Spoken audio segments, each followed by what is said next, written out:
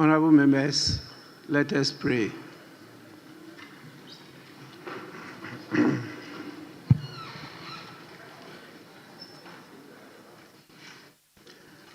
Almighty God, we humbly beseech thee to look with favor upon this Parliament of the Republic of Ghana. Grant that it may perform its high duty as in thy sight.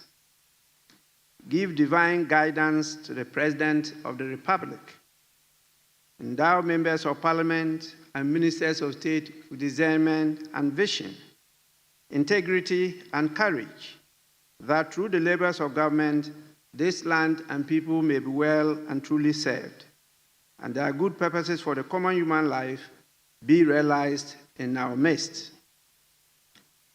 O God, grant us a vision of our country, fair as it might be, a country of righteousness, where none shall wrong his neighbor, a country of plenty, where evil and poverty shall be done away with, a country of brotherhood, where all success shall be founded on service and honor shall be given to the deserving, a country of peace, where government shall rest on the will of the people and the love for the common good. Bless the efforts of those who struggle to make this vision a living reality. Inspire and strengthen our people, that they may give time, thought, and sacrifice to speed the day of the coming beauty of Ghana and Africa. Amen.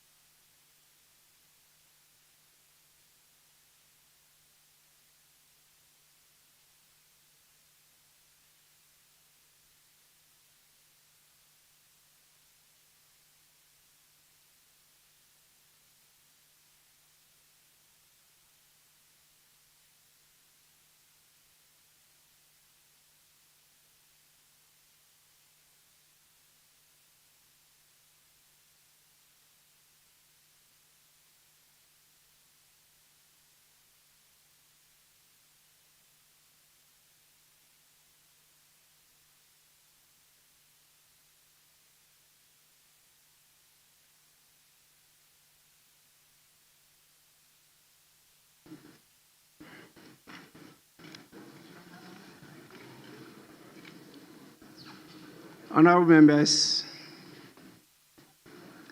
I have received from the Electoral Commission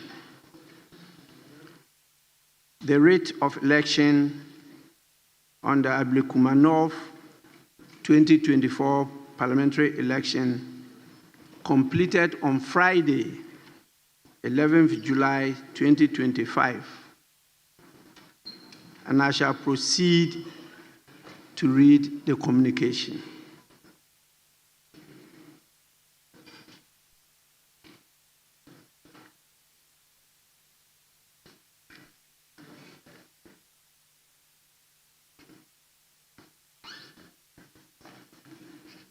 The communication from the Electoral Commission is dated 14th July 2025 and directed to the Clerk to Parliament. It reads, Dear Sir, submission of writ of election for Ablekumanov parliamentary election held on 7th December 2004 and 11th July 2025. I bring you greetings from the Electoral Commission, and I trust that this letter finds you well. Following the finalization of the collation of results for Ablekumanov constituency parliamentary election, kindly find attached the writ of election for the parliamentary election held on 7th December 2004 and the rerun election held on 11th July 2025. Also attached is a schedule containing the name of the candidate elected pursuant to Regulation 43(2)B of the Public Election Regulations 2020 CI 127. Thank you. Yours faithfully, Mrs. Jane Mensah, Chairperson.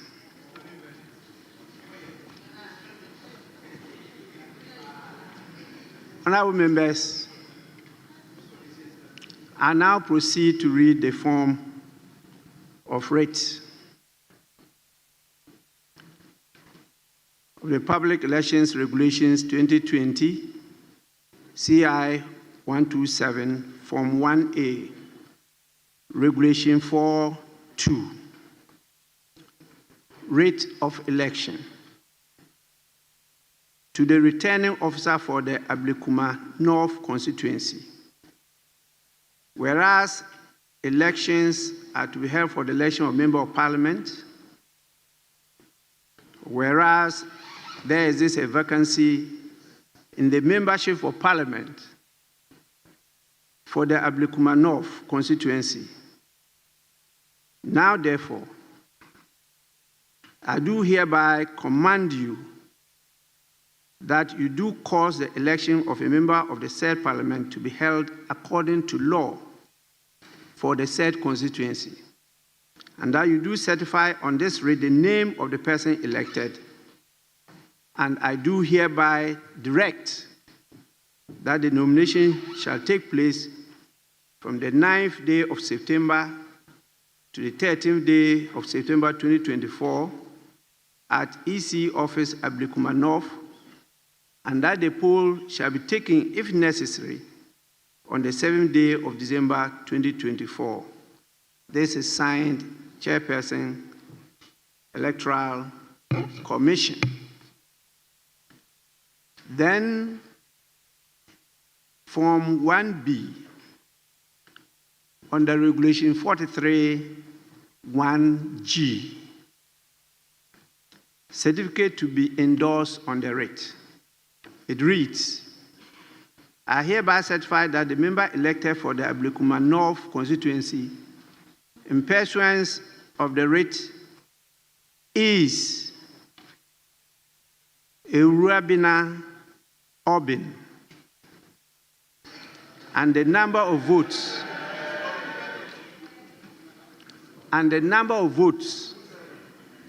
cast in respect of each of the candidates at the election is as follows.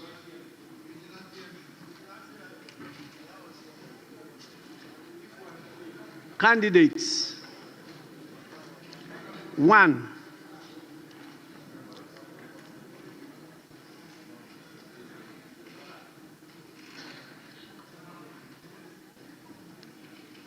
Nana Ikwa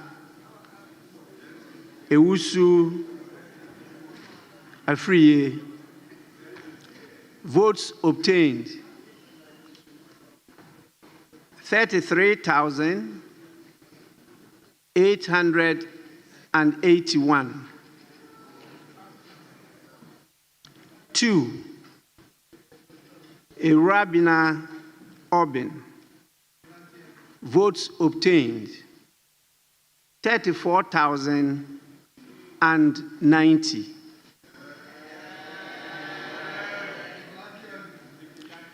Dated 11th July 2025. Signed, Returning Officer.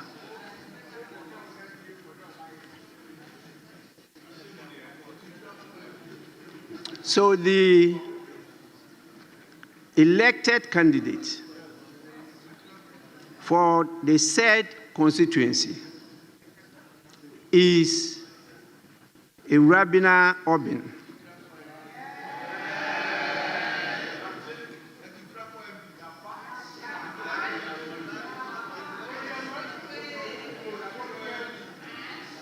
Party affiliation, NDC. Sex, female. Contact number 020-94-201-80. Honorable members, the House is now blessed with the final member, a female, now increasing the number to 41 female members in the House. If this is not a blessing, what else? And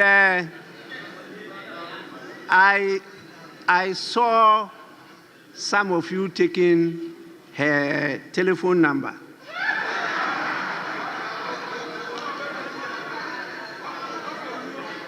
Please, honorable members,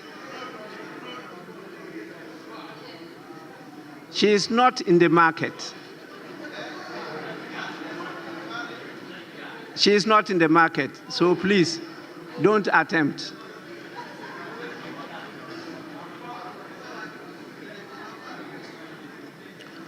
Honorable members, pursuant, yes, Minority Chief Whip.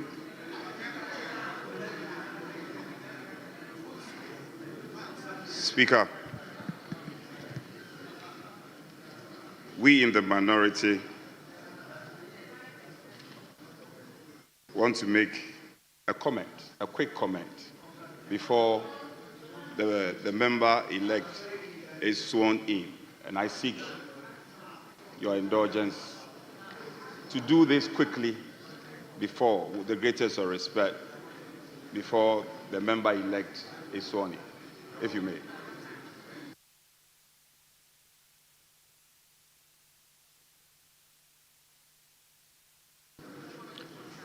Well,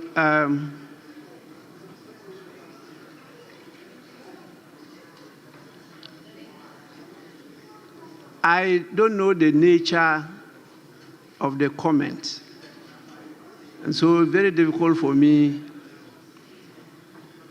to take a decision in this matter, but we want to hear what it is, and then I can take a decision. Majority Leader, any? Mr. Speaker, we have never done this before. So, Speaker, if he had either an urgent public matter or a matter of a personal nature or anything, our rules are very clear. He should have drawn your attention in conclave, discussed the subject, and getting an indication from you. But it will be a surprise to all of us. And I don't think that at this stage, this side of the House wants to support that move. I think that we should swear her in. After we have sworn her in, then whatever comments leadership may make, you can indulge us to make it. But to say that your exercise of your function should be arrested so that he will make observations. Are the observations of a constitutional nature? Are there legal objections that he intends to raise? What is that? And I don't think that we even want to hear what it is now. We are happy to hear it after the process is consummated.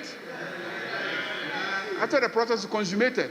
So I urge the Chief Whip on the Minority Whip to hold his fire. If he could not arrest anything at the Electoral Commission and could not arrest it at the polling station, it is not here this morning that he's going to be able to arrest anything. So I beg you, Mr. Chief Whip, Whip of the minority side, please hold your fire. Let the Speaker swear in the young lady. I know you didn't take her phone number. You can get it afterwards. And then we can have the opportunity to make our normal ceremonial speeches and comments. So I beg you, let's not drag this matter. Let's have the swearing in, and then we can move to comments that both sides of the House may make.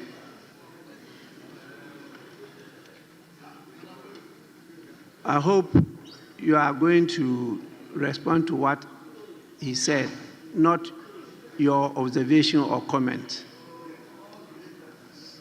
Speaker, I will forever respect you. And the leader also knows that Order 5 is not in ambiguity. It's clear. And those powers of the Speaker cannot be challenged by the majority leader. Speaker, I seek your leave to make a plenary comment, and then I think we can go ahead and do the swearing in. Speaker, I'm at your discretion, and I seek your blessing as a father of this House to give me the opportunity to make a short comment. Honorable members, the Minority Chief Whip, on behalf of the minority, has given notice that they have something to say. And so that will be said after I have sworn in the candidate. The procedure we have is clear in the standing orders. If you go through standing order 67, you see the order of business in the House.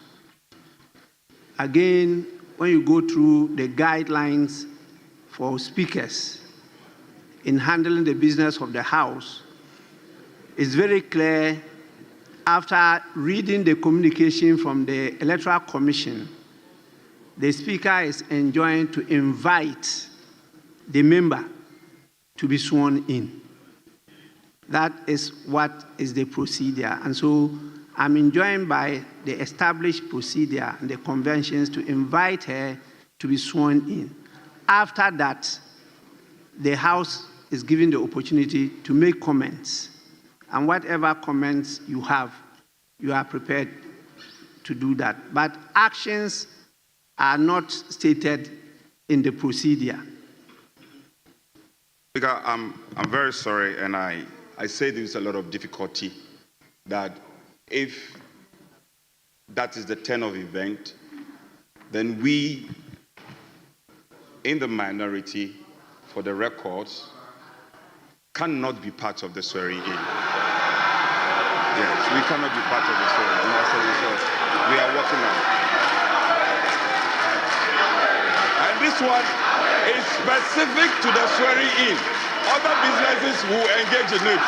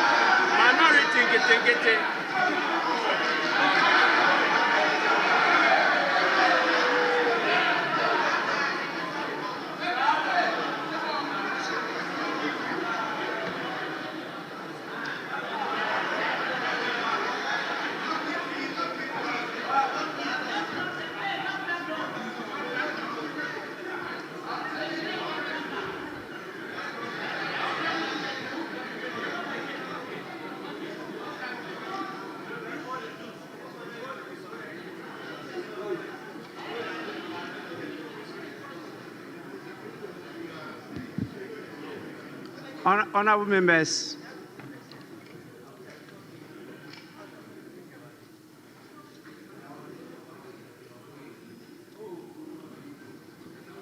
by our Constitution and the culture of democracy, you have both rights and freedoms. And so it is within that context that they decided to walk out. So this is a walkout, it's not a boycott. And so they are entitled to do what they have done. That does not prevent us from carrying on with the business. Once we have the quorum to continue with business, we'll continue with the business. So I will invite the honorable member-elect for the Ablekuma North constituency to proceed to the Speaker's dais to take the oath of allegiance and the oath of a member of Parliament.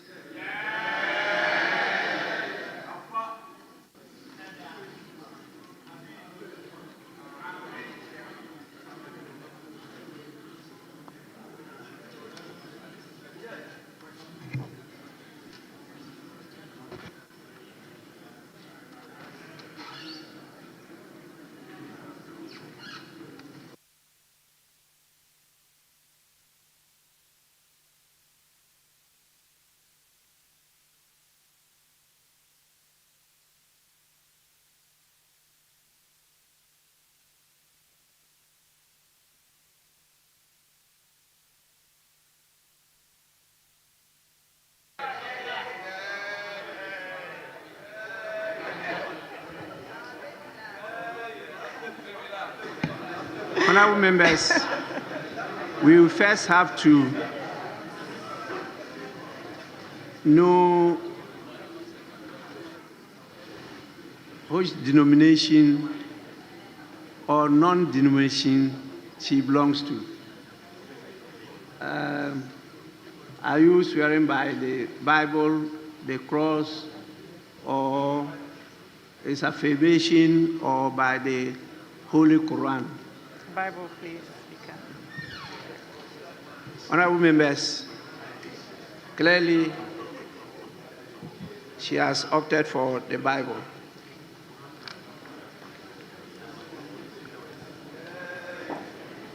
So she will swear the oath of a member of Parliament first. And you start with your surname and then the other names. So you say after me, I, Obin Arabina, having been elected a member of Parliament, do in the name of the Almighty God swear do in the name of the Almighty God swear that I will bear true faith and allegiance to the Republic of Ghana, that I will bear true faith and allegiance to the Republic of Ghana, as by law established, that I will uphold, preserve, protect, and defend the Constitution of the Republic of Ghana, defend the Constitution of the Republic of Ghana, and that I will faithfully and conscientiously discharge the duties of a member of Parliament. So help me God. So help me God.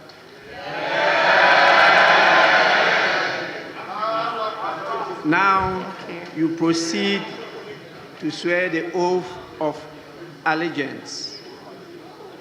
I, Obin Arabina, do in the name of the Almighty God swear do in the name of the Almighty God swear that I will bear true faith and allegiance to the Republic of Ghana, as by law established, that I will uphold the sovereignty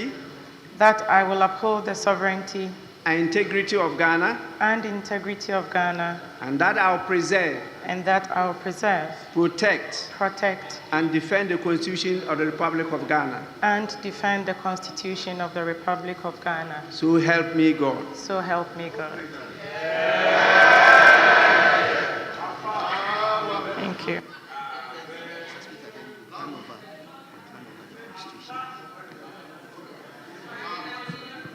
Honorable members,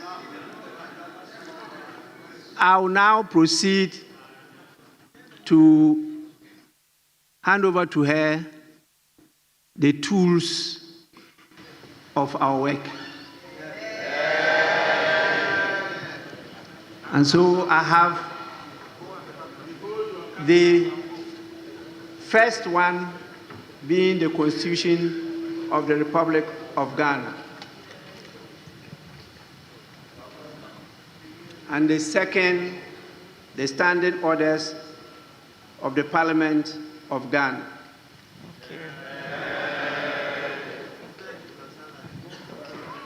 Thank you.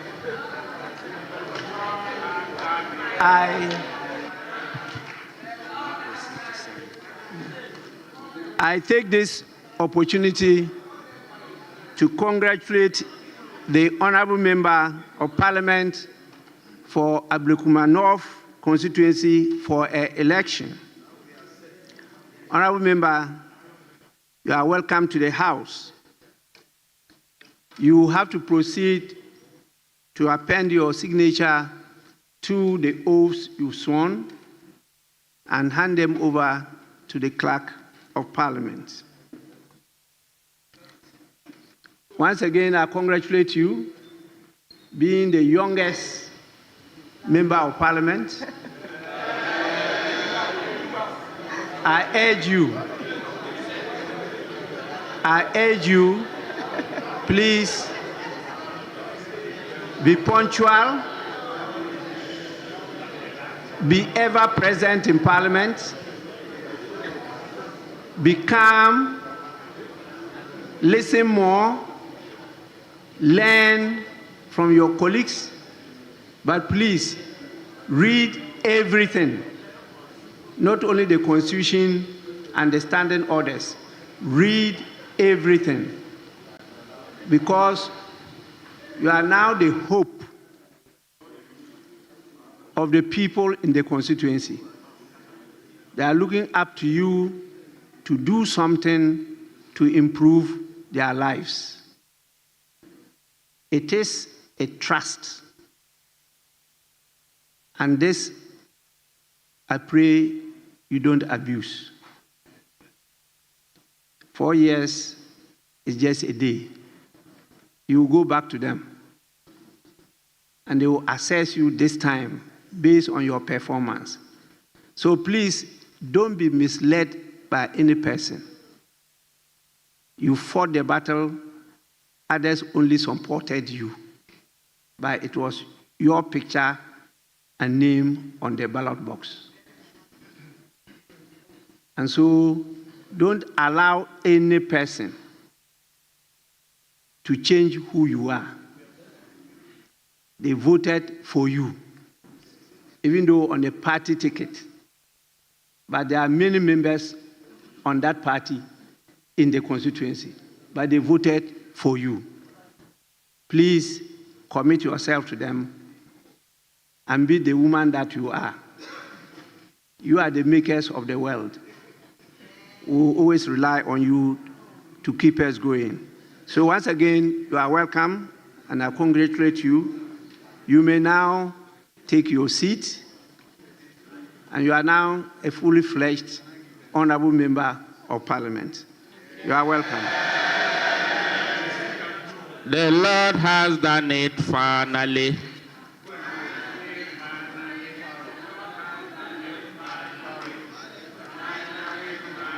The Lord has done it.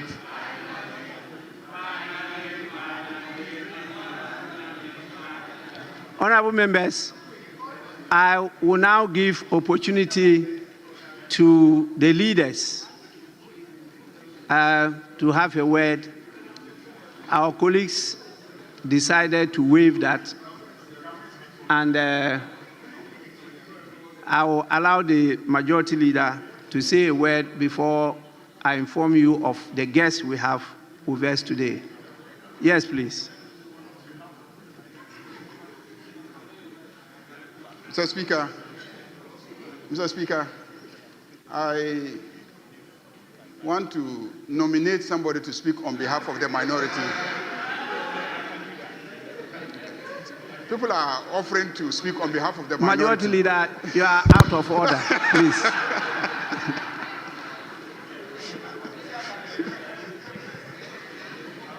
Mr. Speaker, it has been a long, drawn battle. But at long last, the people of Ablekuma North now have a member of parliament. And we are grateful to the Almighty God for making this happen. But even more, we are grateful to the people of Ablekuma North for their resilience. They put up a fight starting from the night when the elections results were being put together, I think on the 7th of December, and they have been fighting since the 7th of December 2024, and today, the 22nd of July 2025, their aspirations are being met. Their desired choice to represent them in the parliament, the night parliament, has finally prevailed. And today we see that the young lady has been sworn in. So, Speaker, I want to welcome Honorable Obin Ewurama. She has really fought a hard fight. She has demonstrated what women can do. She has demonstrated what women can do. Very few men can withstand the pressure that this young lady has withstood. And I want to commend her highly for, weathering the storm, fighting relentlessly the way that she has done, so that today will count. With her addition to this House, the National Democratic Congress has had its number increased by one more. Mr. Speaker, I think we now have, the NDC now has 2/3 of the House. Mr. Speaker, let me repeat that the National Democratic Congress now, for the first time in a very long time, has 2/3 of this House. Mr. Speaker, with this number, we can do many good things for this country. With this number, we can carry out significant constitutional reforms to make this country better. Ghanaians today have given us all the numbers that we need to reset Ghana. And indeed, Mr. Speaker, I want to assure Ghanaians that what President John Dramani Mahama said when he was being sworn in still stands, that the National Democratic Congress will not abuse the majority given to it by Ghanaians. We will use it wisely, we will use it properly, and we will make sure that these numbers inure to the benefit of Ghanaians. Mr. Speaker, on that note, let me welcome our sister, let me welcome our colleague, and let me assure her that everybody in this chamber on this side is available to help her to find her feet in this House, and very soon we'll be expecting her maiden statement in this House, and we'll be applauding her maiden statement in this House. Let me also congratulate and thank the leadership of the party in Ablekuma North. I see them still offering their full support and backing to our candidate, now our Member of Parliament. And we know that some portions of the fight took place in this chamber. And we have always been with you throughout the days of your fight, and we still remain with you. She is the last person to join us so far. We've lost one of our members. There will soon be a by-election. That might be the last person to actually join this house. But she so far is the last person to join us. And I believe that given the energy I see in her, she will catch up and I believe overtake some of us. On that note, Mr. Speaker, I thank you very much for exercising your constitutional duty to swear in the Member of Parliament. You've always done what no person can do better. Thank you very much. Honorable members,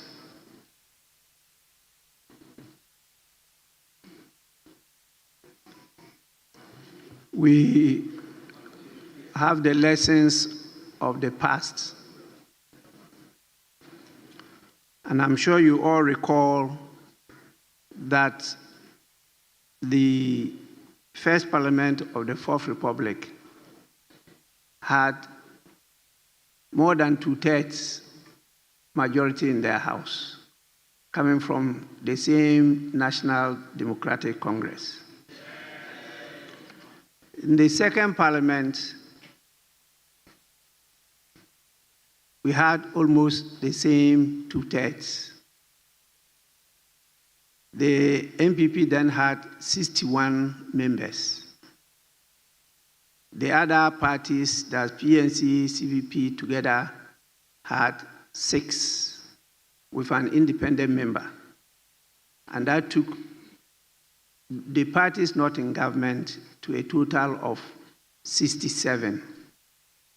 And the NDC had 133. That was about 2/3. In 1994, the then President Jerry John Rawlings, called us to a meeting and told us, like what the majority leader just referred to, that we should not use the overwhelming majority to try to bully or stifle the minority from having their say on the floor of Parliament. You, when you are given this mandate, must act as the father and mother of the nation. So you must have the patience, you must have the tolerance to listen to the other side. I hope and pray that this exhortation from both presidents, His Excellency Jerry John Rawlings and His Excellency John Dramani Mahama, will be taken by you. We must allow our colleagues in the minority to have their say. Please, as leaders, you must understand why lions don't live for long. Particularly the male lions don't live more than 10 years. And research has shown why. The female lions don't live more than 15 years. But the tortoise can live for hundreds of years. There's a good reason for that. I hope you learn from that. And let's remove totally the issue of violence from our lives, particularly our political lives. Not only in the elections, but also in the House, particularly when you are making submissions. Most of the words you use are not only intemperate, but even the manner in which they are uttered shows violence. And so this House now is full of shouting. That is not how we started the Fourth Republican Parliament. And so I'm just using this opportunity to touch your hearts, to let's tone down and continue to work together. What God has decreed, nobody can do anything about it. So please, I hope in the next by-election, we'll have a more peaceful election than we had in Ablikuma North. With this, once again, I congratulate our latest, our youngest, our newest members of Parliament from Ablikuma North, and you are welcome. I will just suspend sitting for 5 minutes, 5 minutes, and then we'll proceed with some essential, very urgent matters that should have been done long ago, which is hampering our participation in the proceedings of the Pan-African Parliament. We have to take that today. So, honorable members, sitting is suspended for only 5 minutes.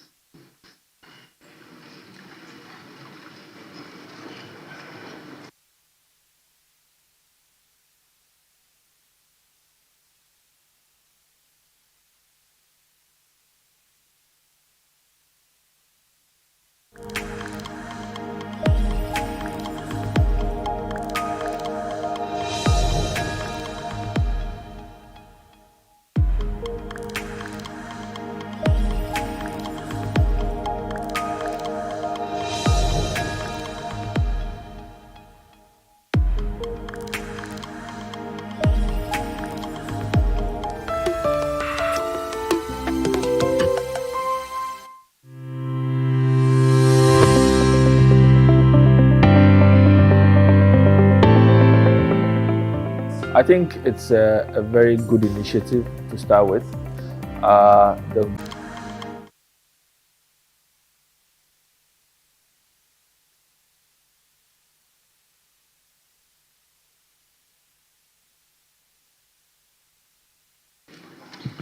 Honorable members, welcome back to the meeting.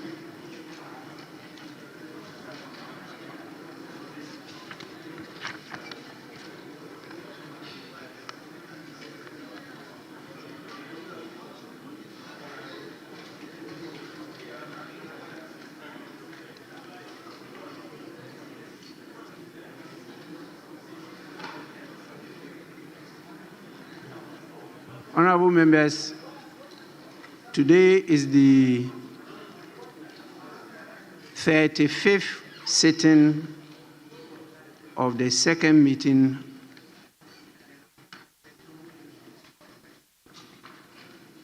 of the 9th Parliament of the Fourth Republic. We have with us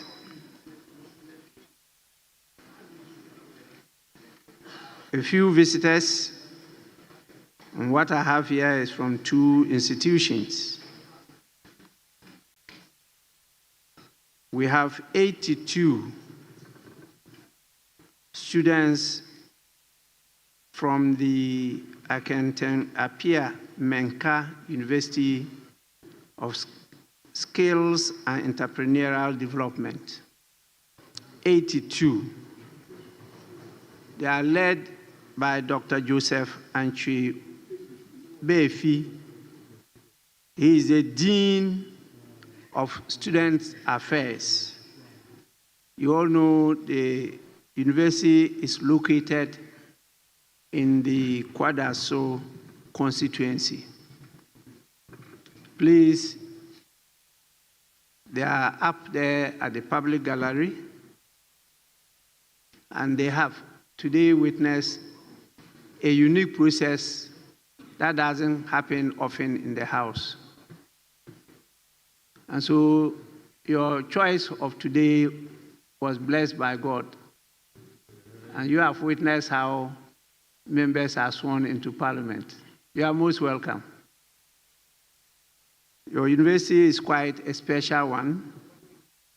And that is what we lack in this country, skills and entrepreneurial competencies.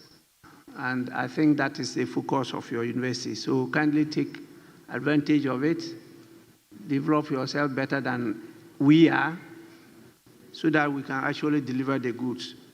So you are warmly welcome. Please, you can resume your seats. We also have students from the Odupong Kwehe AME Zion Basic B School. There are 54 in number. They are being led by Mr. Doji Nune Kweku. He is a teacher, and you know this basic school is located in the Awutu Senya East constituency. They are also up the public gallery, and on your behalf again, I want to also warmly welcome them to this special session of Parliament. So please, you may kindly resume your seats. It's good you started early. By the time you reach where we are now, you'll be far better. So please keep on coming. Honorable members, I've been informed by leadership that we should vary the order of business and go straight to public business so that we could take some outstanding business today. There are some other commitments, and so I'll be leaving you soon. So with your kind indulgence, I'll move on to commencement of public business, and we will take item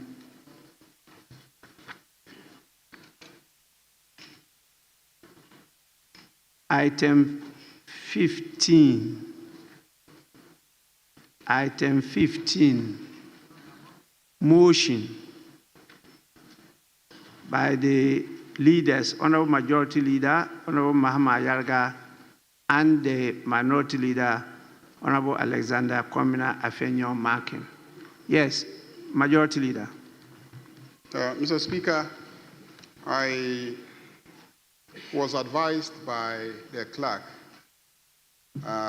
that normally there's really no report of leadership on the composition of the delegations. What is normally taken is just the resolution, because I asked them a couple of days ago where the report was, and they drew my attention that normally there's no report and that they advertise the resolution, and it is a resolution that is taken. So, Mr. Speaker, they are here. I mean, I recall last week asking them where the report was, and that was what they told me. So I'm even surprised that today they have advertised item number 15.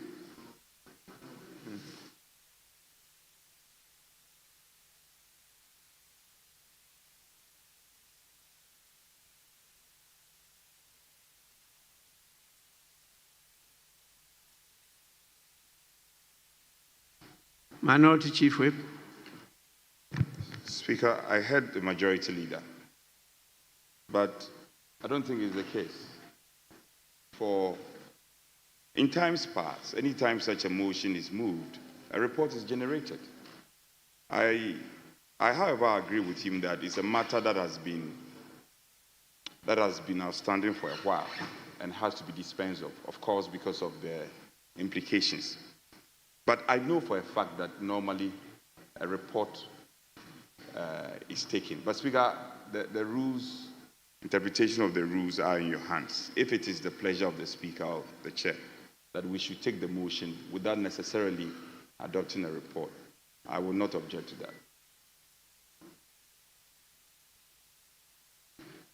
that. Yes, Honourable Member. Mr. Speaker, just to seek your guidance, I heard the variation of the order of business. But, Mr. Speaker, we did not take item 5, that is the correction of vote and Yes, proceedings. yes. And I don't know whether that is know. also included in the variation. I know. We'll take it. We'll take it later on. Yes, honorable members, is a process that is being developed because of the nature of the constitutive acts of these parliamentary networks. Before, it was done by only leadership and the speaker. It was not even brought to the House. Later, because of the language of the acts, we decided that it be a decision of the House, not leaders and speaker. And so it was usually submitted to the House for the House to take the decision. Going through those acts, the constitutive acts, you see that even there's a requirement for elections in some of them. Our country is not in the position to be conducting those elections. And so that has been given to the institution of parliament to always decide those who should represent the country in those parliaments, both ECOWAS and African parliaments. And so you don't actually need to have a report in writing. In moving the motion, the attention of the House could be drawn to what engagement are taking place prior to the date of the moving of the motion. And I have myself been involved in these discussions. And you know how far we've gone. And because of a stalemate, it delayed. And those parliaments are expecting our representation. And that is not forthcoming. So please, I decided that this is an urgent matter. We should take it today. And so please, you say move the motion and give a background information to members. It's not all reports that should be in writing. And what you say is the report you are presenting from leadership. And that is why it stands in the name of both the majority and the minority leader, so that you know that we followed our African tradition and culture of decision making. We always try to build consensus. That is our culture, that is our tradition. We don't usually go by what you call majority decision. So when you meet and you don't get consensus, you adjourn to continue. And when you adjourn, behind the scenes, the usual channels of communication takes place. You lobby each other. Then you call another meeting, you go and sit down and build consensus. Because winner take all will always lead to sour grapes. Somebody will always be dissatisfied. That is what we used to do as a people, as a continent. Now, everything, majority decision, you don't build consensus, you proceed. If you can't build consensus, yes, you now put it to a vote. But that is really alien. Our people have always reached over to build consensus in whatever they do. That's why even your house, the arrangement of this house is in the horseshoe. It's for us to building consensus. It's not government and opposition. So please, you can move the motion, and whatever you say becomes a report from the leadership. The minority will also add a voice, and then we can resolve. Because in taking the decision in this matter, it has to be in the form of a resolution. And that is why it's so captured. So may we proceed, Majority Leader. Mr. Speaker, on that note, I move that this Honorable House adopts the report of leadership on the composition of the membership of the Pan-African Parliament. So, Speaker, as you know, we've had extensive deliberations on this matter, and the clerk has been under enormous pressure from the Pan-African Parliament to have Ghana send our delegation. I am told by some members of the delegation that indeed it is time to elect the leadership of the Parliament. And Ghana is in a position to be able to take some key positions as chair of some strategic committees of the Pan-African Parliament. But our absence is endangering our chances of being able to take the chair of these committees. And so I urge this House that we should adopt the report of leadership on the matter. Mr. Speaker, I recall that after the deliberations, we concluded on a list, and that list is made up of one Honorable Bernard Ahiafo, who is the first Deputy Speaker as leader of the delegation, Honorable Roxanne Nelson Eche Kwame Diafemepo as the Chief Whip member of the delegation, then Honorable Collins Dauda, who has always been a member of that delegation, to remain as a member of the delegation. We added Honorable Zaneto Ajiman Rollins as a member of the delegation, and for the minority side, we have Honorable Frank Ano Dompre, the minority chief whip, and we have an observer member, and that is Honorable Patrick Yao Boama as an observer. Mr. Speaker, the status of observer is something that you yourself introduced and authorized as a mechanism for resolving this long-drawn dispute about the composition of the membership. So, Mr. Speaker, this is the membership that we are proposing as leaders. It's been the subject of a lot of dispute and etc. But, you know, as the lawyers will say, litigation must come to an end at some point, and Ghana must send a delegation to the Pan-African Parliament. And so I urge colleagues to allow us to adopt this report of leaders and take the resolution so that we can have our representation at the Pan-African Parliament. Thank you, Mr. Speaker. I so move. Yes. Minority Chief Whip. Speaker, I rise to second the motion moved by the Leader of the House and to make few comments.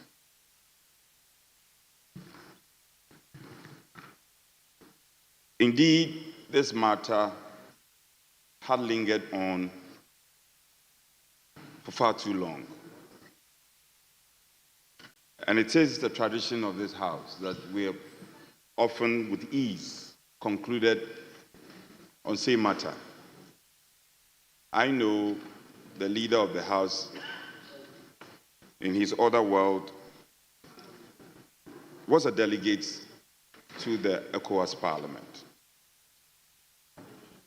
So the 8th Parliament, I was fortunate to represent the Parliament of Ghana together with the Honorable senior colleague, the Honorable Collins Dauda, the Honorable Muntaka, and co. I can say without any fear of contradiction, the Honorable Collins Dauda is here. Ghana's name is a brand at the Pan-African Parliament. And I'm reliably informed that same happens at the ECOWAS. I am also reliably informed that His Excellency the President was once a delegate to the Pan-African Parliament. So we have chalked good success at the Pan-African Parliament. We have been inundated with calls as to why we have still not represented at the Pan-African Parliament. It's quite regrettable. So we are not to belabor the point. It's gratifying that we are bringing finality to the matter, and it's good for our image. And also, as the leader said, there are possibilities of Ghana being represented at leadership one way or the other, committee level. And it's something that cannot be lost on us. Speaker, I know myself and my colleague, the chief, will engage you on this same matter. And our call for it to be resolved ASAP in the collective interest of Parliament and also for the image of our country. However, as an internal matter, we raised a concern, and which has lingered on for a long time. So I want to plead, without elucidating further on, saying that we find an appropriate way to deal with this concern as was raised. And I have every confidence in you, Mr. Speaker, that you will be able to deal with this matter in respect of our colleague, the Honorable Patrick Yabuama. So without adding more, I second the motion and I urge the House to support the passage and the adoption of the consequent resolution. I thank you, Speaker. Honorable members, motion moved and seconded is now for the consideration of the House. How many from each side of the House? One from each side of the House, then we can take and move to the next motion. Yes, Minister for Lands and Natural Resources.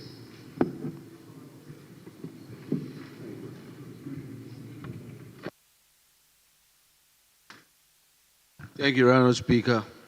Honourable Speaker, let me thank you for the opportunity, and also to thank you that you see through and to treat this issue as an urgent matter that must be dealt with this morning. Honourable Speaker, Ghana's role in the continent is very critical. We know Ghana's place as a pace setter for Africa's continental unity and progress. And so it's very unfortunate that it's taken us a little too long for us to send our representatives to the Pan-African Parliament. And so I'm very, very grateful to you and leadership for going past the differences to make sure that we can send a delegation. And I urge the delegation to go and represent Ghana as the Black Star of Africa, as the country that led Sub-Saharan Africa to freedom, and to go and really deal with critical issues that, quite frankly, has been a tumbling block, a hurdle to Africa's development. We have critical issues to deal with. Africa's energy poverty, Africa's infrastructure deficits, the issues of youth and employment cut across our continent. And so we have urgent issues to deal with, issues of health. And I believe that the delegation who is going to Pan-African Parliament must understand that they are representing Ghana. Politics will stop at the water's edge when they leave. They are going to carry the flag of Ghana united in the values of Ghana and represent us and make sure that we can move the vision that really drove the founding of this republic, that we can only be free when Africa is economically united. And that is the value that we should go and move. I thank you, Madam Speaker. Yes, Honorable Deputy Minority Whip. Thank you, Mr. Speaker, for the opportunity to also add my voice to the motion before us. Mr. Speaker, as you rightly indicated, the Pan-African Parliament is a very important legislative arm of the African Union, or the Pan-African Parliament is the legislative arm of the African Union. Mr. Speaker, it did not only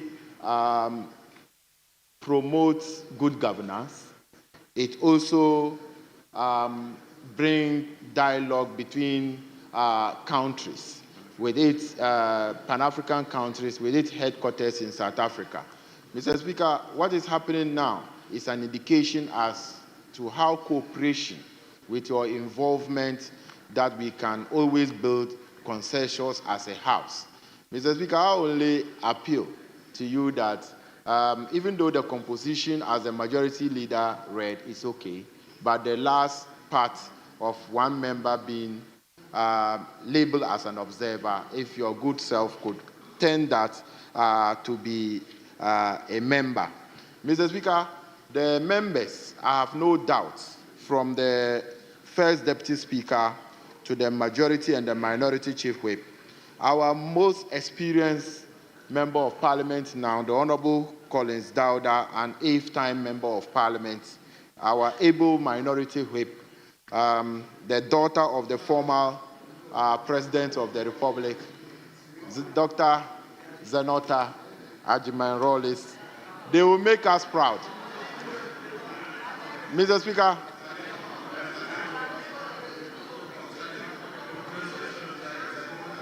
Mr. Speaker, when a Dagomba man is mentioning some names, if you understand that it is attributed to you, you can take it. Yesterday, in Tamale part of our speeches, you were there. The former minority leader, the Minister for Education, is called Aduna because the mother couldn't call Haruna. So it is allowed. So if I can call Zenota Ajima,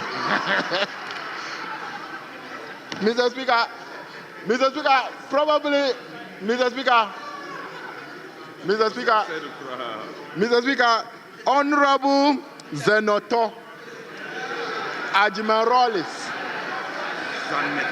Mr. Speaker, Honorable Zenato Ajiman-Rawlings. Mr. Speaker, Honorable Deputy Minority Whip, once she is around and she is on her feet, maybe it's important I give her opportunity to teach us how to pronounce her name. Yes, Honorable Member. Thank you, Right Honorable Speaker. The name is Zaneto. Zan, the darkness. Neto, the darkness must stop. That's my name, Zaneto. Thank you. Thank you, Mr. Speaker. Mr. Speaker, I think I'll hide under the daughter of the former president of the republic. Mr. Speaker, I want to thank you and the majority leader, at least for adding her. She's very experienced. I was expecting to see her name as a minister or a deputy minister. But Mr. Speaker, Pan-African Parliament, Mr. Speaker, that is my expectation. But Pan-African Parliament, I know she will lift the flag of Ghana high. I know the first Deputy Speaker will lift the flag of Ghana high. I am very convinced that the very experienced, the minority chief whip, he has been at Pan-African Parliament for the last 4 years when he was the majority chief whip. And I'm very convinced that he and Honorable Collins Dowda, they will guide the majority chief whip very well, who is now going to Pan-African Parliament the first time. And I will just advise him that when you go there, don't read too many laws. Mr. Speaker, I thank you for the opportunity.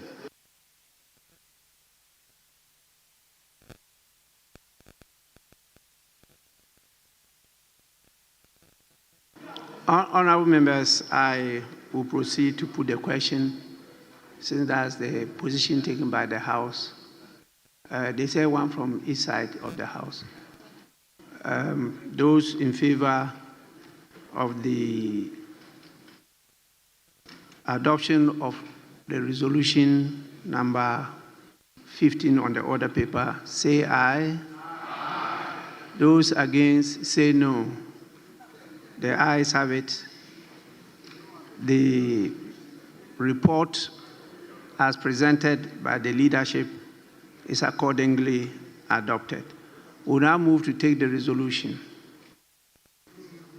Yes, Majority Leader. So, Speaker, I move that the resolution captured as item number 16 be adopted by this House. So, Speaker, the resolution captures the names of the members of the delegation from Ghana to the ECOWAS Parliament, and they include Honorable Bernard Ahiafo as leader, Honorable Roxanne Nelson Eche Kwame Diafemepo as member, Honorable Collins Dauda as member, Honorable Zaneto Ajima Rollins as member, Honorable Frank Anodompre as member, and Honorable Patrick Yabuama as observer.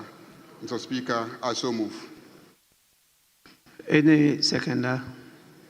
Yes. Speaker, I rise to second the motion move.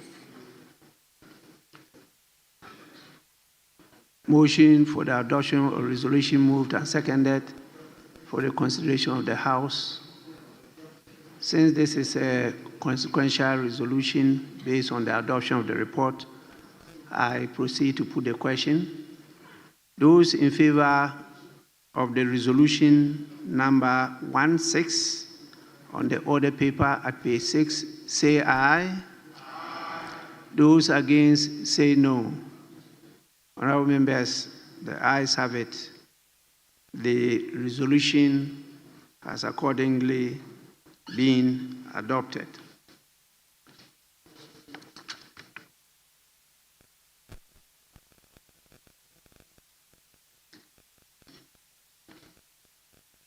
I'll have a few things to say after we finish with the second one, which is motion number 17 on the order paper, 17 and 18. So can we take 17 now? Yes. So, Speaker, 17 is a procedural motion, and so, Speaker, I beg to move motion captured as item 17 on the order paper. I so move. Any seconder? Speaker, I rise to second. Motion moved and seconded. Procedural motion. I put the question. Those in favor say aye. Those against say no. The ayes have it. The motion is carried. We move to the next item, 18 on the order paper. Mr. Speaker, I think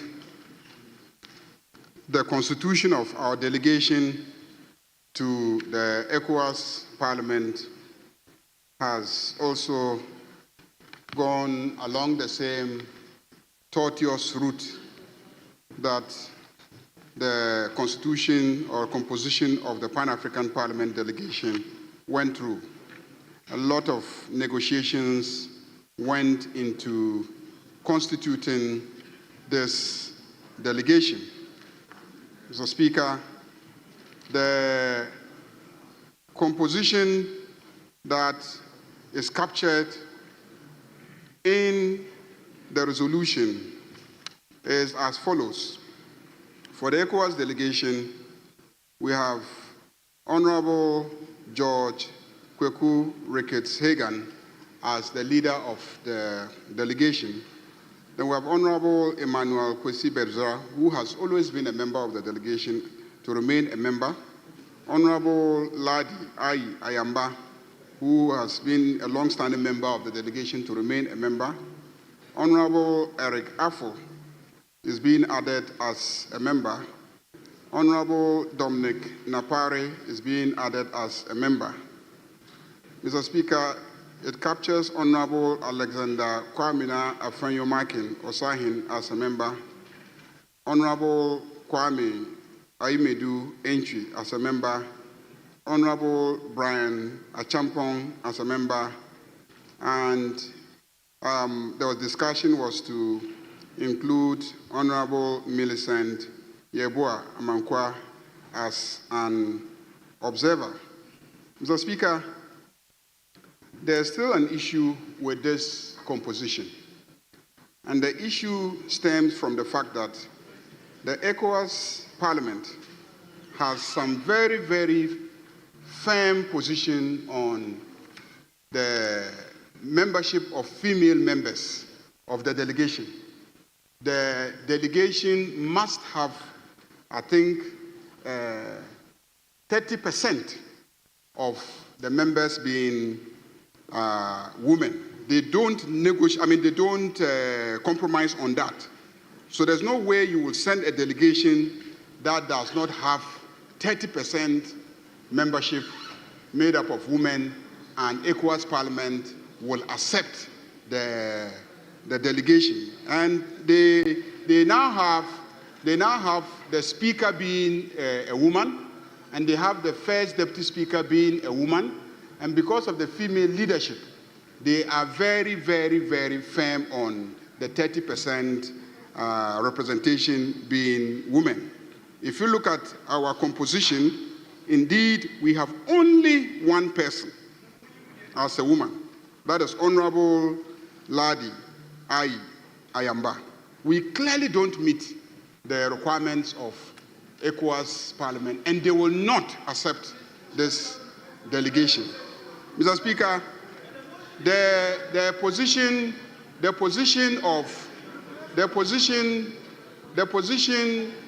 of this Parliament has always been to send the deputy leaders as members of the delegation. That has always been the tradition. The deputy leaders always go to the ECOWAS Parliament. Mr. Speaker, this side is sending Honorable George Kweku Ricketts-Hagan in his capacity as a deputy leader. Mr. Speaker, the minority side also has a deputy leader, and that deputy leader is Honorable Patricia Apiaje.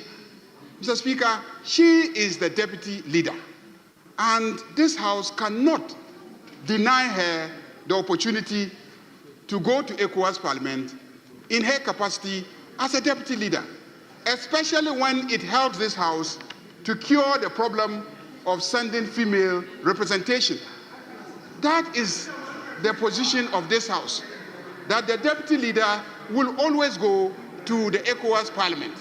So, Mr. Speaker, when it comes to moving Resolution 19 of this House, the Resolution 19, I shall move pursuant to our standing orders for the amendment of the composition of the delegation so that Honorable Alexander Kwamina Afonyo-Michael Osahene is removed and Honorable Patricia Apiaje is replaced as the member of the delegation that will be representing this Parliament at the ECOWAS Parliament. Mr. Speaker, again, Mr. Speaker, this side of the House will also seek an amendment to the last member, that is Honorable Brian Achampong, and shift Honorable Brian Achampong to the status of an observer and move Honorable Millicent Yeboah Amankwa to take the place of Honorable Brian Achampong as the substantive member of the delegation. Mr. Speaker, this will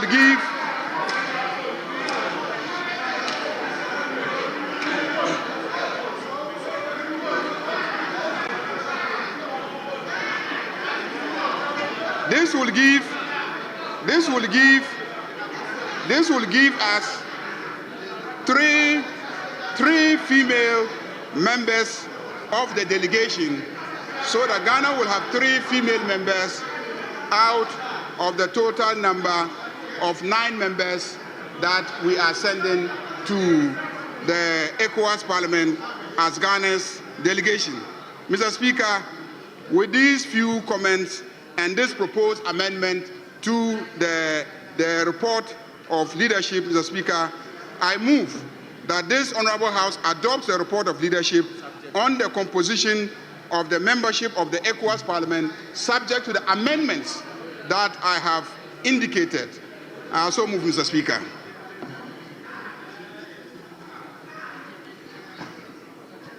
Yes, Honorable Dominic. Mr. Speaker, thank you very much.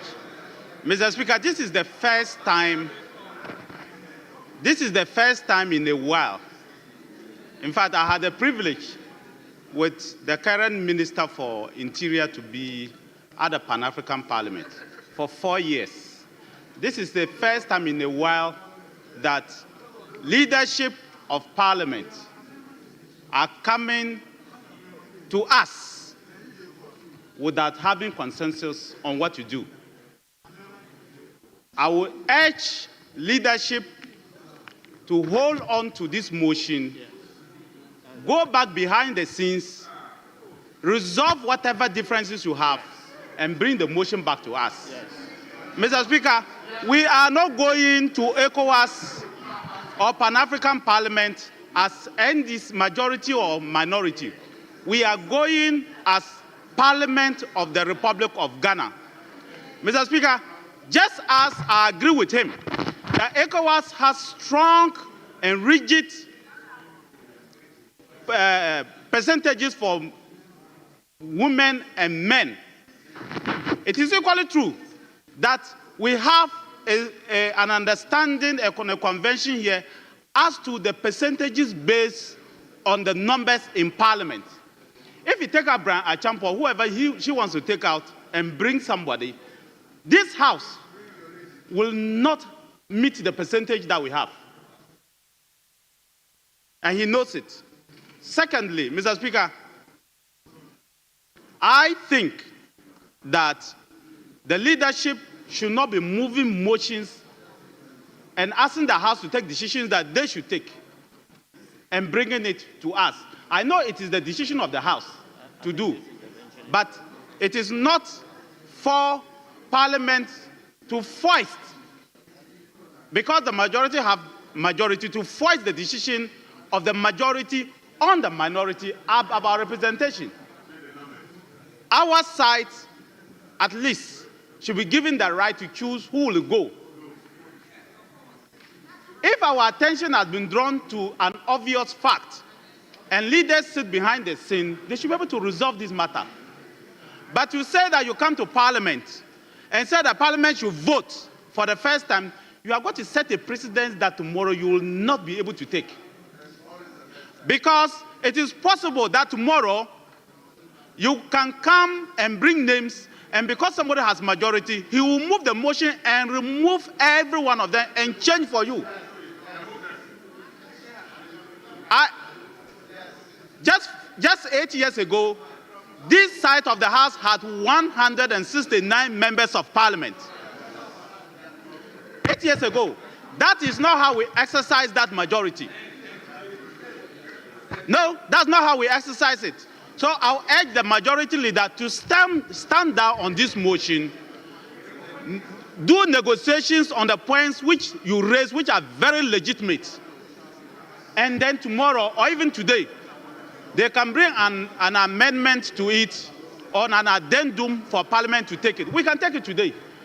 But to be moving this on the floor, I think it is not a good thing. You'll be setting a precedence, you'll be setting confrontations, and it's not good for us. These are very good, legitimate points you have made, and I agree with you that ECOWAS will not accept a delegation that does not. It happened before, Mr. Speaker. We had to change here. We went back and came back to change. So I agree that ECOWAS will not accept a delegation that does not meet that threshold of 30% for females. In fact, we should even be trying to do more. So I accept it. But I oppose with all my strength and with the experience here, what you are trying to do is not good. And you know, deep down your heart, that what you are trying to do is not good. Please, step it down, go back behind the scenes, negotiate, And let's agree to it. It will help all of us. Secondly, as I stated, if you decide to take Brown Achampo out and leave 2 out of 9, it does not meet the threshold that we are supposed to have. In fact, for even the ECOWAS Pan-African Parliament, that you will have 5. If you calculate, we are supposed to be having 1.6 persons. The moment you cross the 0.5, it should have been 2 instead of 1. But we didn't argue. It's supposed to be 1.6 people for us here. Yes, we don't have half. The moment you cross, yes, the moment you cross 0.5, then you move towards the 2 instead of coming back to 1. But we agree to you.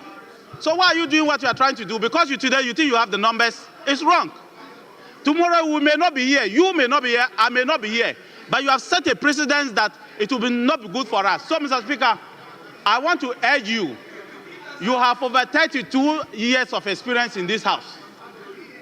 That is, you were first minority leader, majority leader, came back to be majority leader. I want to urge that you prevail on the leaders to step down on this motion, consult widely, resolve the matters behind the scenes, and come back and present to us so that we go back to the ECOWAS Parliament and Pan-African Parliament with a united force. I'm urging the majority not to go on the route it's going. I'm urging you, please, don't go on that route. Step it down. We can resolve this matter today and come back and resolve this. All the people will like them. They are our friends. They are our brothers. But what you are doing is not good. And I think that you should not do that. Step it down and please, it's not about him. It's not about majority leader. Step it down and please come back. You may have the numbers. But that is the route you are going is not a good route. I thank you, Mr. Speaker. Honorable members, please, I am not prepared to open up this matter again to this debate. We have been along this for the whole of this meeting. And time is not on our side again. The decision will have to be taken today. The decision will have to be taken today. And I'm going to guide the House as to the decision to be taken. I'm very careful about the choice of words. I say I'm going to guide the House. We have gone a long way. Honorable members, please, may I have your attention? May I have your attention? Ghana is so fortunate to be the center of the world. Not only are we the center of the world, we have also led our continent in so many ways. Some have been mentioned. Please, listen, so that we can take a decision that is in the interest of the nation. We go as a delegation of the nation, not of parties. Please, we have evolved this system, but these bodies are still in transition. So we don't actually go by the exact provisions of the constitutive acts. And so the authority delegated to the House by the country is what we exercise here. If you go through the acts, you see that they even call for elections in the countries to elect the representatives.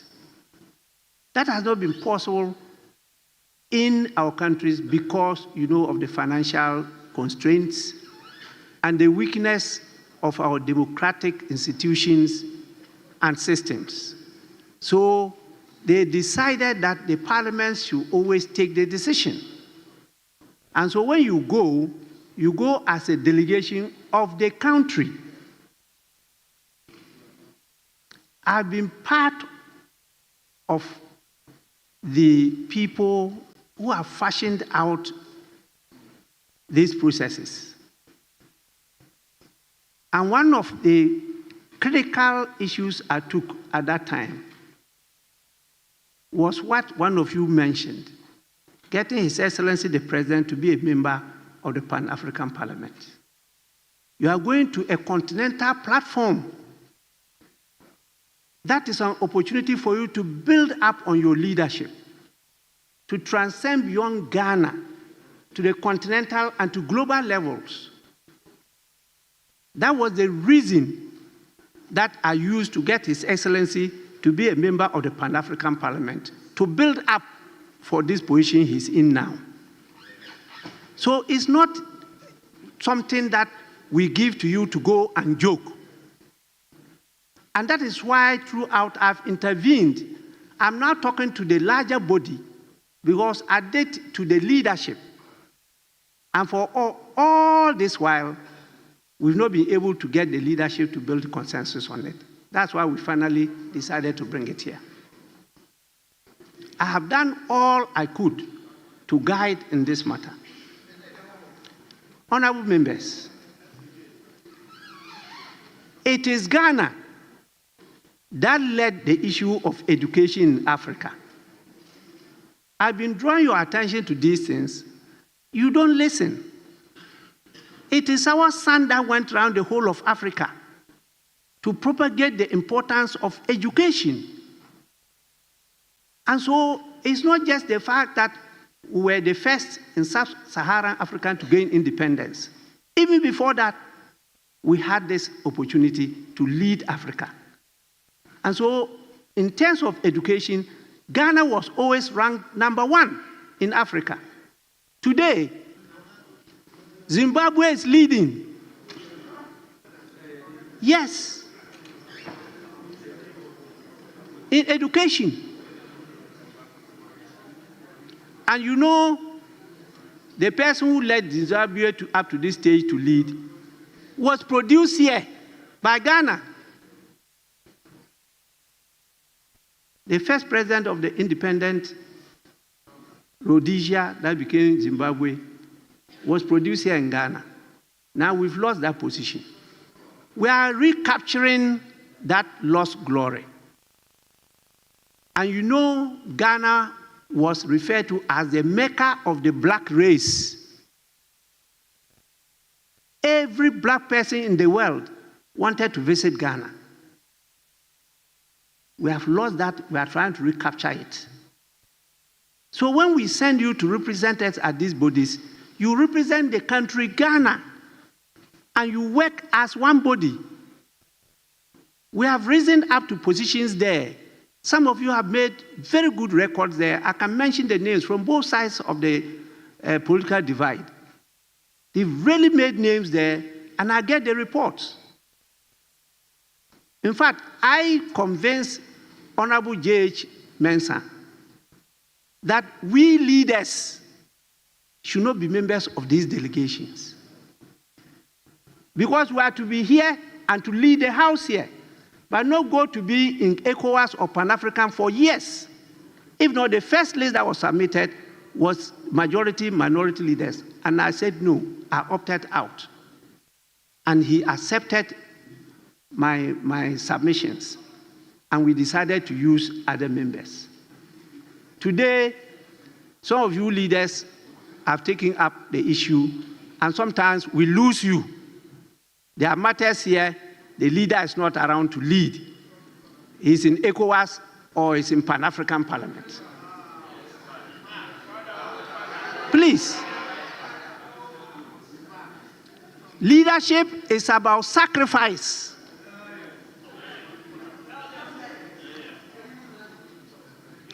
For all these months, I have tried to mediate in this matter, and we can't get solution. I've been prevailed upon by some of the leaders here that we should use the formula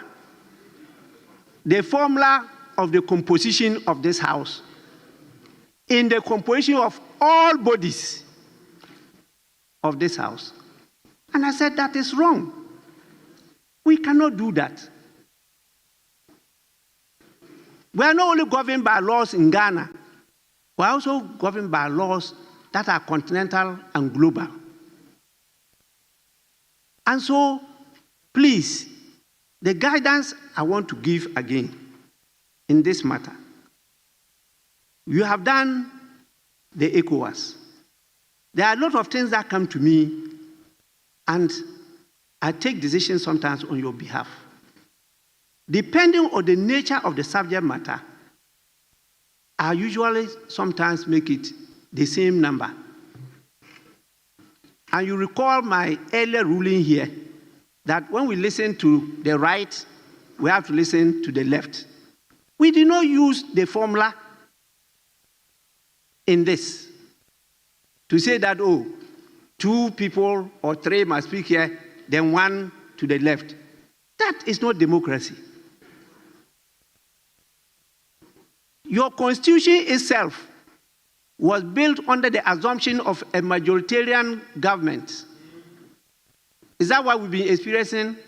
No. Ghanaians don't agree. They build that there must be a balance. And so you realize that some provisions in the Constitution are crafted in such a way that they are looking for a majority rule, while some provisions have opened up even to independent presidents. And so if the person is an independent president, he has no party, where is the majority coming from? But he has to rule. And so we have to balance these things. The ECOWAS one, I advised that in view of what was happening, because in ECOWAS, I should start with Pan-African. In the Pan-African, we have only 5. Only 5. And you have the issue of the gender. And so we debated it, and I advised that we should add 1 to make it 6. Then this issue about the formula came in, and it was a struggle until I advised that we all know Honorable Patrick Yabuama. He's a very good member of parliament. He should be given the opportunity. We negotiated until we agreed, from what I understood from the discussions, that he should be there as observer. On the other side, the discussion came to the extent that we agreed that Millicent should be the observer. But we also, looking at the precedent and the rules in ECOWAS, accepted that the deputy minority leader should be a member of our delegation to ECOWAS, not the minority leader. Please, this is the understanding. And for me, I think that is a fair way for us to chat and be still respected in these bodies. It's not only the members. Always, Pan-African Parliament and ECOWAS Parliament will write to me to second our staff to work in those parliaments. And our staff are always working there. As of now, you all know the Pan-African Parliament clerk was here as our marshal. And we trained him. They asked for his hand. He went there. They decided to take him on. They gave him contracts. Now he's what? The Secretary General clerk to that Pan-African Parliament. And they rely on our staff always for guidance, for support. So why should they now be having problems in Ghana's representation? It's an anticlimax.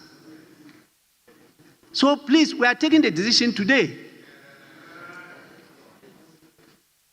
The first decision has been taken. The second decision I propose is a matter that we have to maintain. She is my daughter, but These are not personal matters. She has to be the observer.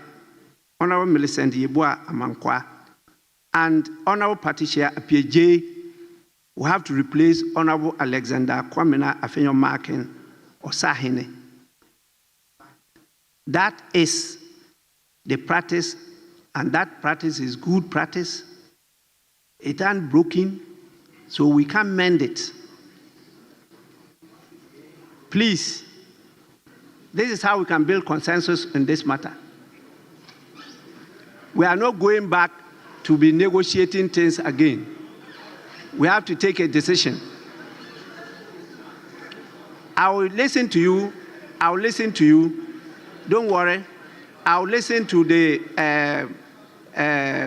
minority chief whip who seconded. He has the opportunity to come back. There's something he may want to draw out. Yes, so let him, give him the opportunity. Then after that, I'll listen to the Minister for Interior, who has also been with me for a long time and has been a member of the bodies we are talking about.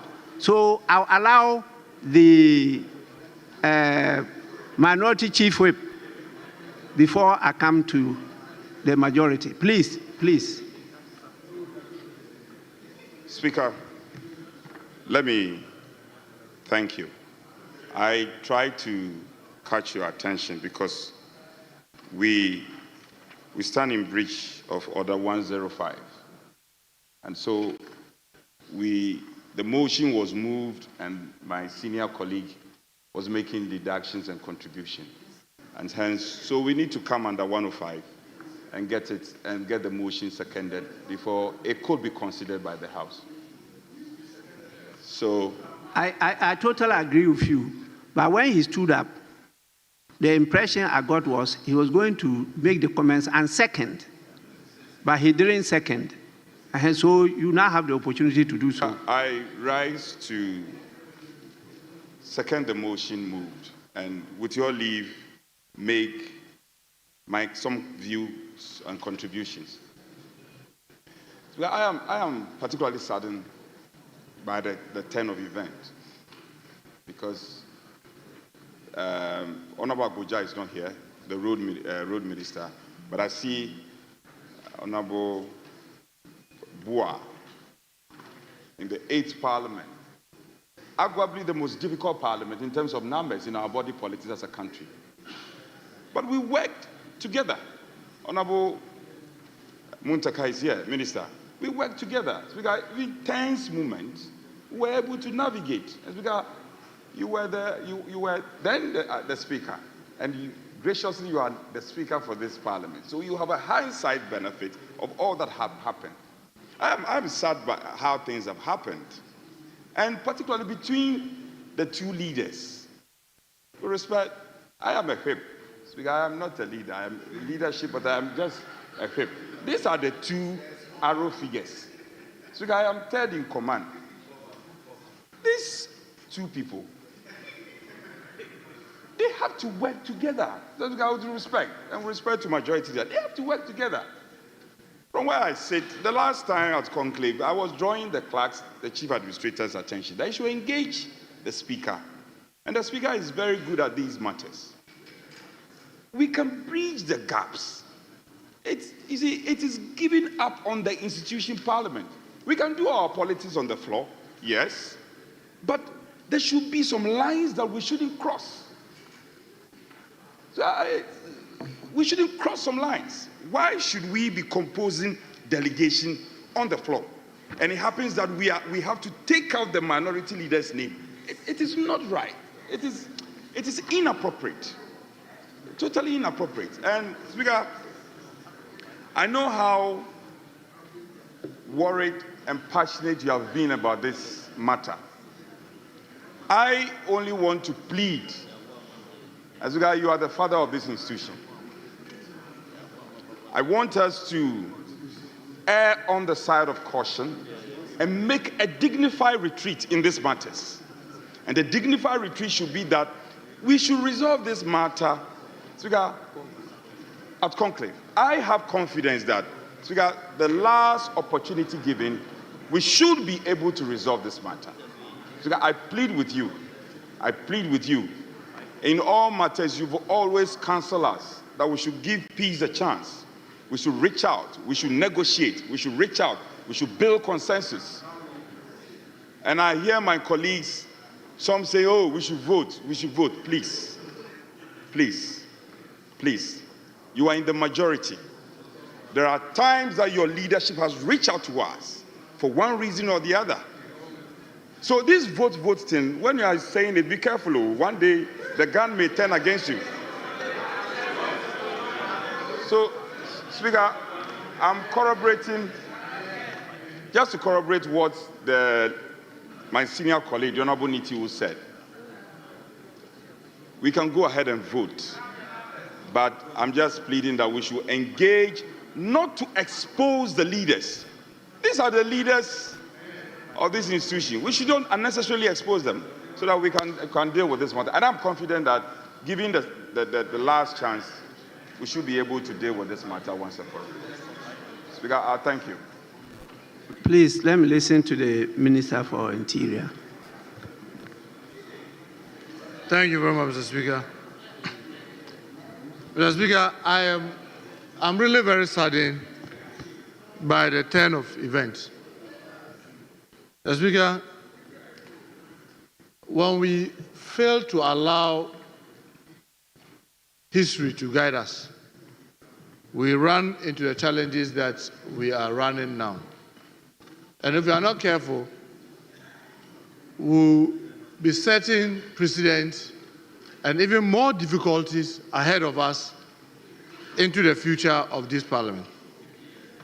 Mr. Speaker, I'm saying this because we are privileged. Because sometimes we don't know how privileged we are to still have you in this chamber, and the like of Honorable Collins Dauda in this chamber.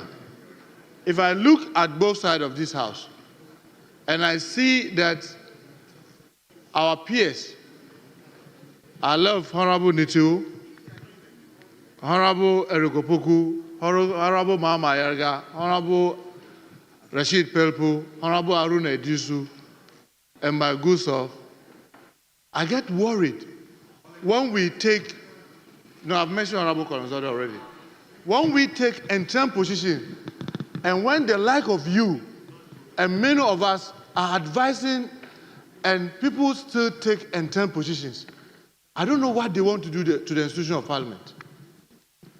Mr. Speaker, let me say, with all humility, I've had the great privilege of serving in the leadership of this house. I serve under you as Chief Whip. And I'm proud to say I'm one of the longest serving Chief Whip this country has ever produced, meaning that having done this thing again and again and again, to have done it for over a decade, when we advise and people refuse to take it and still remain entrenched, they are not only likely to destroy themselves, but they are destroying this house. Mr. Speaker, you recollect that this composition of Pan-Africa and ECOWAS have always had the deputy leaders and the chief whips in them. I'm yet to be corrected to see a composition of ECOWAS and Pan-African Parliament that had any leader on it. Because there are a lot of other things leaders enjoy as privilege in this house that even the rest of us who serve with them in leadership don't want to talk about them for others to hear. Because it comes with some other privileges, obviously, and it's right, because they carry the weight of the rest of us. So they give in a lot others so that others could have space. That is why over the years, for 20 years, you can go and check the records of this house, no leader on both sides, whether majority or minority, has served in any ECOWAS or Pan-African Parliament. But you see, we are capitalizing on our knowledge of the ECOWAS and Pan-African Parliament to make it difficult for this house. Because in the case of ECOWAS Parliament, if a member is elected, even if his parliament doesn't send him, and he still insists he wants to be a member, the ECOWAS Parliament will support him. And we have a clear example. When a former whip in this house, our colleague opposite, decided to defy leadership. And when he went there, interestingly, the minority there today, who is taking an interim position, was the one who was disadvantaged. And I thought that if for nothing, he should learn from that. He should learn from that history. That being and taking an interim position will come and hand to you one day. But unfortunately, he's the one who is today making it difficult for the House. Because I've had privilege to talk to him, to speak to him. That you see, sometimes you will never know the opportunity that exists somewhere until you lose one. He may think that he has a lot of leverage in ECOWAS and therefore he doesn't want to lose it. But he has no idea in losing that what other things is there for him.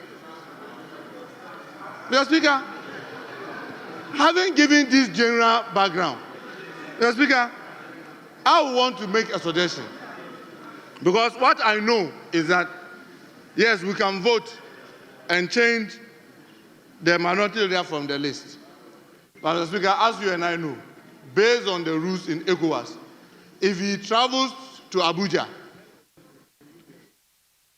they will go and embarrass the country there, and they will still insist, depending on who the speaker is, will still say that, look, once he has not lost his seat, he will be kept. Unless we are going to do extraordinary work protocol-wise to be able to correct that. Other than that, they will take this fight to the ECOWAS chamber and go and embarrass them because it has happened before. So, Mr. Speaker, my suggestion is that, unfortunately, you are here. You've had the great privilege of serving as minority leader, as majority leader, as deputy speaker, and speaker, and speaker. Probably the only second person to have served speakership twice. You know the privileges that the leaders, I don't want to mention them here. But Mr. Speaker, this House, if it becomes necessary, we may have to vote and support you. If the minority leader insists he wants to go to ECOWAS, he must be stripped of all the other privileges that the minority leader is supposed to do. We are talking about what do you call it, IPU, we are talking about CPA, we are talking about, yeah, because you see, it is because of those privileges. It is because of those privileges that those leaders don't serve on this. And Mr. Speaker, my second plea to you, Mr. Speaker, and to our colleagues and our colleagues opposite. Mr. Speaker, my second plea to our colleagues opposite. I know how difficult this thing is, and I'm not pretending not to know how difficult it is, especially to the whip. Mr. Speaker, it is better for us to make Millicent a substantive member and take one of the others, probably Brian Achompong, as the observer. No, look, you see, the sad thing is that if Honorable Patrick Boama, you see, you are a backbencher, you don't know what we are talking about. You are a backbencher, you don't know what we are talking about. Honorable Patrick Boama is an observer in Pan-African Parliament. Nobody in this chamber, Mr. Speaker, like you rightly said, would doubt the capabilities and the knowledge and the experience of Honorable Patrick Boama. So being an observer doesn't really say demean the person or make the person of less importance. But you are looking at the way you put the country. Because, Mr. Speaker, you take eight core members, and in the core members, the only substantive female is one. When you get to ECOWAS Parliament, you will be delegating the country, because out of the 8, they expect to see at least 2 substantive women. So yes, if we are able to put Honorable Patricia Prede That'll be fine. But it will be excellent if we are able to put the three of them as what do you call it, substantive members. And Mr. Speaker, there's example. I will end now very soon, Mr. Speaker. My colleague, the minority whip, will recollect that in the 8th Parliament, we had instances where we have first-timers, but because of the gender balance, we were able to make the first-timers female as members whilst we dropped some senior members. So I want to urge that we try to get the minority leader to appreciate why he must be out and the deputy minority leader to replace him. But, Mr. Speaker, if we vote and he insists to go to ECOWAS Parliament, Mr. Speaker, my plea is that then you have to look at the privileges that the minority leader enjoys in this House so that we can sweep him off it, so that he can keep the ECOWAS as he may want, if we are not able to remove him even after our vote. But, Mr. Speaker, I agree with you that this decision must be taken now, because all effort, even with me last month, to convince him to do this failed. And I don't think saying that we should go back into conclave will change anything. Let's take the decision now, and then let's deal with the consequences of the decision. Thank you very much, Mr. Speaker. Honourable members, please, I'm happy that the Minister for Interior has recounted some of my experiences, and I insist. We have finished with the first motion, and we agreed that in spite of all the prowess of Honorable Yabuama, he should be an observer. The same way we have to agree that my daughter, Honorable Millicent Yeboah Amankwa, has to be an observer. She has to be an observer. She is the future. She is a future. She has to be mentored. She has to grow. Honorable members, please. Honorable Brian Achampong, listen to me. Honorable Brian Achampong stands as a national figure, and his membership will add some more value to our delegation in the ECOWAS Parliament. So he will be there as a member. Once the minority leader gives way to the deputy minority leader, we have the gender balance. So that issue will not rise again. The issue that is left for us to resolve is if he defies the decision of the House and goes there to cease try to stand. And I can assure you that will be no problem for me. That will be no problem for me because I have reports on everybody as you attend those lessons. I have been leader for many years. I have never accepted to a member of ECOWAS Parliament or Pan-African Parliament. For the good reason that as a leader, you must create opportunities for your followers. And I did. And many of our members here have benefited from that. The former president, Nana Addo Dankwa Akufo-Addo, was one of the beneficiaries here of our leadership strategies. So is the current president, John Dramani Mahama, His Excellency.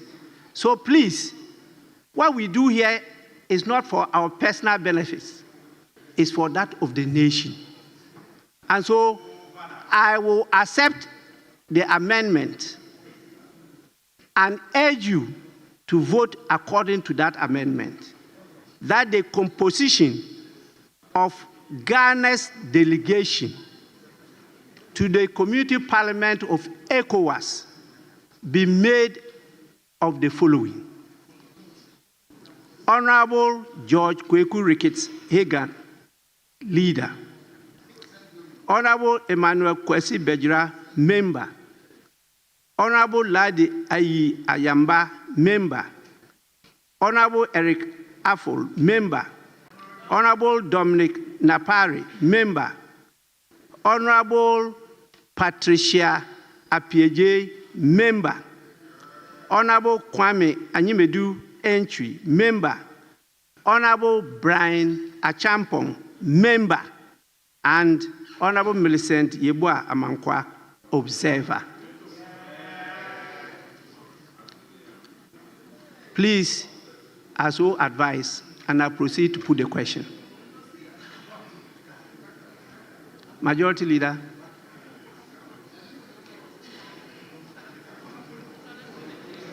Thank you very much, Mr. Speaker. This House has always accepted your guidance. And so, once you have guided us, we have no objection.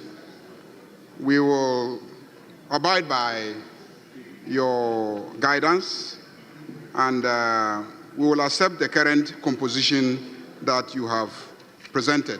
Thank you, Mr. Speaker. Honorable members, before I put the question, two issues. One, when matters come before this House, they are for the House to take a decision. No party decision from outside will prevail over the decision of the House. The last strong card that leaders were using was that is a party's position. I am not, as Speaker, bound by any party position. Please, if that had been the situation, we wouldn't have taken the concept that we are implementing of a Speaker not being a member of Parliament. That concept is different from the others where the Speaker is a member of Parliament.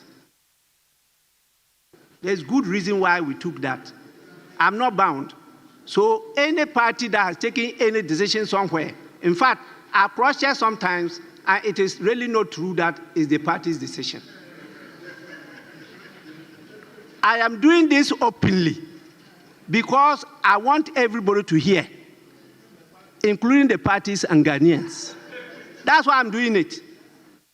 That is why the wise counsel of the former Minister for Defense, Honorable Dominic Nitiwu, that we should take it back to conclave.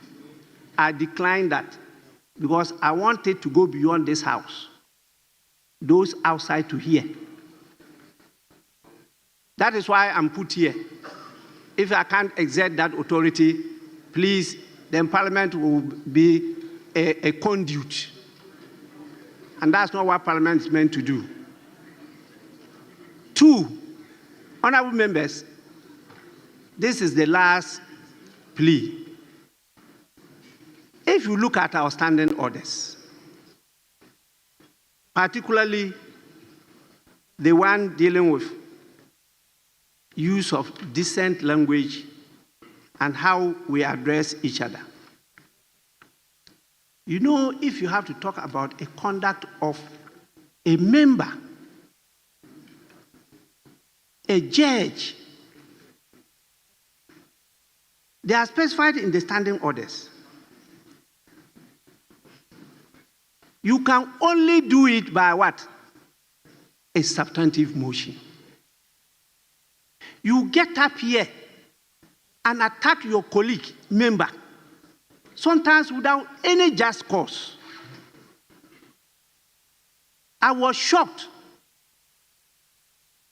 when I came to hear that a leader got up on this floor and attacked a member who just got up to make a contribution. And that went without any adverse reaction from the House. Please, we don't do that. It's not even permitted by our rules.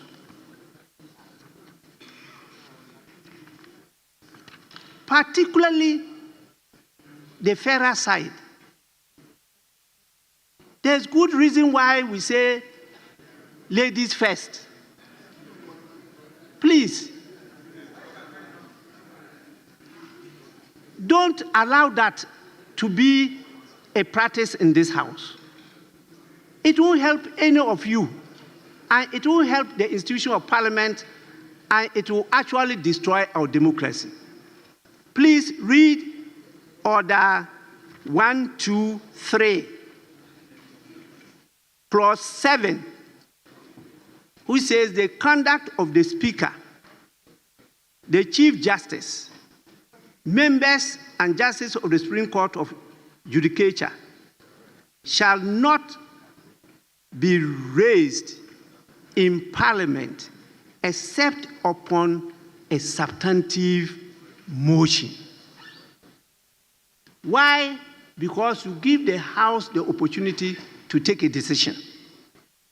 You cannot, on your own opinion or judgment, get up and attack a colleague and say things that are baseless and have nothing to do with the business on the floor. That is scandalous.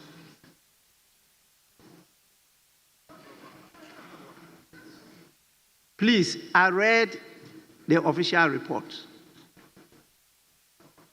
I'm not talking about your body languages and the rest, because that cannot be captured in official report.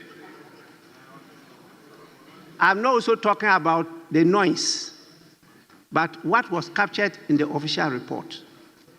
Please, don't let's continue that. Let's desist. And I'm listening to you because you are not whispering. You are talking to my hearing.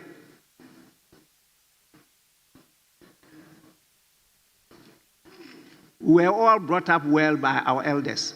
Let's continue that way. Please. I'm proceeding to put the question. Those in favor? Yes, please. Yes. The majority leader made a comment, and I thought I should make some observations. First of all, Speaker, we thank you highly for your wisdom and how you have helped us to navigate in these matters. I also want to assure the House that however unpalatable it may seem, we in the minority will take it in good stride, and the minority leader, Speaker, will not engage in any conduct that will bring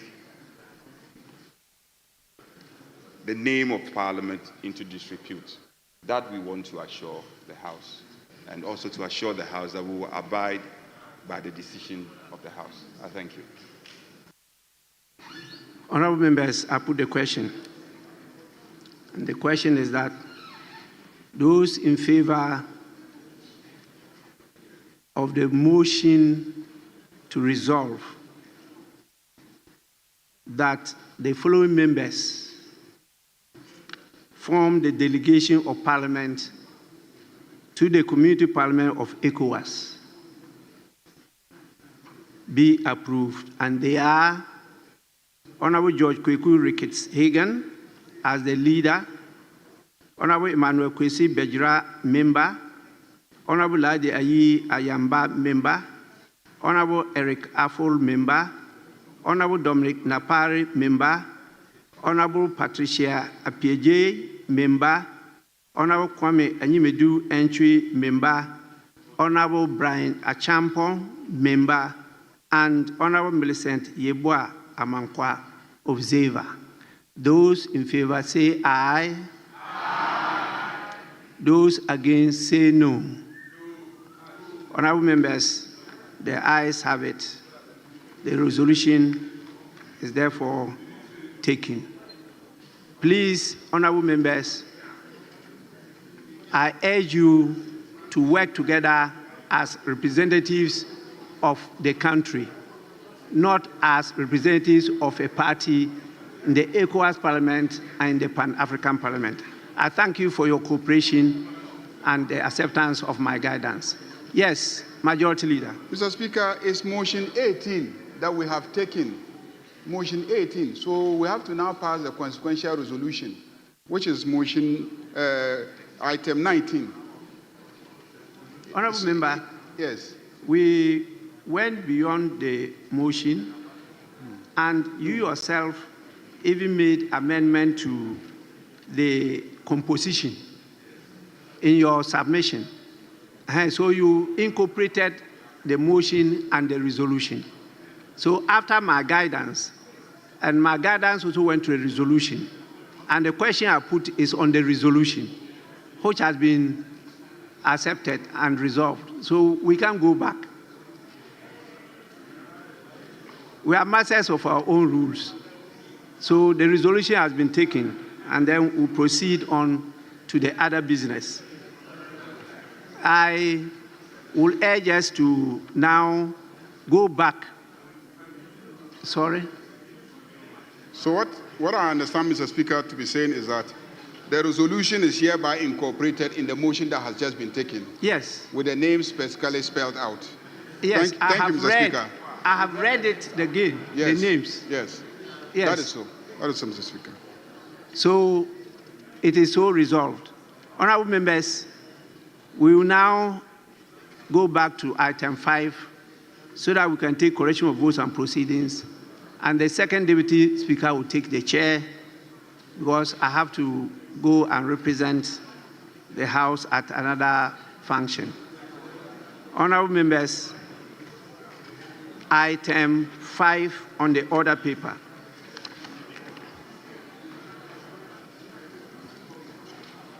Correction of votes and proceedings and official report. We start with the correction of votes and proceedings of Monday, 21st July. Yes, please. Mr. Speaker, I do not intend to arrest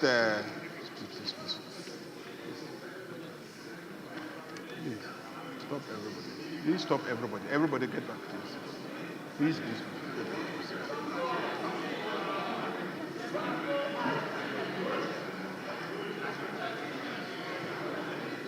Call a lady caller. Please go and stop them. Why are you sitting here and say don't go out? Mr. Speaker, yesterday we had a difficulty. We needed to take the resolution adopting, the motion adopting the report of the Health Committee on the passage of the Ghana Medical Trust Fund bill. A question of quorum was raised, and we had to adjourn last night because indeed, because of the event in Tamale, we had sent about 57 members of parliament to Tamale, and so we had challenges mobilizing the numbers. And we agreed that we are going to take that motion this morning. So, Mr. Speaker, I will plead with you, as we have the numbers now, if we can take motion number 23 so that we can adopt the report of the committee, so that we can take the Ghana Medical Trust Fund bill through a second reading. Mr. Speaker, that is my appeal to you. I'm not seeking to arrest the consideration of votes and proceedings, but if we don't take it, it will be difficult to mobilize the numbers subsequently. So I plead with you if you can take motion 23. Yes. Mr. Speaker, we don't have any difficulty, so you can put the question on motion 23. Honorable members, item 23 on the order paper, motion that the Ghana Medical Trust Fund bill 2025 be now read a second time. I don't know why you did not amend the word trust. Why it's still appearing. But when we go to a consideration stage, I'm sure you will take care of it. So we'll take that motion for the second reading, and then as we go on, it's the second Deputy Speaker that was presiding. He will see you continue with the discussion with you. So let's take that. Yes. The question to be put. So I'll put the question. Let me look at your numbers. Yes, you have the numbers.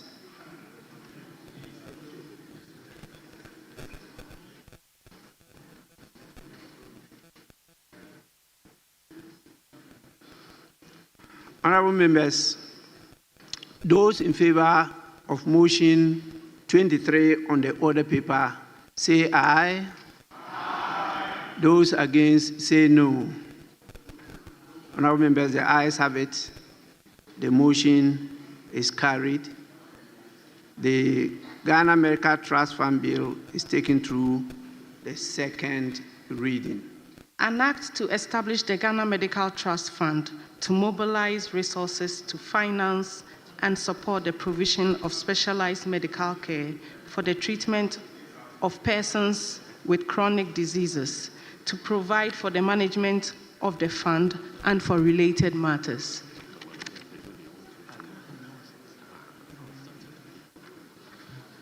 Yes, please. Mr. Speaker, I know you want to leave, but I will still urge that we vary the order of business and move to item number 24, because there are only two clauses. There are only two clauses to be amended, but he can take the seat, but one will vary the order of business and move to Second item Deputy 24. Speaker to take the chair.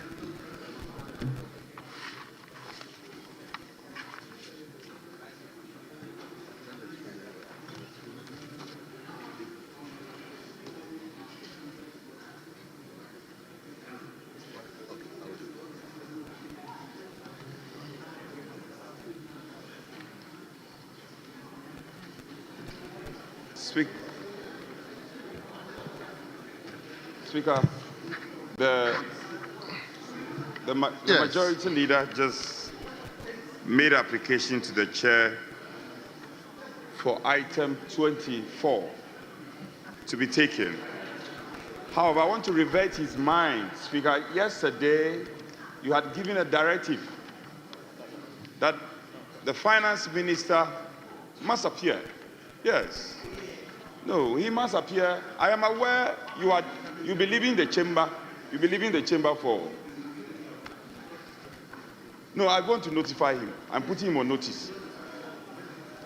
Because we cannot compromise on the committee of the whole. It's very important. So, is it the agreement that we'll do the advertised clauses under consideration, and then we'll revert to committee of the whole? I want to get that understanding. So I want that understanding established before we proceed. I thought we didn't say committee of the whole. We said closed sitting, Closed sitting. So we didn't say committee of the whole. We said closed sitting.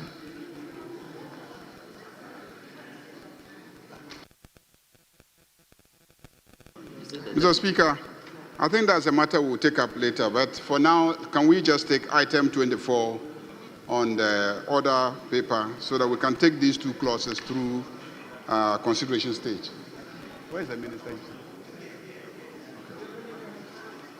I am not enthused by the words of the majority leader. It's a matter we can take later. No, it's important. And I had made suggestion to the House. We must establish that after the consideration of the advertised amendment, the next business, without fail, is closed sitting. He should accede to that, and then we can proceed. I am not litigating it. I said that's not a difficult matter. The minister is not too far from us. He's a member of this House. The deputy is also a member of this House. They are all here. They just stepped out because earlier on they had a matter before the subsidiary legislation committee. So they were there. I ended the meeting so that they will all come back so that we can have the numbers. So that's what I'm saying. This is not an issue at all. Yeah, Mr. Speaker, can we take item 24? Well. Leader, before we move to item 24, I think yesterday we didn't put the question. So it has just been done. Very well. So now we turn to page 13, item 24. Ghana Medical Trust Fund Bill 2025 at the consideration stage.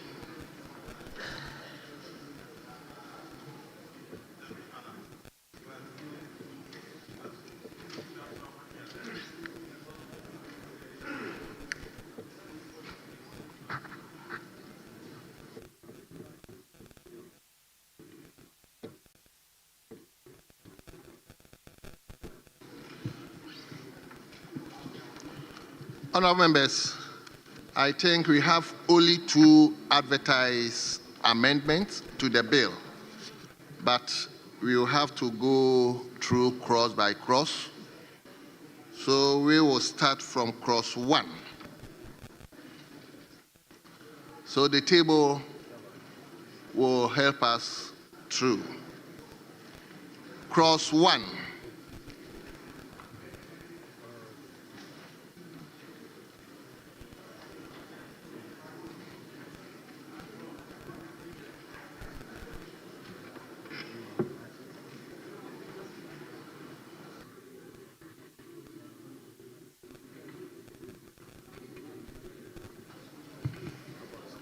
Is anybody having his microphone on?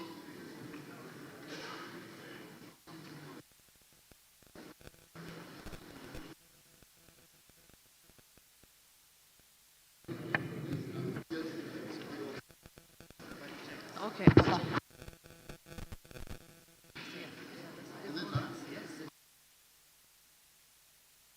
So cross 1. Establishment of the Ghana Medical Trust Fund. Honourable members, there is no advertised amendment. So all those in favour that cross 1 stands part of the bill say aye. Aye.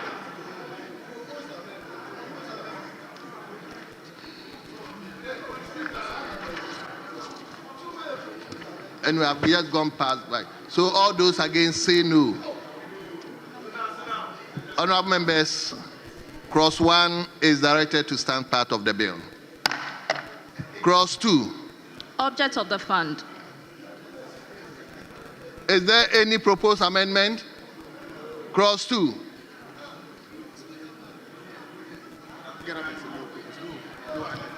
Honourable members, there's no proposed amendment. There's no advertised amendment. Well. All those in favour that cross 2 stands part of the bill say aye. Aye. All those against say no. Honourable members, the ayes have it. Cross 2 is directed to stand part of the bill. Cross 3. Sources of money for the fund. Is there any advertised amendment?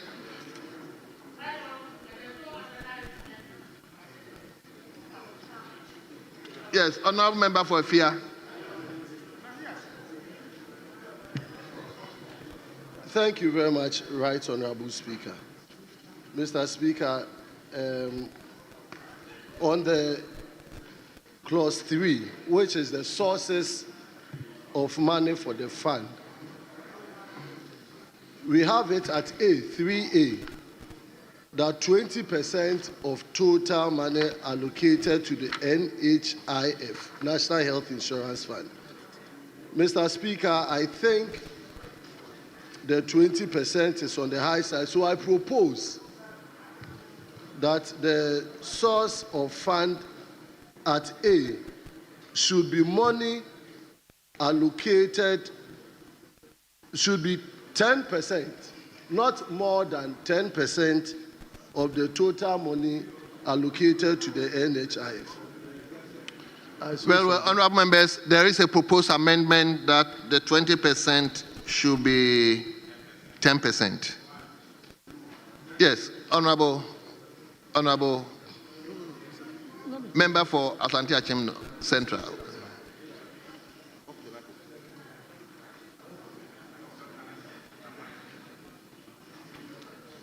Thank you, Mr. Speaker.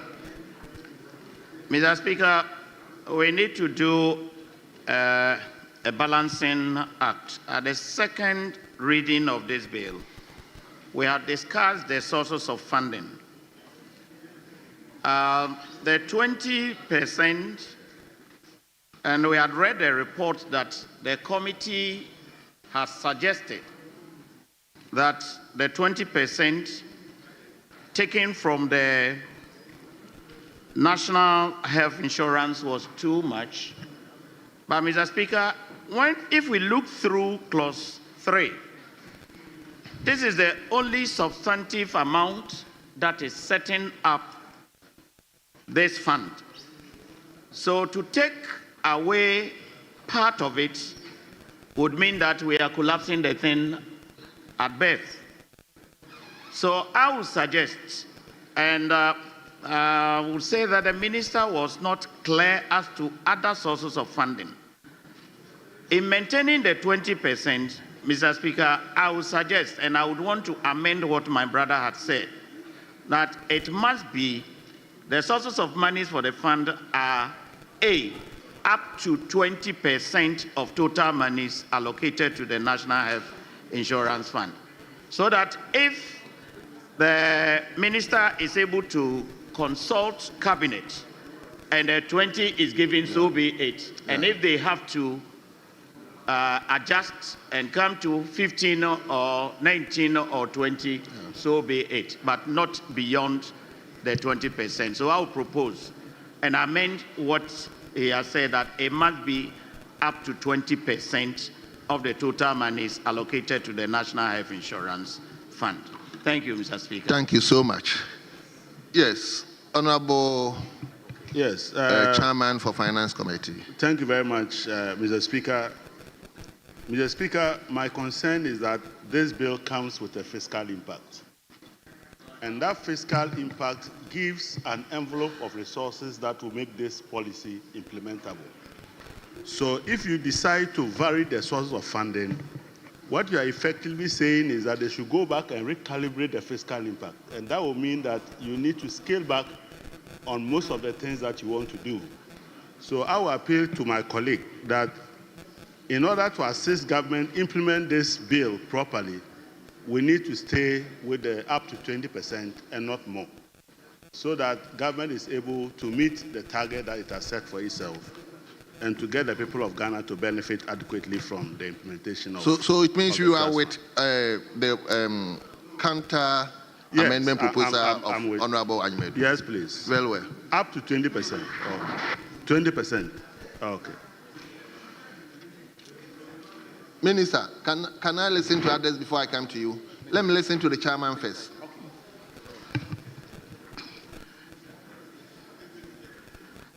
Yeah, right, Honorable Speaker. We are talking about a disease burden on the country that currently stands around 40 to 45% of the disease burden, and a mortality that is around 40 to 45%. And so, if we are just removing just 20% to solve a disease burden of about 40%, then it is, we only hope that this amount will be enough. So to ask that we should reduce it again is a blow below the belt. And I believe that we should stand by it and only hope that we can get some money somewhere to add to it. Thank you, Right Honorable Speaker. But did you listen to the proposal? He said up to 20%. So it could still be 20%, but depending on... But it shouldn't be less than that. Yes. That is what I'm saying. Mr. Speaker, with all respect, this was debated at length at the committee level. And I thought we had even crossed, this point, because this touches the core of the policy. And so with respect, I think there is absolutely nothing wrong with the rendition as it stands now. If you are not very careful and you get a finance minister who will allocate 1%, if you say up to, and 1% is allocated, he falls within the law. And so with respect, Mr. Speaker, I find absolutely nothing wrong with the rendition as it stands. And it's a policy matter.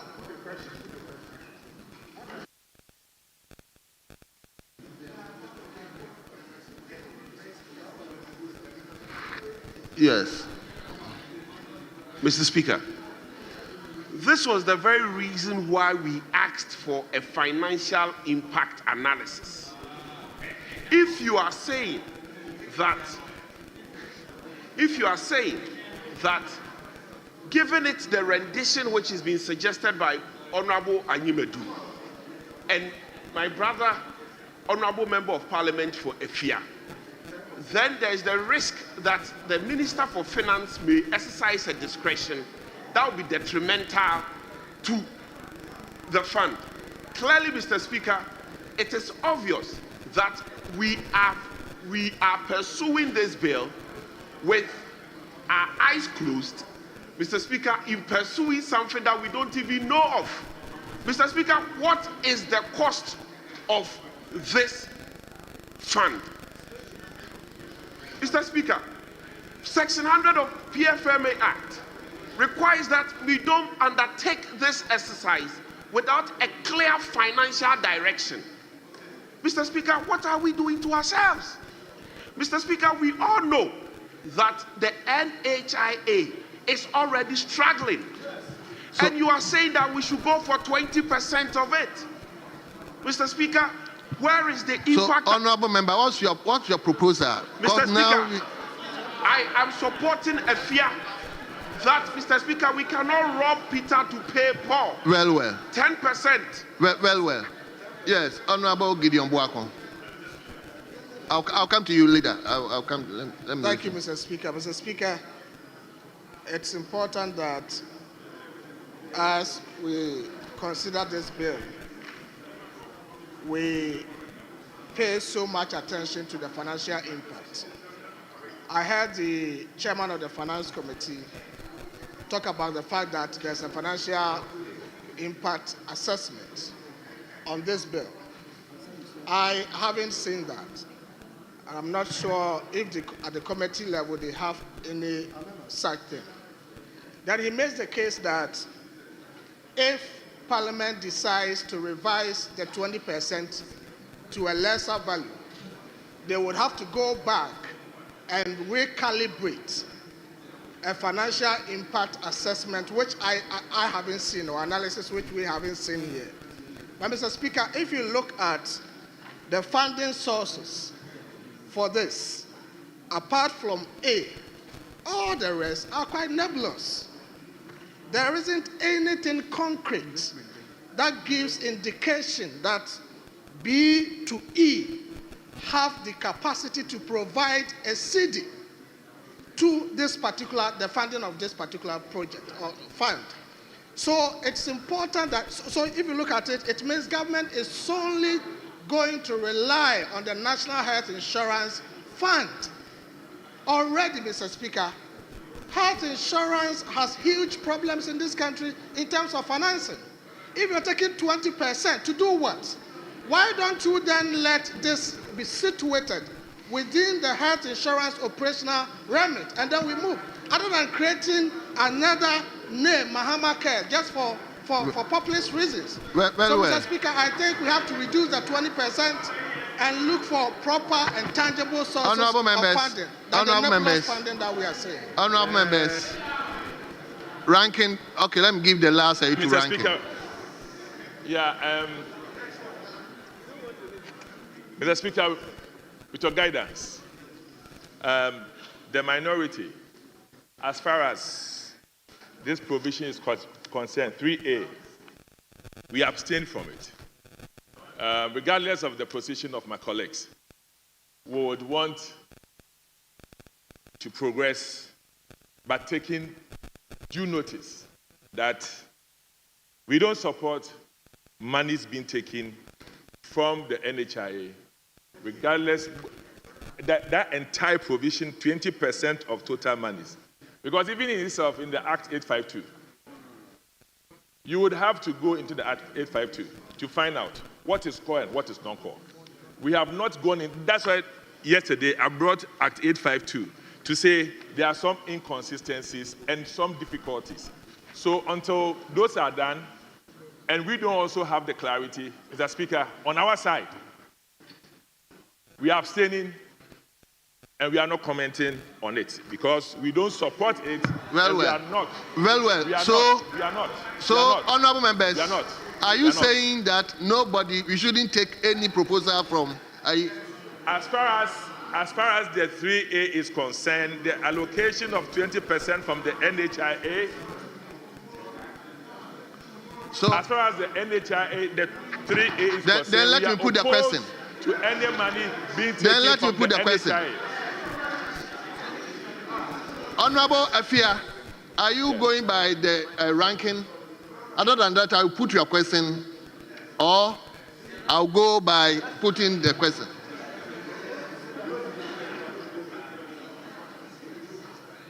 Yes. Thank you, Mr. Speaker. Mr. Speaker, I'm not disagreeing with the ranking member. I'm just providing some further information to the House. Because if, apart from our silence, the House goes ahead to approve as is, we will be breaching Section 100 of the Public Financial Management Act. Mr. Speaker, with your leave, I just want to read Section 100. Yes, but it should be available. Any legislation to be laid before Parliament or proposal submitted for the approval of Parliament shall, not may, shall be accompanied by a fiscal impact analysis stating the estimated effect on revenues and expenditures for the financial year in which the legislation or proposal is expected to come into effect. Mr. Speaker, there are about 2 or 3 levels of it that this House must consider, even as we stay silent. Number one is the original fiscal impact of this provision that we are discussing. Number two is the fact that when you take out 20% of total monies allocated to the National Health Insurance Fund, that fund is now depleted by 20%, which they would have already in their medium-term framework programmed for something. It is important also for this House to understand from the health insurance authorities how they are going to close that gap of 20% that you are taking out of their medium-term program. So while the ranking member says, and we agree, that we will not participate in a vote on this particular clause, we provide this information to guide the House that what you are doing is leaving a number of holes that are unplugged. I thank you, Mr. Speaker, for the opportunity. Well. So it means I take it that this side is abstaining from this particular clause. So let him put the question.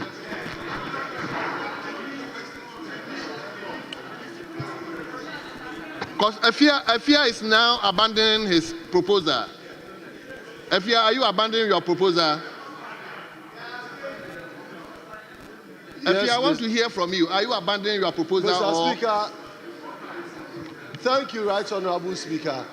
Aside with the position of the minority on this matter that we should not take any money from the NHIF, and so the up to 10% stands withdrawn and abandoned. Well.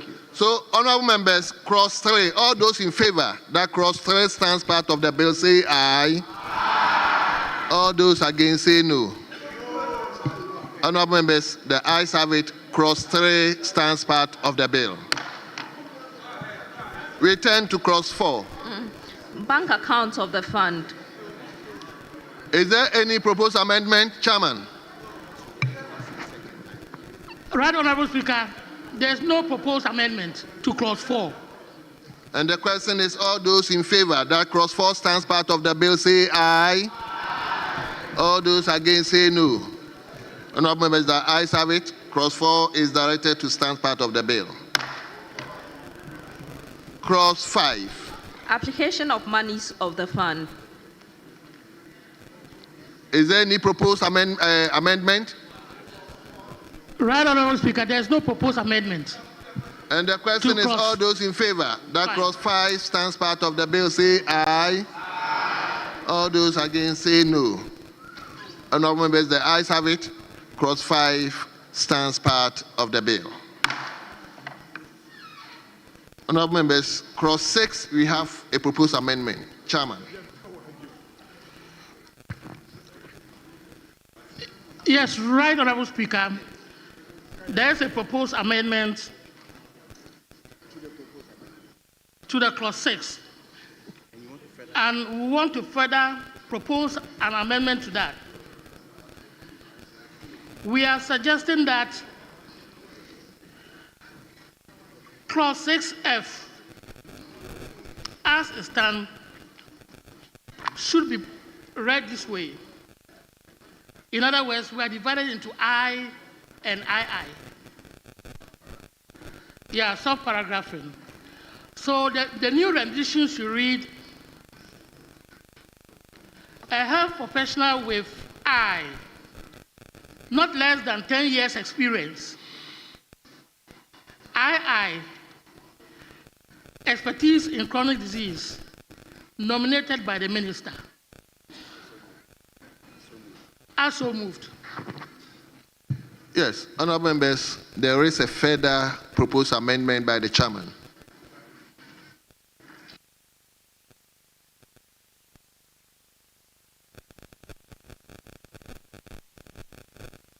Chairman, can you take your amendment again? I mean, I didn't get the rendition well. Okay. The rendition is that. See the original one and then the further amendment. For the further amendment, the original one as in the yellow paper.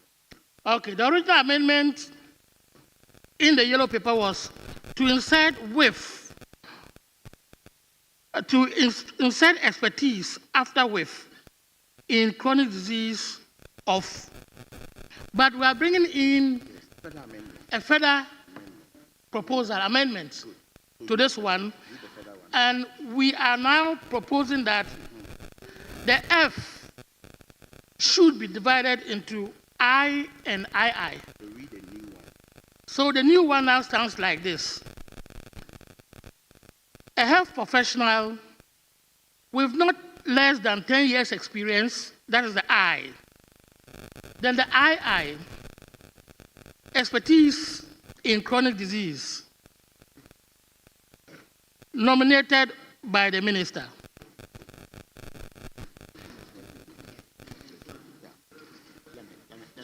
Yes. Honorable member for Okankwe Central. Mr. Speaker, if he's proposing a new sub-clause, then he must make it very clear to the House. From what he's saying, I don't think it makes it tidy. It's a new sub-clause that he's proposing. Member for Asante Achem Central. Mr. Speaker, I would want the chairman to reconsider the proposal of the amendment. I call on the chairman to look at 6.3. And I would have thought that 6.3 would have taken care of what you want to insert, because 6.3 says that the president shall, in appointing the members of the board of trustees under subsection 1, have regard to the integrity, knowledge, expertise, and experience of the persons in matters relevant to the object of the fund. So I would have thought that this has taken care of that.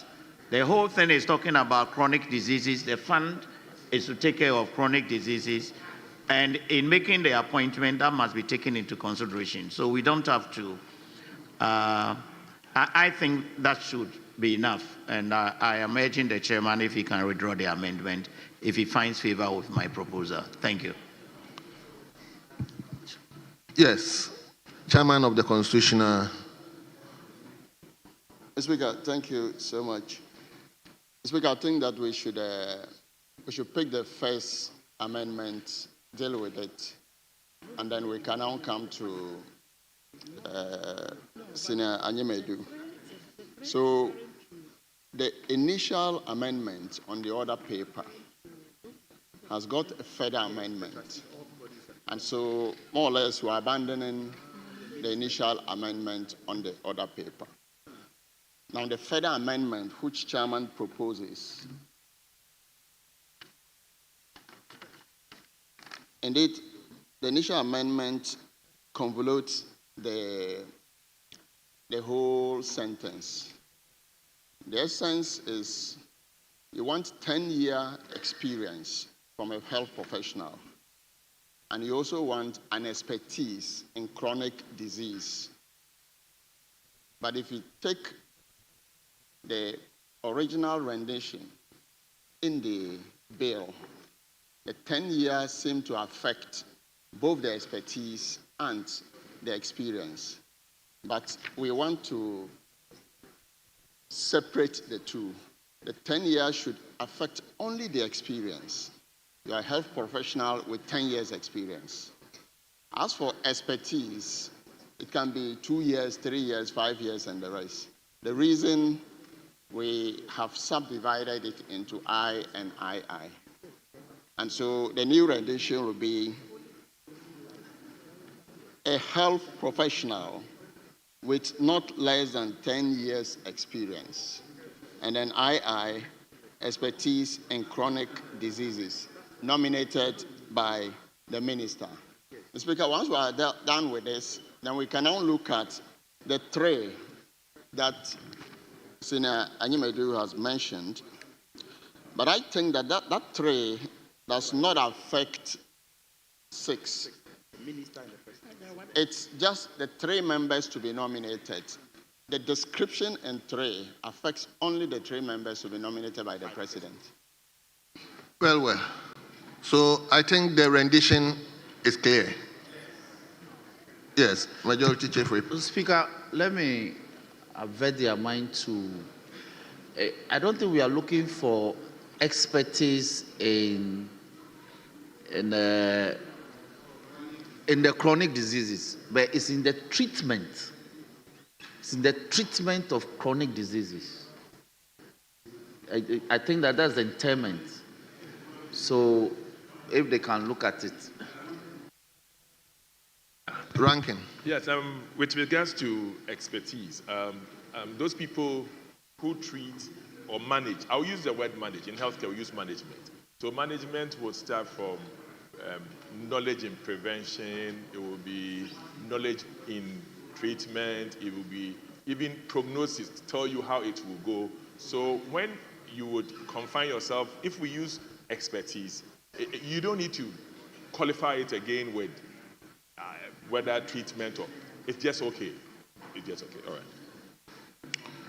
right. Well. So we'll put the first proposed amendment. All those in favor? Come again?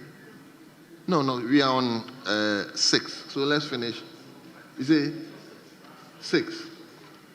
Yes. Let's hear you.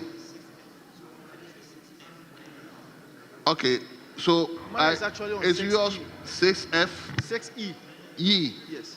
You let's finish the F. Okay. Then. So all those in favor of the proposed amendment. Now it's a further proposed amendment. All those in favor say aye. Aye. All those against say no. Honourable members, the ayes have it. The proposed amendment is carried. Yes? Any further? Yes, Honourable Vincent. Right Honourable Speaker, thank you so much for the opportunity. Right Honourable Speaker, please, clause 6E. I think we are giving so much power to the minister. If we are talking about a pharmaceutical industry, why don't we allow the industry themselves to present their representative rather than to leave it for the minister to also choose? So what is your proposal? Same applies to the health sector as well. Unless, of course, there's a different health sector apart from the Ministry of Health itself. Because if you check clause 1A, 1CI, the ministry is also representing, if you like, they are nominating someone to be nominated by the minister. And we have also repeated in its kind, as far as E is concerned, that the minister is also going to nominate another person. So Vincent, what is your proposal? My proposal is that for the 6E, we should allow the industry themselves to nominate someone, not the minister. So the rendition should be that the Pharmaceutical Society of Ghana instead of the minister. And the second one, that is the I, we should also allow it to stand, or if you like, the rendition should be the health sector. So that one, they themselves can also nominate someone. Well, yes. Honorable Professor Bayo. Thank you, Mr. Speaker. I think it was discussed extensively at the committee level. If you take the pharmaceutical industry, we have different groups within the industry that if you ask one section to nominate, it's going to bring chaos. We have Pharmaceutical Manufacturers Association, we have the Pharmaceutical Society, we have Government Hospital Pharmacists Association, Importers Association. So it must be somebody to the industry. Anyone within the industry can be nominated. It's the reason why we don't want to specify it and limit it to one of the groups. And it's the standard practice in the setting up of other boards. So the minister will consult widely and then nominate one person who is from the industry. Thank you. So, Speaker, respectfully, I think it can be rotational. If there are a number of agencies under the pharmaceutical... Honorable, that's why he said is a standard practice of most of the industries. Mr. Speaker, it is possible that the minister can choose somebody from one agency for a 4-year term, or if like continuously by other ministers who will come. So you will find this minister choosing this person from one agency, the other minister will come and also choose another person from the same agency, leaving the others. So I'm just saying that if that is the case, let's make it rotational. I mean, that should be specified. So then, if you like, then propose an amendment, then we put a question on it, then you move on. Come again. Then it means you are not even convinced of yourself. Yes, Honorable Professor Nyako. Mr. Speaker, I would like to propose an amendment on paragraph G. 6D. 6G. G for Ghana. A legal practitioner with not less than 10 years experience nominated by the Attorney General and Minister for Justice. I don't know why we are going for duration. So are we suggesting that a legal practitioner with 10 years experience is necessarily qualified to be part of the board? I'm thinking that we need to get a legal practitioner who has expertise in health-related issues. For me, that is better than to go for a duration or a period. So I was thinking if we could amend this and make it a legal practitioner with expertise in health-related issues, nominated by the Attorney General and Minister for Justice, than to go for 10 years, 20 years, and all that. That is his proposal. Do we put in question? No, if he stands by it, you have to put in the question. Yeah, I stand by it because I feel that instead of going for duration, can't we get a legal officer? Yes. But with respect, the narration here is a legal practitioner with not less than 10 years experience nominated by the Attorney General Minister. This is global. This is generic legal practitioner. And I'm saying that we have to zero it down to a legal practitioner with expertise in that field. That is better than to say a legal practitioner. So any legal practitioner is qualified to be on the board, but it would be more appropriate if you can get a legal practitioner with expertise in health issues. I'm telling you.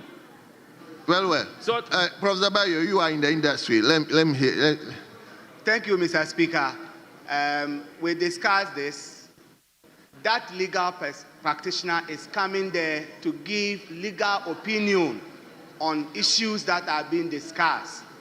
There are people on the board with the requisite expertise in health.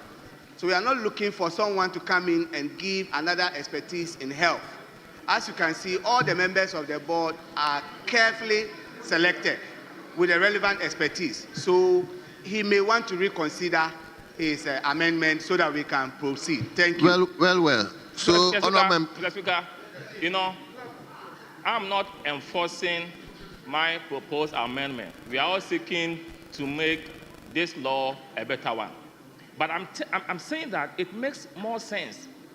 It makes more practical sense. But Prof, he has given reason that the person from legal background is not necessarily coming to give a medical or pharmaceutical advice. It's just coming to help them with the legal implication of some of these things. Speaker, I want to let you put a question on this proposed amendment. Well. So all those in favor of the proposal that the legal advisor, who is supposed to be for 10 years, should rather be someone who has knowledge in the field of medical. All those in favor say aye. All those against say no. Honorable members, the noes have it, and the proposal is rejected. So now I'll put the entire question 6. All those in favor that clause 6 as amended stands part of the bill say aye. All those against say no. Honorable members, the ayes have it. Clause 6 as amended stands part of the bill. Now, clause 7. Functions of the Board of Trustees. Is there any proposed amendment? Right, Honorable Speaker, there's no proposed amendment. Yes. All those in favor that clause 7 stands part of the bill say aye. All those against say no. Honorable members, the ayes have it. Clause 7 is directed to stand part of the bill. Honorable members, before I move to clause 8, kindly indulge me to acknowledge our children at the public gallery who came late. So I introduce them as Peki Same EP Primary School. I hope I pronounced the school well, the name well. Peki Same EP Primary School, Chame. And they are being led by Godwin Kwame Dobe, who is the head teacher, and the school is located in the majority chief whip's constituency, Savdai, and they are 106 in number. Honorable majority chief whip, your children, your students are here, and I hope you take good care of them. Indeed, yes, Mr. Speaker, I'll do so. Very well. Thank you. So we turn to clause 8. Tenure of office of members of the Board of Trustees. Is there any proposed amendment? Right, Honorable Speaker, there's no proposed amendment. Well. All those in favor that clause 8? Yes. Honorable Yindam. Mr. Speaker, I want us to look at this clause very well. A member of the Board of Trustees shall hold office for a period of 4 years and is eligible for reappointment for another 2 years. Mr. Speaker, sorry? Another term only, that's okay. But my issue has to do with maybe a member served on the board for 2 years and decide to resign. Then a new member is appointed to that board. But the government loses elections. What happens to that member who have just served for 2 terms? What happened to that member, Mr. Speaker? I want to find out from. Yes. Honorable Constitutional Chairman. The Speaker is taken care of. When you become, it depends on whether you're coming from an institution or you're appointed by the president. If you are coming from an institution, the institution will nominate another person in your stead, and the person will carry for the term that is the unexpired term that is provided for in this bill. So, Mr. Speaker, just to say that this is a very standard clause that we have here, and so I think we shouldn't belabor it. Well. Mr. Speaker, I think that I just cited point 5, which looks to remedize that situation, where they say the president may, by a letter of address to a member, revoke the appointment of that member. Maybe this one cures my fear. Thank you, Right Honourable Speaker. Thank you very much. All those in favor that cross 8 stands part of the bill say aye. All those against say no. Honourable members, the ayes have it. The motion is carried, and that cross 8 is directed to stand part of the bill. Cross 9.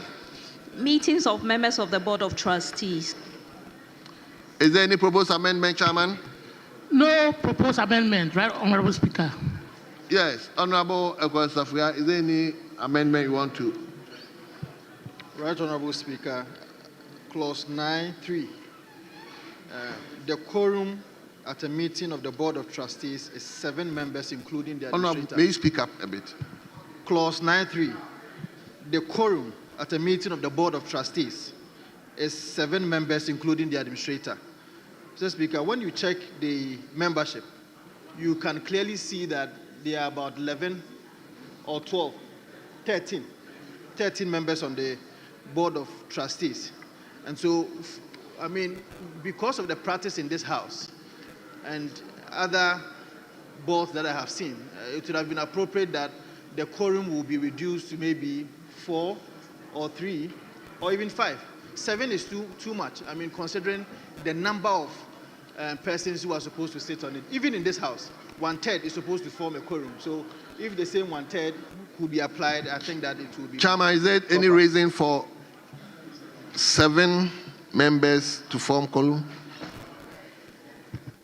Speaker, quorum generally, we will say half the membership or a little above half. And that is very standard. So 13, you will be talking about 6 or 7. So 7 is fine. It's half the membership or a little above the half. Well, honourable members, I'll put the question. All those in favor that cross 9 stands part of the bill say aye. All those against say no. Honourable members, the ayes have it.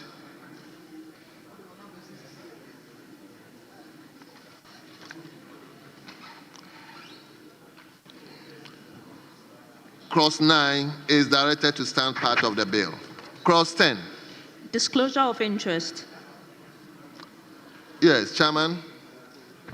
Right Honourable Speaker, there's no proposed amendment. No, members, there's no proposed amendment. The question is all those in favor that cross 10 stands part of the bill, say aye. All those against say no. No, members, the ayes have it. The motion is carried. And cross 10 is directed to stand part of the bill. Cross 11. Establishment of committees. Chairman, is there any proposed amendment? No, there's no proposed amendment. Yes, I've seen Professor Nyako up on his feet. Mr. Speaker, I would like the chairman to explain to me the difference between paragraphs A and B, Resource Mobilization and Fundraising Committee, Finance and Investment Committee. I think they are quite similar. However, I would like to, when it's done, I would like to also propose amendment paragraph D, if it will find favor before the chairman. If we can have monitoring and evaluation committee as part of the committees established, so that apart from the technical oversight committee, that which role is specific, if we can have a committee that can monitor and evaluate the entire activities of the trust or the board. Thank you, Mr. Speaker. Yes, Honorable Shiaw. Speaker, resource mobilization and fundraising, just like collections at the church or the mosque. And the next is to how you invest that collection. So there are two different things altogether. Well, is that okay? Then the question is all those in favor. That costs 11. I made a Well, what's your proposed amendment?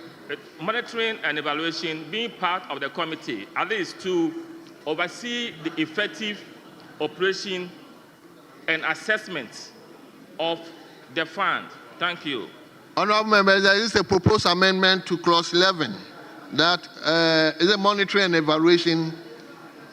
Very well, Mr. Speaker. Be part of the. All those in favor of the proposed amendment say aye. All those against say no. Honorable members, the noes have it.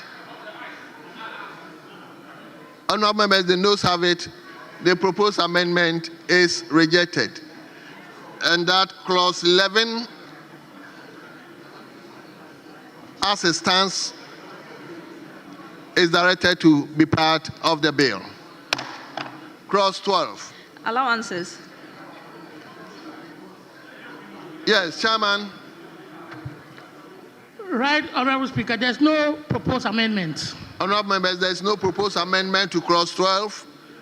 And the question is, all those in favor that clause 12 stands part of the bill say aye. Aye. All those against say no. Honorable members, the ayes have it. Clause 12 is directed to stand part of the bill. Clause 13. Policy directives. Chairman. No proposed amendment, right, Honorable Speaker? Honorable members, there's no proposed amendment to clause 13. And the question is, all those in favor that clause 13 stands part of the bill say aye. Aye. All those against say no. Honorable members, the ayes have it. Clause 13 is directed to stand part of the bill. Clause 14. Secretariat of the Fund. Chairman, is there any proposed amendment? No proposed amendment. Honorable members. Yes. Honorable Member for Kwadaso. Mr. Speaker, I would like to propose, if it will find favor before the That's minister. clause 14. Yes, please. Well, let's hear that you. If we can have the headquarters in Kumasi. Thank you. So the fund shall have a secretariat with the headquarters in Kumasi, because we cannot have most of our headquarters in Accra. We need to spread them. Yeah. So I think Kumasi will be most appropriate, Mr. Speaker. So, honorable members, there is a proposed amendment to have the headquarters in Kumasi. All those in favor say aye. All those against say no. Honorable members, it's obvious the noes have it. And the proposed amendment is turned down. And now the question is, all those in favor that clause 14, as it stands now, be part of the bill, say aye. Aye. All those against say no. And now, members, the ayes have it. Clause 14 is directed to stand part of the bill. Clause 15. Appointment of administrator. Yes, Chairman, is there any proposed amendment? No proposed amendment. Yes. Yes, honorable member for Abuakwa South. Mr. Speaker, no job enough. New job enough. New job enough, sorry. I'm sorry. Yes, Mr. Speaker.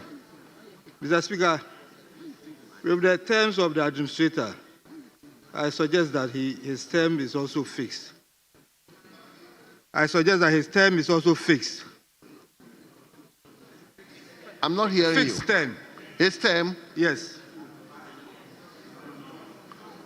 So what do you propose? 4 years. Listening to you. I propose 3 years. Yes. 3 years. Honorable Anymedu, I saw you. Yes, Mr. Speaker. Mr. Speaker, I would always want to urge the minister. Mr. Speaker, earlier on, when we came to the board, membership of the board, we had some very good qualifications. For instance, a medical officer of 10 years experience in communicable diseases. But when you look at the administrator, who would be the head of this funding, there is nothing, no qualification whatsoever. And I would want the minister to reconsider. I thought that what was given the specific qualification in the ones that we have discussed, we should have something even higher than what was stated for a board member. But if a board member must have qualification of 10 years experience, and the person must be an expertise in communicable disease, and an administrator who is the head of that, you leave it blank and you pick any other person to be the head. I urge the minister to reconsider this, Mr. Speaker. And I pray, Mr. Speaker, we have to enrich the bill, not yeah and no. Let us build consensus on this and get a good bill and get a good law for the nation. Thank you. Thank you very much. I think it's really a fundamental thing, and the one who's going to be the administrator, the day-to-day person, should have a bit of knowledge to handle the matter. So, Minister and the chairman of the committee, I think he has raised a fundamental. I don't know what you will say about it. Yeah, Mr. Speaker, I think we can grant our leaders the discretion to do the right thing at any given material time. So at this point, I think that we should leave it as it stands. No, but the House is making the bill. So we are making the law. So what is good for the country is what we are supposed Mr. to Speaker, turn out. I agree with you. I am not saying you don't have the right to make any amendment, but my opinion and position is that as it stands now, I think that we give the appointing authority the necessary, we grant him the necessary discretion to appoint the appropriate person to head the fund. This one, the person is going to head a fund. He must not necessarily be a medical doctor or expert in the field. It's a fund management. Well, Professor Bayo. Mr. Speaker, to support the minister's position, the person is being appointed in accordance with Article 195 of the Constitution, and that will involve the Public Service Commission, and therefore they will not appoint anybody arbitrarily who is not qualified to manage such an administrative position. So I think we should let it stand as it is. Thank you. Okay, very well.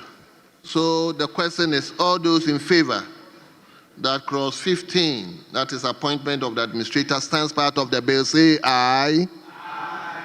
All those against say no. Honourable members, it's obvious the ayes have it. Clause 15 stands part of the bill. Clause 16. Functions of the administrator. Yes, Chairman, is there any proposed amendment? No proposed amendment, right, Honourable Speaker? Yes, Honourable members, there's no proposed amendment, and the question is, all those in favor that clause 16 stands part of the bill, say aye. Aye. All those against say no. Honourable members, the ayes have it. Clause 16 is directed to stand part of the bill. Clause 17. Chairman, Appointment of other staff. Yes, Chairman. Is there any amendment proposed? No proposed amendment.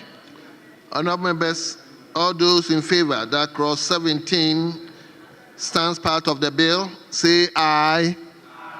All those against, say no.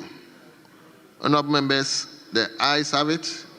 The motion is carried, and that clause 17 is directed to stand part of the bill. Clause 18. Secretary to the Board of Trustees.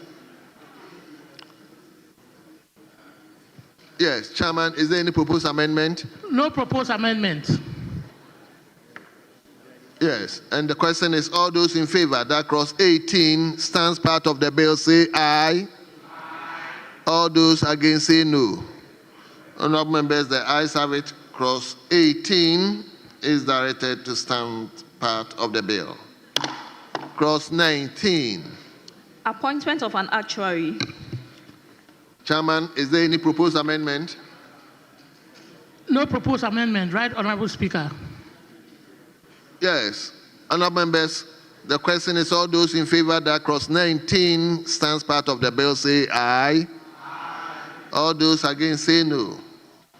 Honourable members, the ayes have it. Clause 19 is directed to stand part of the bill. Clause 20. Internal Audit Unit. Chairman? No proposed amendment. Yes. Honourable members, there's no proposed amendment. The question is, all those in favor that clause 20 stands part of the bill, say aye. All those against, say no. Honourable members, the ayes have it. The proposed clause 20 is directed to stand part of the bill. Clause 21. Expenses of the fund. Chairman, is there any proposed amendment? No proposed amendment, right, Honourable Speaker? Yes. Honourable Member for Asante Central. Mr. Speaker, the expenses of the fund, including salaries of employees of the fund and administrative expenses of the fund, shall be charged to the fund. Mr. Speaker, to start with, we only have 20% of monies accruing to the NH, National Health Insurance. And if salaries and allowances are going to be paid from this fund, Mr. Speaker, we must as well say that we don't have any money to start with. I will not have any proposal, but I urge upon the minister to look at this very well, because it looks like what you are trying to give birth to, we are collapsing it or strangling it at birth. And I think you need to go through this and probably come up with, discuss with the chairman, and you can come up with some proposed amendment at a second consideration, Mr. Speaker. Thank you. Yes, Honourable Member for Medina. Medina? Yes, the Minister. Thank you, Mr. Speaker. We have examples of such provisions in other funds we have passed in this House. And the point is that the 20% of the National Health Insurance is not the only source of funding, and it will not remain static. Probably as we go along the line, there will even be the need to review the sources of funding. I think that if we leave it this way, it will allow the fund the flexibility to be able to recruit as and when possible, and to be able to attract the right expertise without being restricted. So I think that it must stand as it is. Thank you. Well. Yes, Honourable. Mr. Speaker, again, the absence of a financial impact analysis, Mr. Speaker, makes it difficult for us to see our way clear. Mr. Speaker, the only source of funding, just as the Honourable Anyimedu has stated, is the 20% from the National Health Insurance Authority Act. Mr. Speaker, in the short, the available source of funding. Honorable Mr. member. Speaker, if you may indulge me. I'm coming. At clause 3, we saw so many sources of funding. Even though the focus has been the national health insurance, Mr. Speaker. But there are established other sources of funding. So when you say the only source, then I think you are misleading. Misleading the House. Very respectfully, that is not misleading. Mr. Speaker, we are looking at specificity. We are looking at what is available and not speculative. The rest of the sources of funding are what we are hoping to get. That is speculation. Mr. Speaker, what is available is the 20% that we all know of. That is concrete. We are saying that, Mr. Speaker, in the short to medium term, there is no financial impact analysis of how much of this 20% will cover salaries and emoluments. We don't know how much of it will cover the recurrent administrative expenses of the fund which is being created. Mr. Speaker, there is the high propensity, the risk of what is available covering the expenses. Mr. Speaker, this makes the passage of this act, Mr. Speaker, a serious danger. So honorable member, so, Mr. I think Speaker,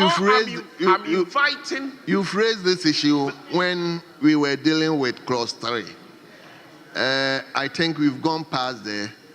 If at clause 21 you have a proposed amendment to it, you can do that and the House will look at it. Mr. Speaker, if you want to go about the impact in the financial impact, then it means we will not move on. So whatever proposed amendment you have to clause 21, let's have it, and the House will consider it. My proposal is that. Yes. My proposal is that. Leader, let him listen to him. Honorable Kuyon, Honorable Kuyon, please don't do that. Yeah, Allow me to handle that. Mr. Speaker, just to draw the attention of the honorable member, anytime the speaker is speaking, the member is required to take his seat. But when you are on your feet, the speaker is speaking, you are still standing and waiting for him to finish so that you will banter with him. That's not the practice. When the speaker speaks, you sit, you finish. Even when you rise up again, you don't automatically respond. If he asks you a question, then you can automatically respond. But if you rise up again, unless he decides that he's giving you an indication to continue speaking, you don't speak. He may decide that he has had enough of the member and he wants another member to speak. Let's keep to these basic rules so that there can be order, the speakers can manage the House. Thank you very much. So, Honorable, my proposal to you was, you've already dealt with the financial impact. You've raised it at when we were dealing with clause 3. So if you want us to have it at clause 21, just make a proposal, amendment to the existing one, then the House will look at it and we move on. Mr. Speaker, I propose that a critical look is taken by the minister at this. That's my proposal. Proposal for the minister to relook at it. Then probably when we finish the entire consideration, we can look at if you are going to have a second look at it. But for now, we'll move on. So question clause 21, all those in favor, you have something to say? Yes. I have an amendment. The Speaker, I have a little proposal for amendment just for the rendition. 21.1 reads, the expenses of the fund, including salaries of employees of the fund and administrative expenses of the fund. And I think that the of the fund has repeated itself just too many times in the rendition. So my proposal is that it reads, the expenses of the fund, including the salaries of employees and administrative expenses, shall be a charge on the fund. Well, I hope the drafters are here. Yes, let me direct the drafters note of it and address it subsequently. So all those in favor that clause 21 stands part of the bill, say aye. All those against, say no. Honorable members, the ayes have it. Clause 21 stands part of the bill. Clause 22. Clause 22.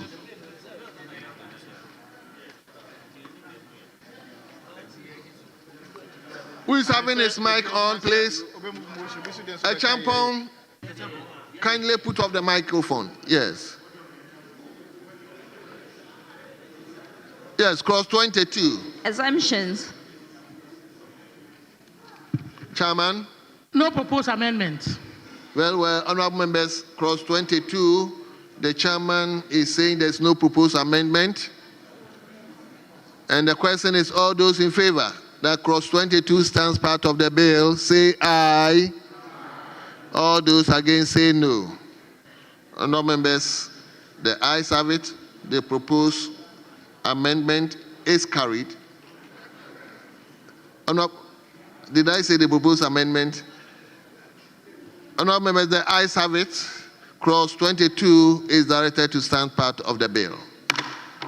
Clause 23. Accounts and audit.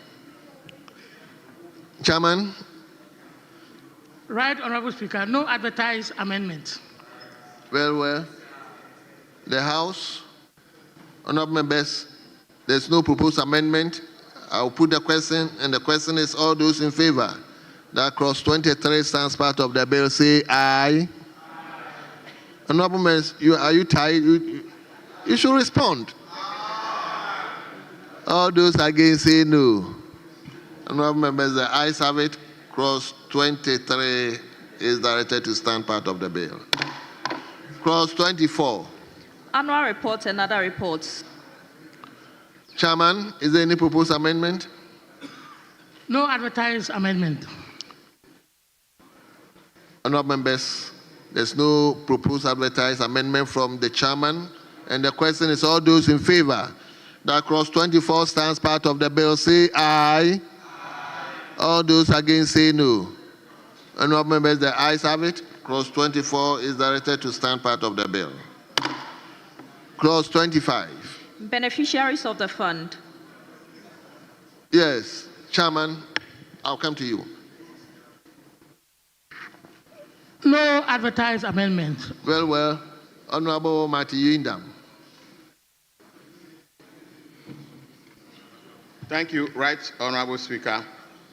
Speaker, I want to propose an amendment to clause 25.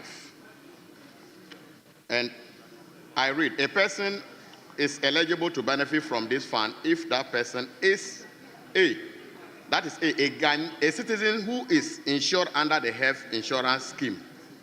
Mr. Speaker, I beg to differ and to say that this is a special scheme that is initiated to assist. And if you look at the memorandum, paragraph 3, and I want to read, in the view of the above, the government seeks to introduce the Ghana Medical Trust Fund, also known as Mahama Care Initiative, as part of efforts to tackle the financial burden of chronic diseases such as cancer, kidney failure, cardiovascular diseases, strokes, and diabetes.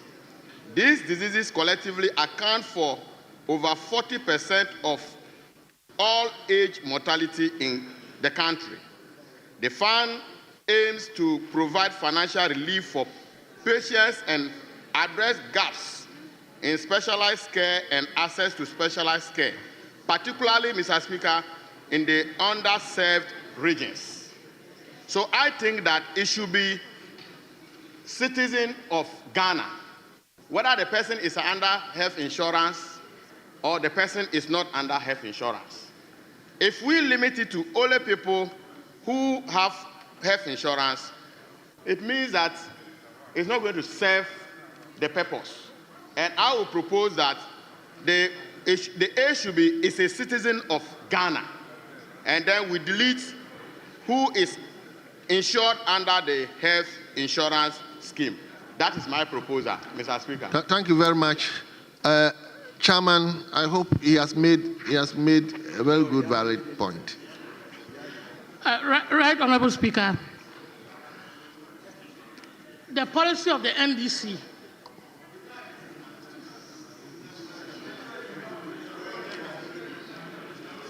the policy of the government, the policy of the government of the day is in two folds. One is primary health care.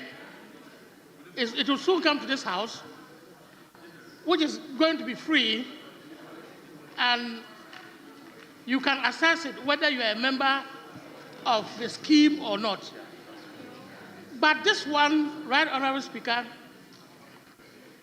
is based on something of the form of an insurance scheme. And so we expect that the National Health Insurance Scheme will take charge of the registration of the people, and you only apply it again.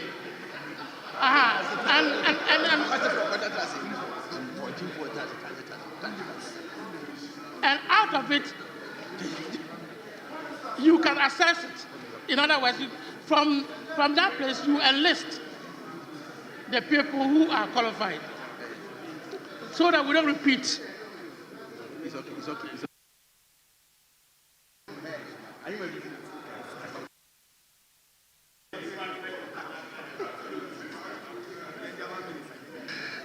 Yes. Thank you, Mr. Speaker. Mr. Speaker, I think that the proposal that was made by my colleague is apt. Now, the explanation that the chairman gives, if we have to go by what the chairman is saying, we must as well say that we must then create a department of the National Health Insurance, and then everybody will be at peace. Because now we have the social intervention bill that is before this house, that is being considered. There are a lot of people that are vulnerable.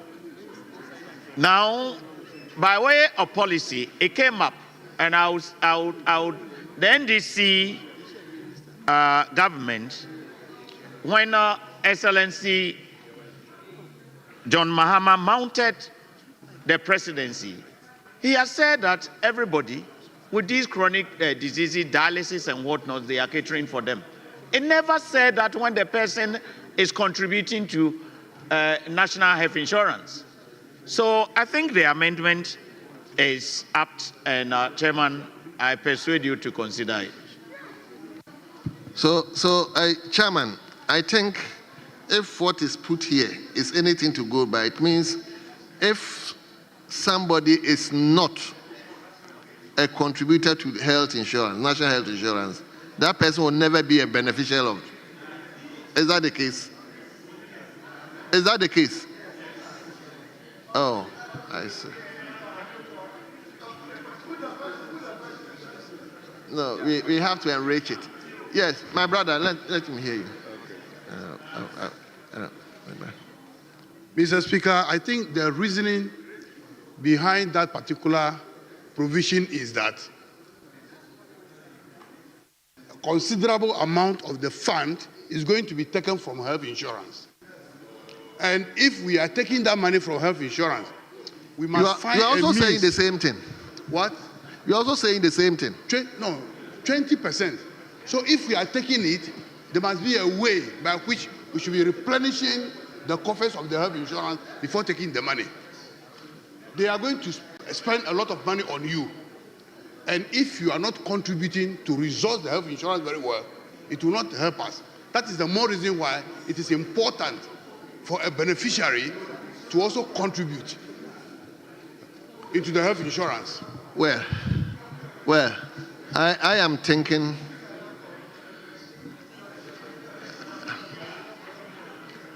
yes, leader. Mr. Speaker, please put the question. I should put the question.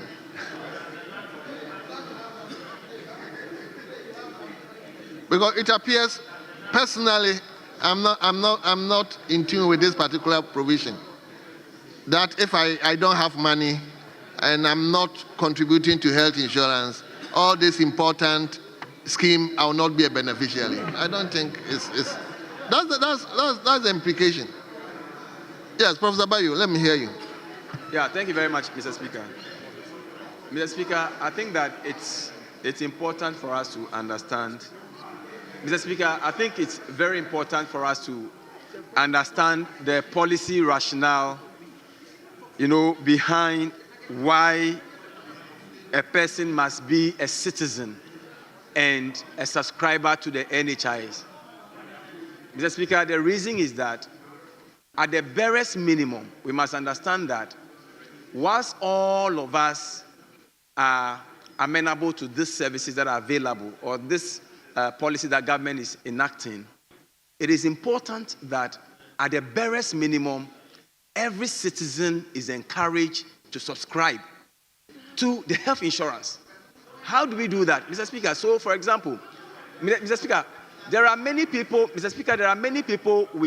who are registered with National Health Insurance and yet do not have the capacity to take care of chronic ailment, and they are the people covered by this Mahama Cares policy. So, Mr. Speaker, at the barest minimum, if you are from clause 3, if we are allocating 20% of monies to the National Health Insurance to this policy, it stands to reason that everyone who wants to benefit from this pot would also contribute. So, Mr. Speaker, in my view, it is a really good policy. And Mr. Speaker, I think the amendment, the proposal should be allowed to stay as it is. So, Mr. Speaker, if you can put the question, be very grateful. Well. So let him put the question. All those in favor, that cross 25 stands part of the bill, say aye.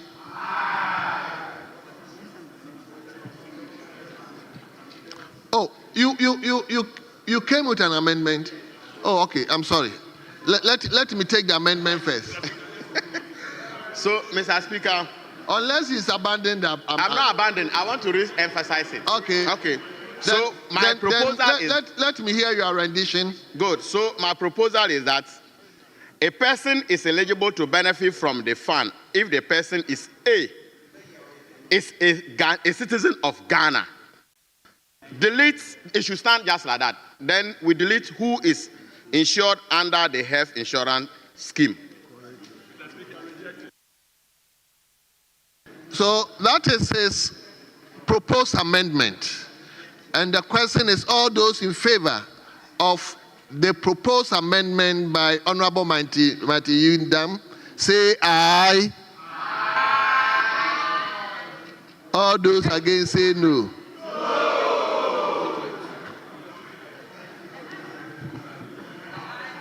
Honorable members, I'll put the question again.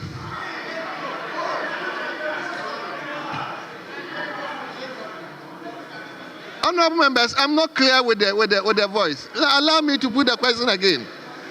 All those in favor of the proposed amendment by Honorable Mati Yindam, say aye. All those against, say no. Honorable members, it's obvious the noes have it. And the proposed amendment is turned down. And the question is, all those in favor that cross 25 stands part of the bill, say aye. All those against, say no. Honorable members, the ayes have it. Cross 25 is directed to stand part of the bill. Cross 26. Application for support. Chairman, is there any proposed amendment? No advertised amendment. Yes, let me go to Bekwai. Let me go to Bekwai. Honorable Ralph Pokredison. Thank you, Mr. Speaker. I get to where? Mr. Speaker. I get to Tafu before I get to Bekwai. You know, if I'm going to Formina, I go through Bekwai. Yes. Let me hear you. Thank you, Mr. Speaker. Mr. Speaker, I've carefully looked at Clause 26. Clause 26, clearly it is providing that a person who is eligible to benefit from the fund under Section 25 may apply to the fund through a specialist medical practitioner. The specialist medical practitioner, my emphasis on that one. And then, Mr. Speaker, when you come to 26(3), it is providing a period within which your application may be considered. It is providing for 14 days. And in my estimation, 14 days before you get to the position where the medical practitioner should put in the application for you in the first place, my assumption will be that then you are reaching the terminal point of whatever illness that honorable may be. members. So, Mr. Speaker, I want to propose that instead of 14 days, we make it 7 days. So that if it is, my argument is this: one, the application may be coming from a medical practitioner. There will be enough evidence, enough justification to justify why you should be giving this support.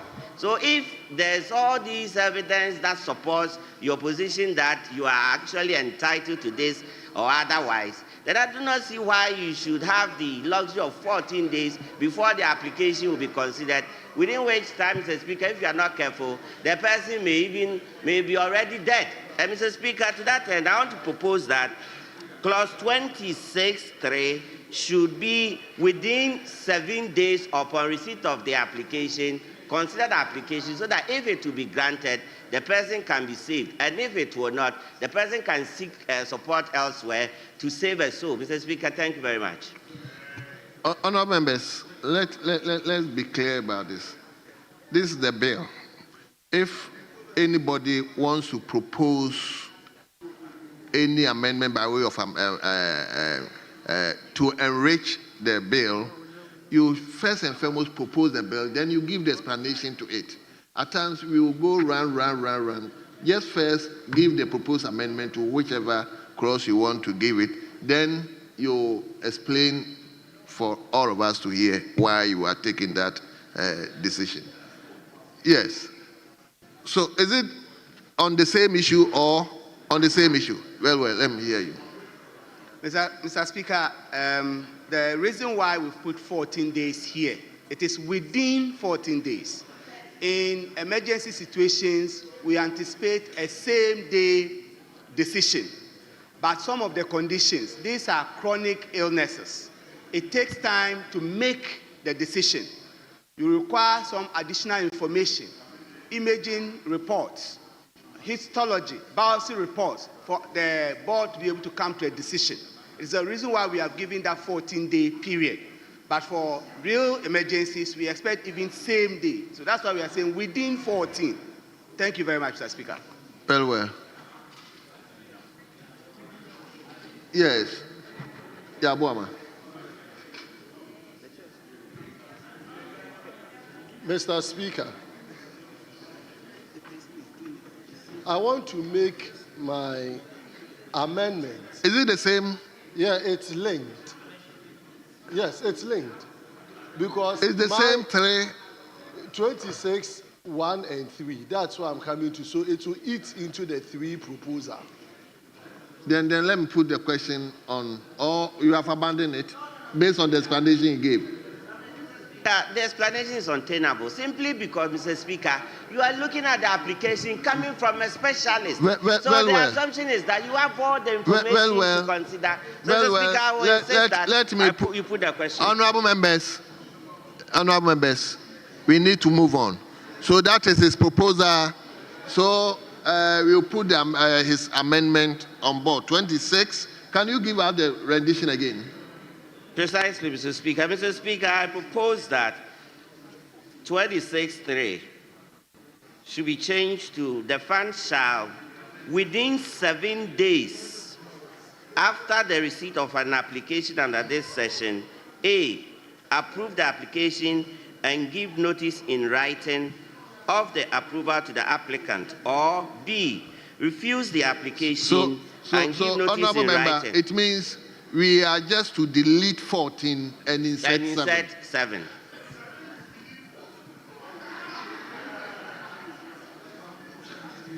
So all those in favor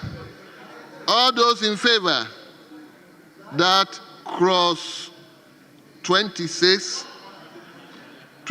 of cross 3,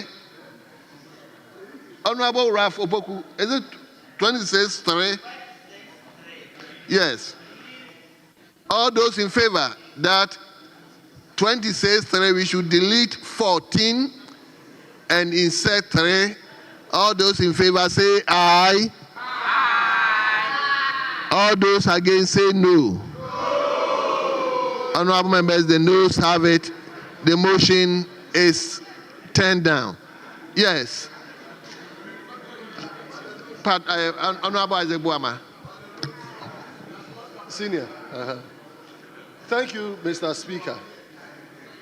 Right Honorable Speaker, I have a difficulty with the entire application process under 26(1). So my proposal actually is to delete or remove the entire 26.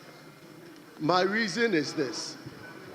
We are talking about beneficiaries of a fund. And we have established 25, the qualification for someone to benefit. Once the person is confirmed as a citizen and suffers from a chronic disease, what is the basis of putting in an application and going through that process? Because under a normal health insurance system, where this is being borrowed from, if you go to hospital and then you come under the categories of beneficiaries for health service, whether it is malaria or what have you, once you are diagnosed and you go for the treatment, the benefit is automatic and it is billed against whoever is performing that service. Why do you want to create a fund? The fund is here. Speaker, allow me to... Honorable members, Honorable Isaac Boama is saying clause 26 in its entirety be deleted. Is that not the case? I have not finished my justification, Mr. Speaker. It has to go down into the hearts and minds of my colleagues on the other side. So, Right Honorable Speaker, the issue is that the 25 has established the qualification or eligibility of beneficiary.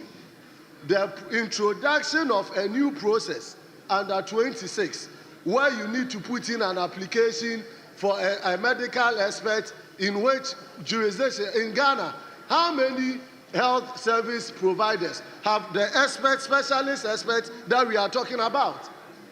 So for me, let the 25 stay, and even when the notice is not done, refusal and the rest, 26 3B.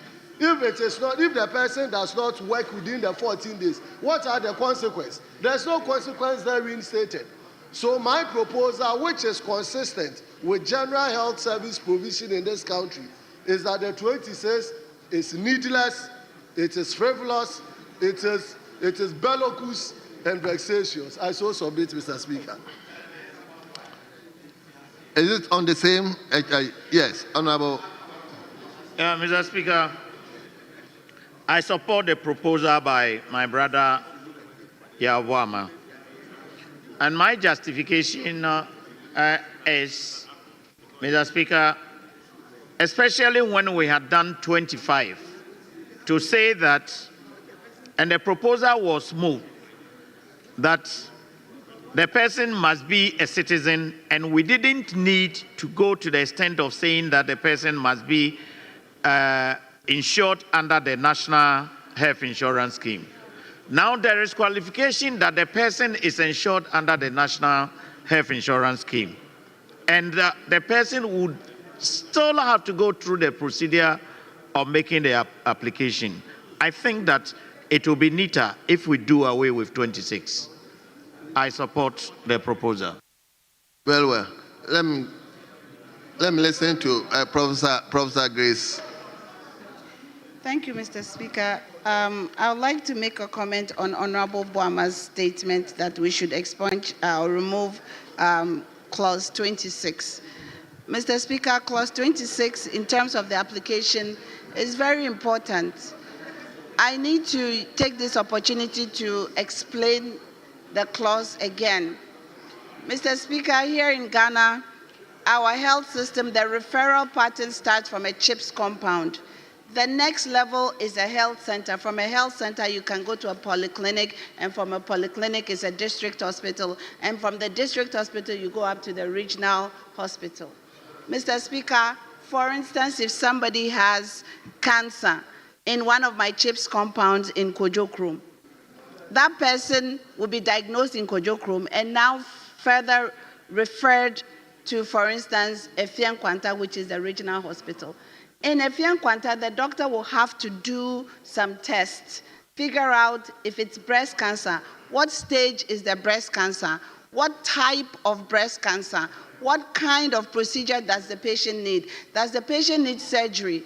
Followed by chemotherapy, followed by radiation therapy. It's all part of one treatment modality. So that is why you need a health practitioner to give you the necessary documentation, the labs, the radiology, the proper diagnosis to access the fund. So you need to apply with this information, because otherwise, how would the fund managers know that you have breast cancer stage 3 and that you are going to need surgery? How would the fund managers know that your breast cancer is actually stage 1, so you need stereotactic biopsy? So that is why you need to apply, because once you apply, we can have the necessary information to see which part of the continuum, which part of the arsenal, which part of the armamentarium do we put you into the spectrum? Which part, which section, how do we fit you into the spectrum? Because when we are talking about cancer, it's not one thing. When we are talking about high blood pressure or the complications of high blood pressure, it is not one area. When we are talking about diabetes, maybe the person has been amputated, maybe the person has had kidney failure. Thank you, Honorable. So it is the continuum and where we plug you. That is why, Mr. Speaker, so that is why you need that application. Honorable Grace, thank you. The application will be helpful to the fund managers. Honorable Grace, thank you.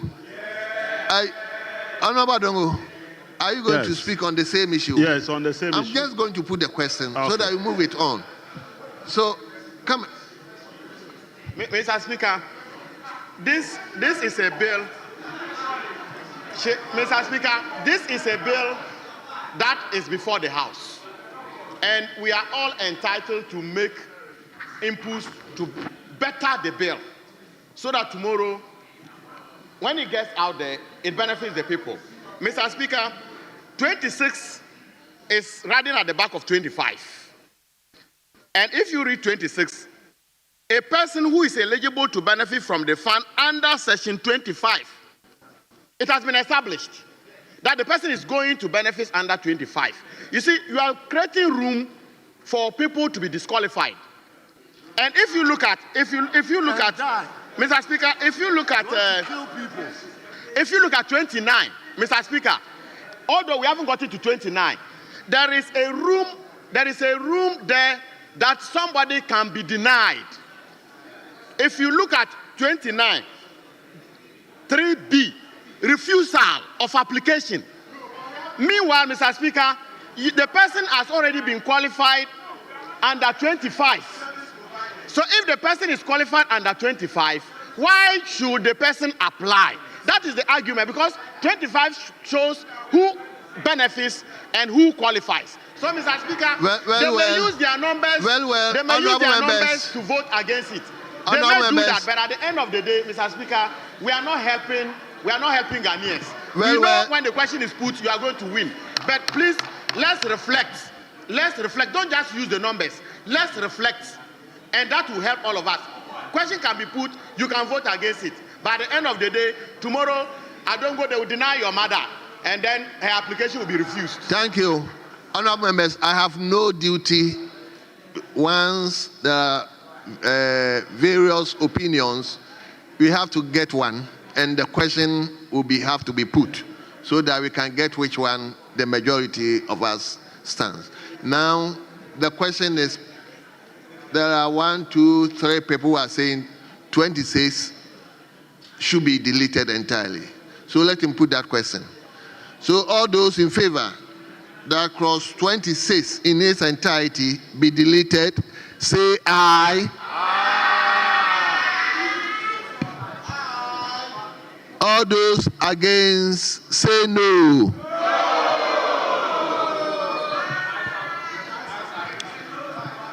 Honorable member, help me to take the decision. I will put the question again. All those in favor, say aye.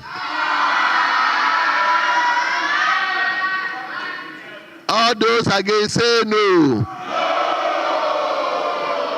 Honorable members, the noes have it. Honorable members, the noes have it. And that, let me put the question again. All those in favor that clause 26 stands part of the bill, say aye. Aye. All those against, say no. Mr. Speaker. Honorable members, the ayes have it. Clause 26 is directed to stand part of the bill. Clause 27. Services. Clause 27. Services.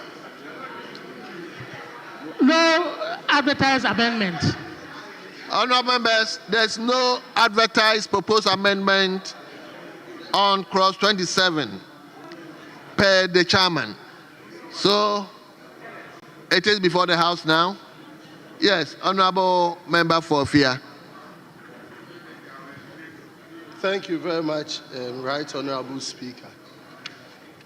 Mr. Speaker, under 27 is talking about the services and how the Board of Trustees will determine and advise the minister accordingly. Mr. Speaker, the medium or the medium of publication of that information is not determined. So I want to make a proposal under 27. When you go to 27(2), says that the fund shall provide the public with information through their official website. So I want to include their official website in respect of then A, B, C, and 3 can follow. I so submit, Mr. Speaker. Thank you very much. Is proposing that we include official website, and that is his proposal. Yes, are you supporting it? Yeah, Mr. Speaker, I support the proposal that we include official website, Mr. Speaker. It's not harmful, yes. Yes, Honorable Adongo. Mr. Speaker, as good as it is to have a website, these are operational matters. They are administrative. I don't see how we will put creating an official website in a law. Those are operational matters and are administrative. And I'm sure they will do that automatically. Well. Yes, Minister, let me hear you. Thank you, Mr. Speaker. Mr. Speaker, I agree with Honorable Adongo. And even better still, we can even come by LI to detail out the operationalization of the fund. And so not to specifically state it in the bill. Well. Yes. Thank you, Mr. Speaker. Mr. Speaker, 27.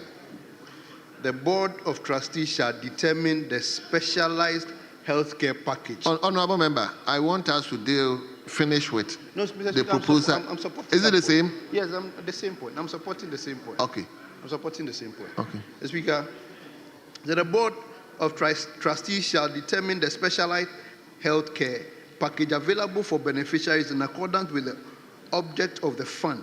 The fund shall provide the public with information in respect to the specialized health packages available. Mr. Speaker, when you read 27 and then you read the memorandum, the objective of the bill is to establish a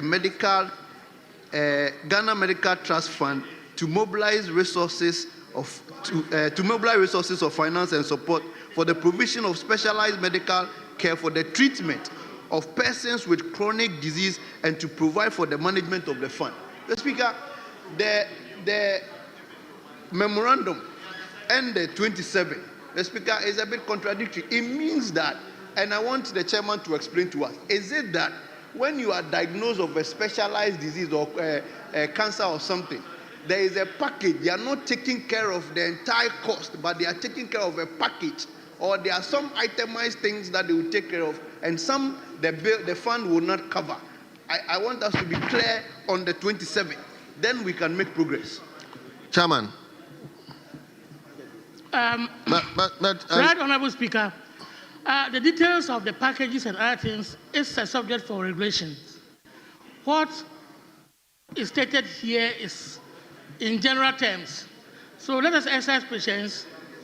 As we operationalize the fund, we should be able to get the details out.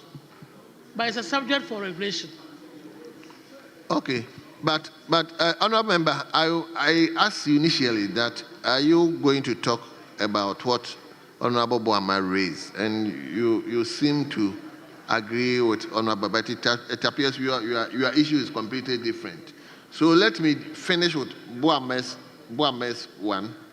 So I hope they've explained it to you. Yeah, Mr. Speaker, so from the explanation by my colleague on the other side, and going to clause 45, having looked at clause 45, which is the regulations, I believe that the medium of communication can be moved to clause 45. So when we get to clause 45, the amendments can go to reflect. Well, that's fine. Yes, Chairman, Leader. Yeah, Mr. Speaker, I was just going to suggest that the honourable member is actually ahead of himself, so we should deal with the clause that we are on. And not to be. That is fine. Honourable, yes. So, Mr. Speaker, if the clarity, I mean, the point made by the chairman, for me, Mr. Speaker, is not clear. Mr. Speaker, we are setting up a health fund that is supposed to cure or help people who have chronic disease.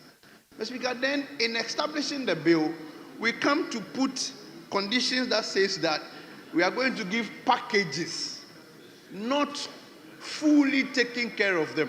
And we are asking the chairman to clarify.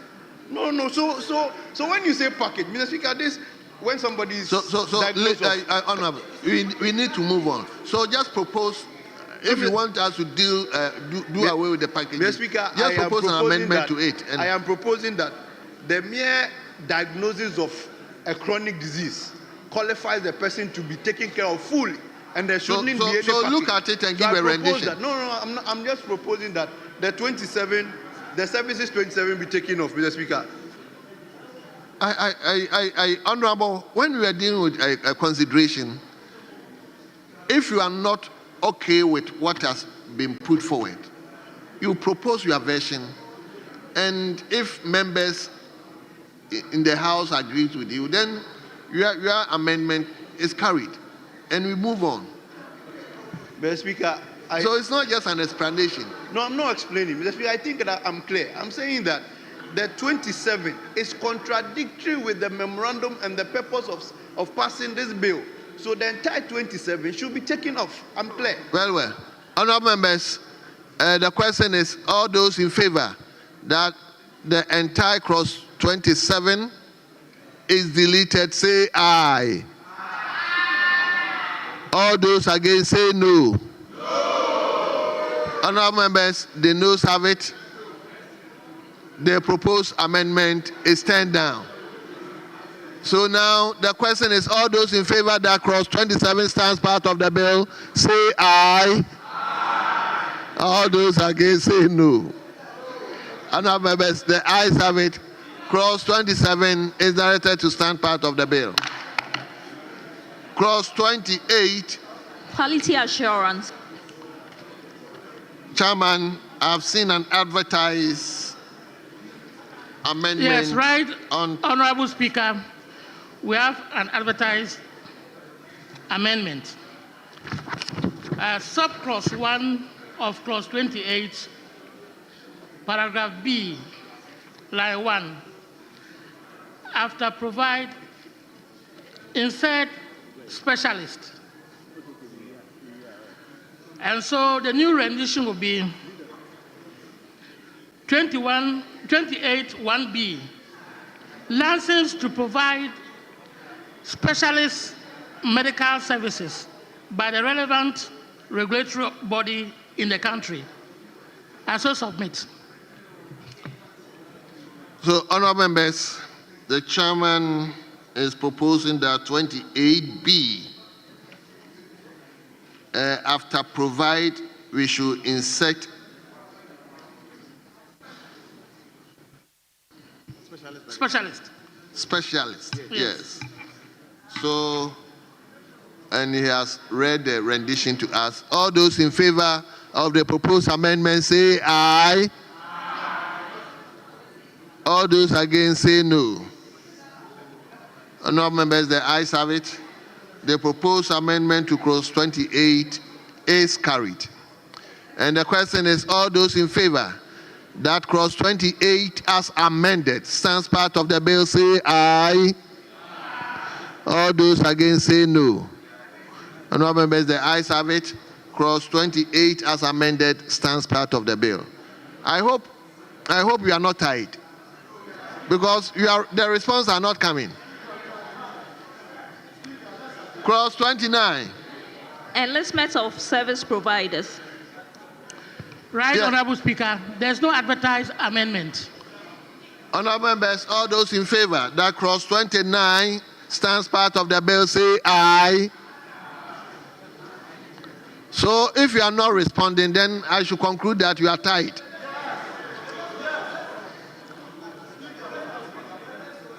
Because if I'm sitting here and I'm talking and you are not responding, then it means you are tied. And I'll put the question again. All those in favor that clause 29 stands part of the bill say aye. Aye. All those against say no. And all members, the ayes have it. Clause 29 is directed to stand part of the bill.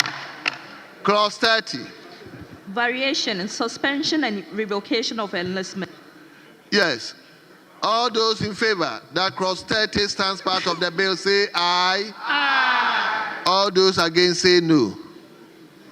Honorable members, the ayes have it. Clause 30 is directed to stand part of the bill. Clause 31. Medicines list, medicines tariff. Yes, Chairman, is there any proposed amendment, clause 31? No amendment. What's it?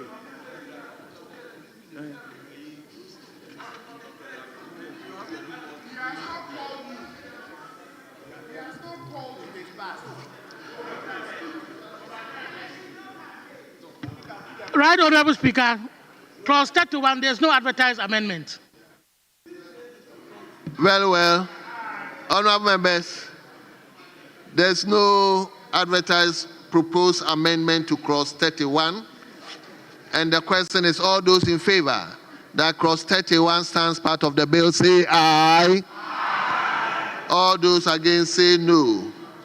Honorable members, it's obvious, the ayes have it. And clause 31 is directed to stand part of the bill.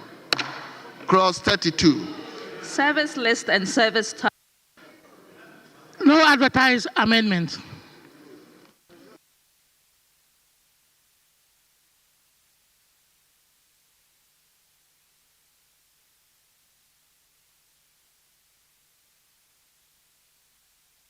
Yes, Chairman, is there any proposed amendment to clause 32? No advertised amendment. Right, Honorable Speaker. Honorable members, there's no advertised amendment to clause 32. All those in favor that clause 32 stands part of the bill, say aye. Aye. All those against say no. Honorable members, the ayes have it. Clause 32 is directed to stand part of the bill. Clause 33. Submission of claims by service provider. No advertised amendment, right, Honorable Speaker? Well, honorable members, there is no advertised amendment to clause 33. And the question is, all those in favor that Clause 33 stands part of the bill, say aye. All those against, say no. Honourable members, the ayes have it. Clause 33 is directed to stand part of the bill. Clause 34. Vetting of claim by fund. Yes. No advertised amendment. Well, honourable members, there's no advertised amendment to Clause 34. All those in favor that Clause 34 stands part of the bill, say aye. All those against, say no. Honourable members, the ayes have it. Clause 34 is directed to stand part of the bill. Clause 35. Payment to enlisted service provider. Right, Honourable Speaker, there's no advertised amendment. Yes, honourable members. Yes, Honourable Isaac Boama. Thank you very much.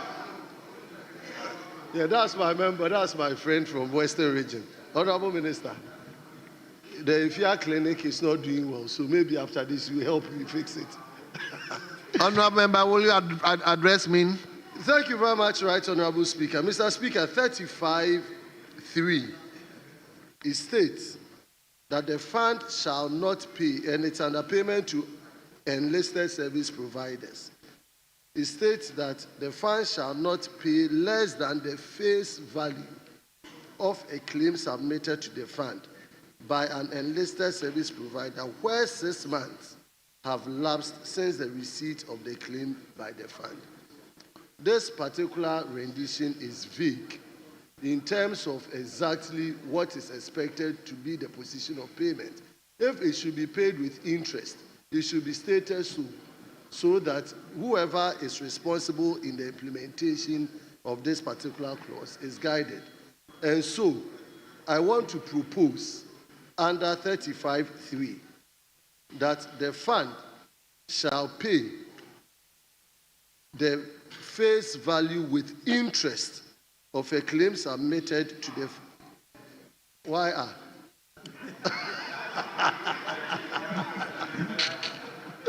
but to the fund by an enlisted service provider where 6 months have lapsed since the receipt of the claim by the fund. I so submit, Mr. Speaker. Very well, thank you. Honourable members, there is a proposed amendment by Honourable Isaac Boama, member for FIA. All those in favor of the proposed amendment, say aye. All those against of the proposed amendment, say no. Honourable members, the noes have it. And the proposed amendment is turned down.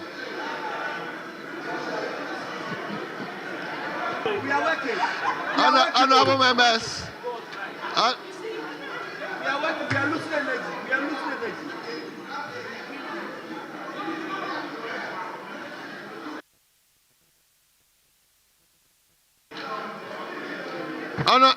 Who is having his mic on, please? It's on. Yes. Speaker, my colleagues, anytime you put the question, they shout loudest, no. Even where we are making very feasible and good suggestions, they shout no. I just want to remind them that Ghanaians are watching you. Ghanaians are watching you. You are rejecting all the good suggestions from our side. Just because all the good suggestions, once it's coming from our side, they will shout no and reject it. We live to see. Well, honourable members, all those in favor that Clause 35 stands part of the bill, say aye. All those against, say no. Honourable members, the ayes have it. Clause 35 is directed to stand part of the bill. We turn to Clause 36. Chairman, is there any proposed amendment? Payment mechanisms for enlisted service providers. Yes, Chairman. Honourable Speaker, there is no advertised amendment. Yes, honourable members, there is no proposed amendment to Clause 36. And the question is, all those in favor That clause 36 stands part of the bill, say aye. All those against say no. Honorable members, the ayes have it. Clause 36 stands part of the bill. Clause 37. Appointment of third-party administrators. Chairman, is there any proposed amendment? No advertised amendment. Yes, honorable members, there's no advertised proposed amendment to clause 37. And the question is, all those in favor that clause 37 stands part of the bill, say aye. All those against say no. Honorable members, the ayes have it. Clause 37 stands part of the bill. We turn to clause 38. Qualification as third-party administrator. Yes, Chairman. Honorable Speaker, there's no advertised amendment. Yes, honorable members, there's no advertised amendment to clause 38. And the question is, all those in favor that clause 38 stands part of the bill, say aye. All those against say no. Honorable members, the ayes have it. Clause 38 stands part of the bill. Clause 39. Application for registration as third-party administrator. Yes. Chairman, is there any proposed amendment? No advertised amendment, right, Honorable Speaker? Well, honorable members, clause 39. All those in favor that clause 39 stands part of the bill, say aye. All those against say no. Honorable members, the ayes have it. Clause 39 is directed to stand part of the bill. We move to clause 40.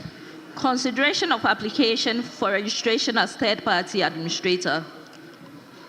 Honorable members, Chairman, is there any proposed amendment? No proposed amendment, right, Honorable Speaker?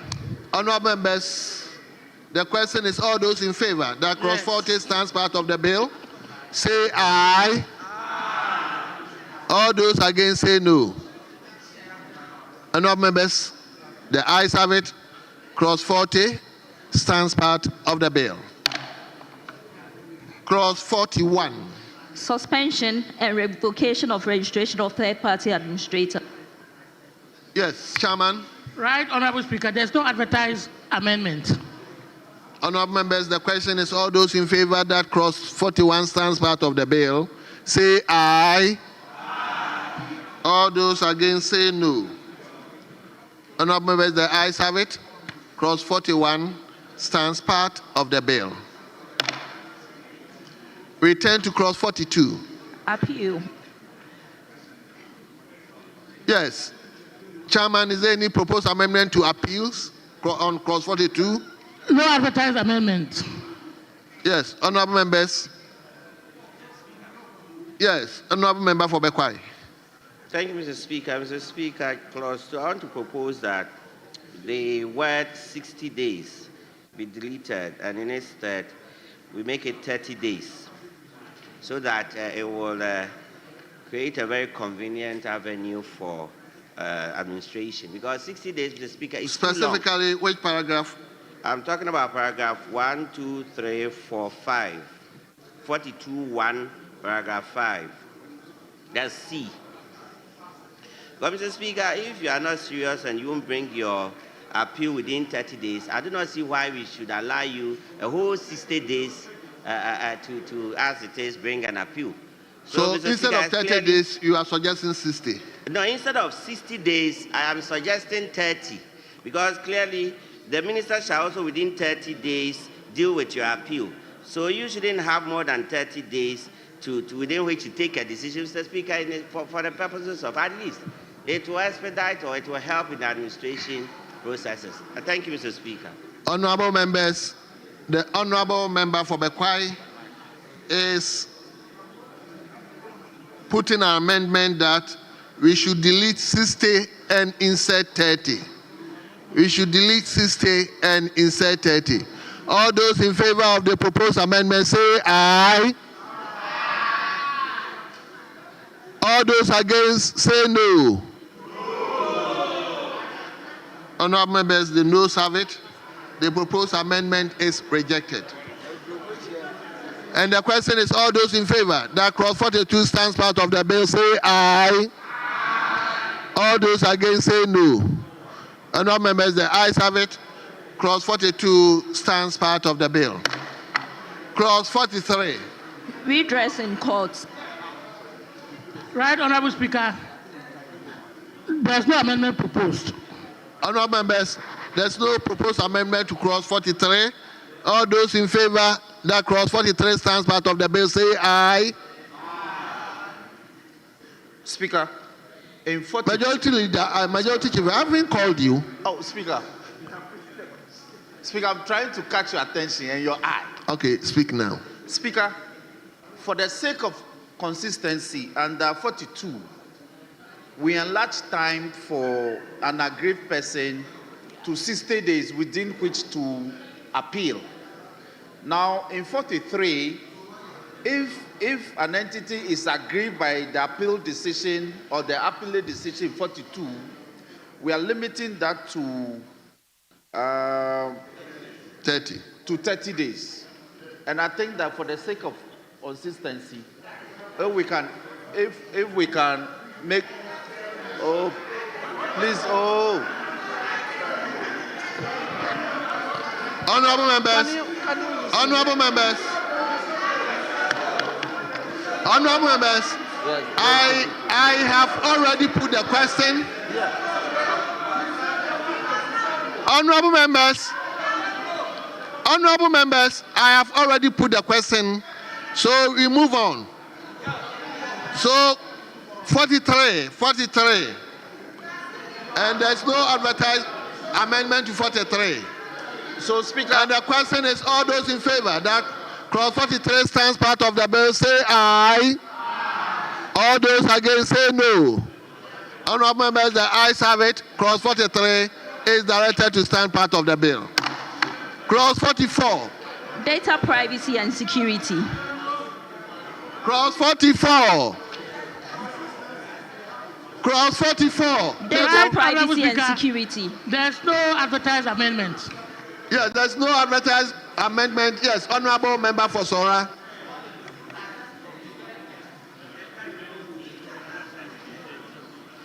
Thank you, Mr. Speaker. Mr. Speaker, I am not standing on to propose any amendment, but it's something I have observed and I want to put across.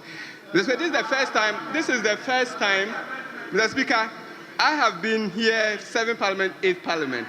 I never saw this kind of disagreement and partisanship in making laws. Maybe the way we carry ourselves when we are putting our issues across, that is what is bringing this. We are making a law that will stay for the people of Ghana. And so for me, I would suggest that, Mr. Speaker, just like I was saying, Mr. Speaker, just like I was saying, it's probably because of the way we carry ourselves when we are bringing out our issues. So, Mr. Speaker, well, Mr. Speaker, thank you, but I think you should guide us. Mr. Speaker, I think you should guide us. We should not let it look like we are playing politics with everything. Thank you, Mr. Speaker. Well, we've taken your wise counseling, and I think Honorable Andrew, Honorable Member, I think that has been the mode, because there have been a lot of amendment suggestions, but the vote has always gone against new amendment. So probably we'll look at it again. Mr. Speaker, I pray thee. Mr. Speaker, you realize that you directed the maize to be tilted. And that is why we don't have to be very strict at this moment. Mr. Speaker, a proposal was made. Another member and a senior member sees some point or some sense in the proposal that was made. Mr. Speaker, even though the question had been put and we had taken a decision on that, because the mace is tilted, Mr. Speaker, I pray thee, you can always relax the rules in order that we can enrich the bill. Because maybe at the time we'll be doing an opportunity will come for second consideration, maybe the proposer or the person that supports it will not be here. But there are a lot of things, Mr. Speaker, that had gone down the carpet. And I think it doesn't help. If you go that way, we are in trouble as a nation. Thank you. Well, I personally share that view. But whatever it is, parliamentary democracy deals with majority. So if there's a proposed amendment and the majority is saying no, I cannot say anything otherwise. So as much as some of the amendments for me are germane, if the majority are saying no, you cannot say anything otherwise. So we will move on, but we will take the advice on board. Yes. Minister, I'm not a minister. Sorry, Mr. Speaker, I just want to make a point that this bill has been discussed extensively at the committee level. Positions. Honorable members, the mere fact the bill has been discussed at the committee level, it doesn't mean that the House cannot take a close look at that one is. Honorable members, let's turn to clause 44. Clause 44. Clause 44.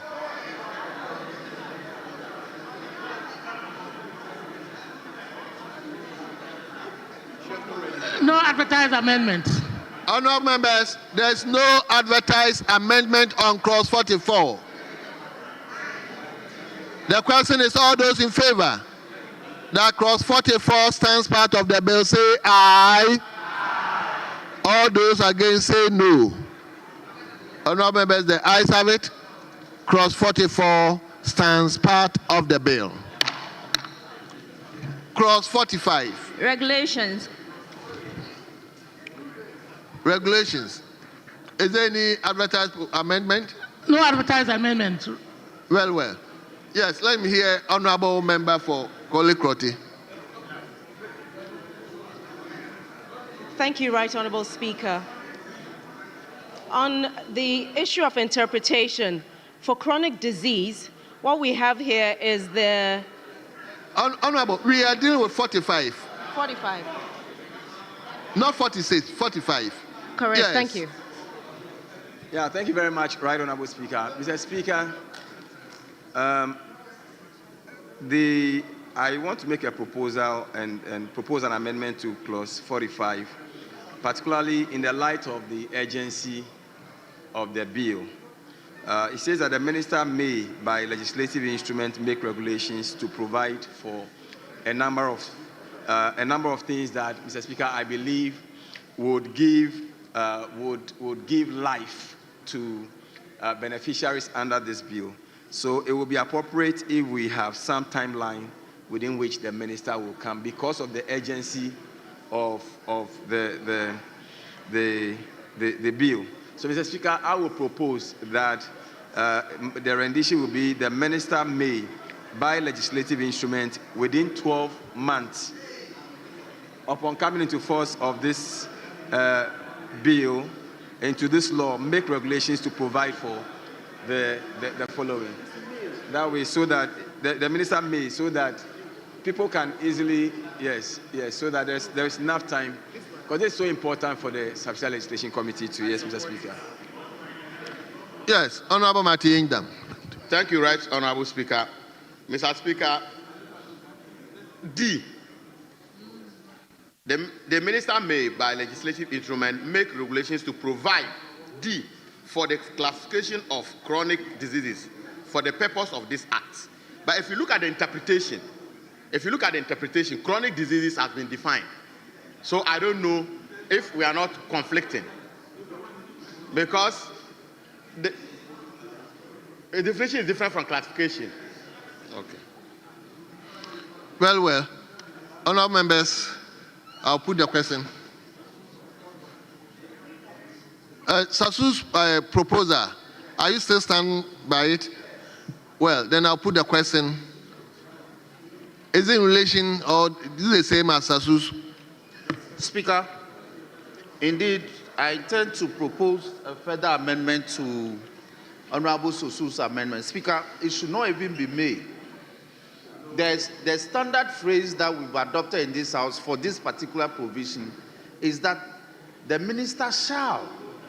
Please, check all the recent legislation. Speaker, the problem is that we have some enactments from this House that are about 20 years old, but the ministers have not come by regulations to give effect to them.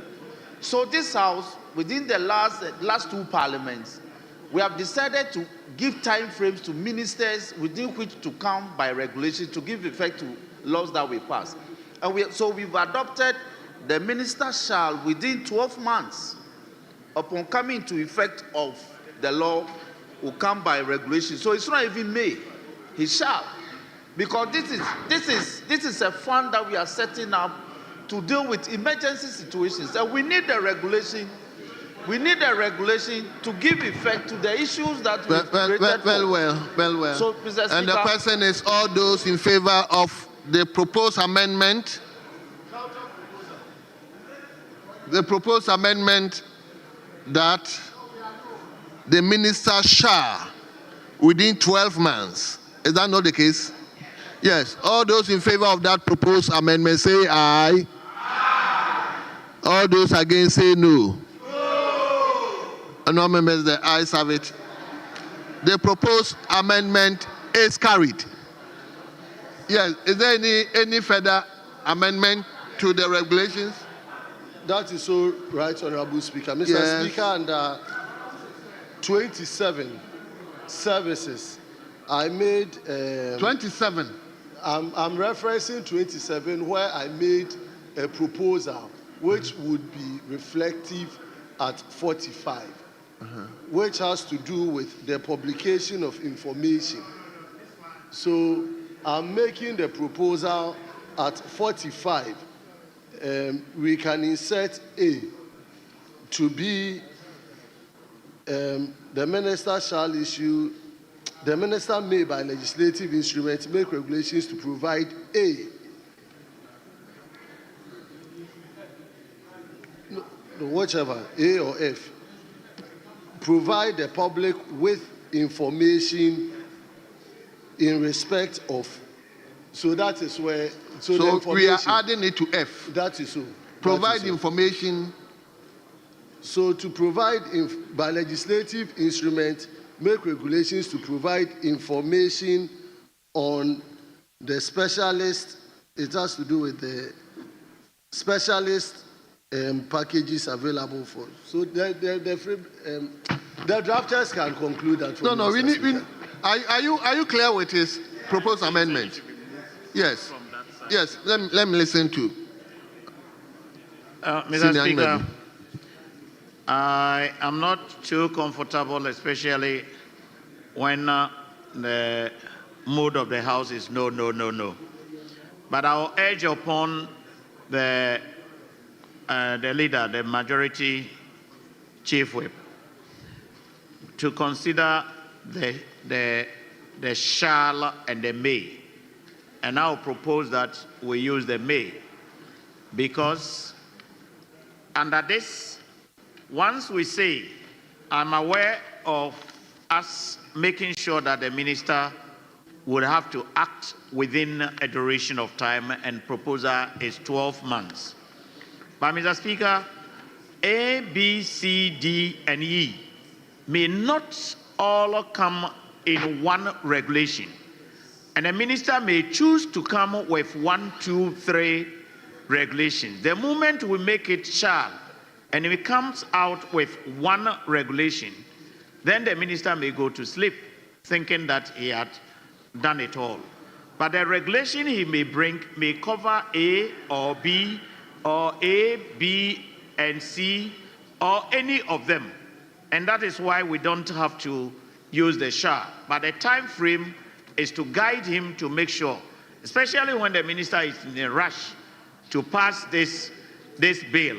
I think he must be in a rush as well, to be in a hurry to come out with the regulations. So, Mr. Speaker, I would pray and urge upon the chief trip that we use may instead of shall.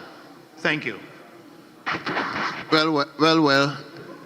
Speaker, we put the question on that provision.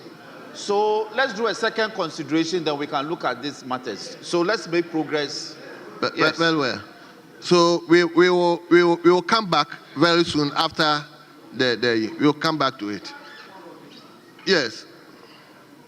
Mr. Speaker, much as I agree with the point that has been raised by Honorable Anyimedu, I think that having regard especially to clause 45C, especially for the forms to be used under this act, a little tardiness would mean that these forms would not be available. So I would, agree with the learned majority chief whip that we make it mandatory and not permissive, so that the minister is caught within a certain time frame to come to this house with the regulations, so that we'll give effect especially to 45C. Even if you are not doing any other provision, but 45C, the forms must be normally attached. I thank you, Mr. Speaker. So it means you are going with the majority chief whip, what we've already adopted. Is that not the case? Well. Yes, I compliment him. Yes, thank you very much, Mr. Speaker. In respect of 45C, I would want to humbly pray that to make it more clear, it says the minister may, by legislative instrument, make regulations to provide for the C, for the forms to be used under this act. I would humbly suggest that if we bring for the forms to be used under this act or for the forms to be used under section 26(2) under this act, so that it will bring clarity. Because if we say it for the forms to be used, we have provided for under 26(2), we have provided for that the person shall be in a prescribed form. So that form, at least it refers to it to bring clarity to it.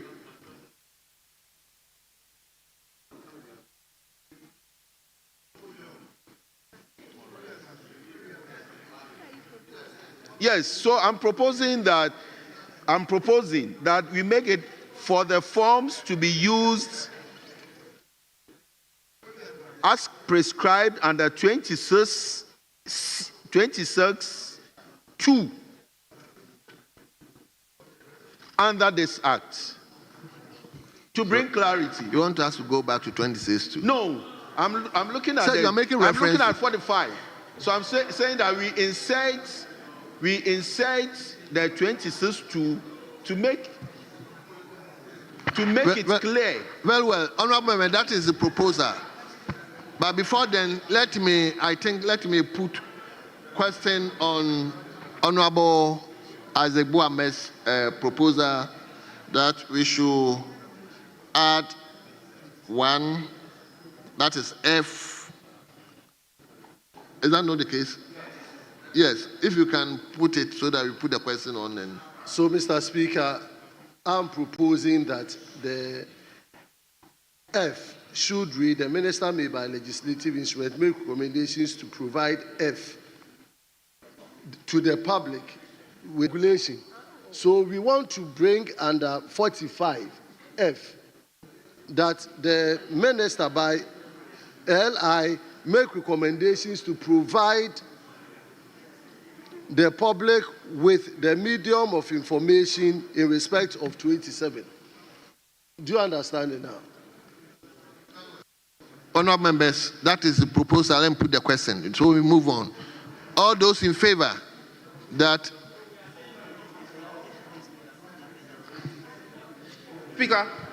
Speaker, instead of the F that is proposing, the E is the general proviso.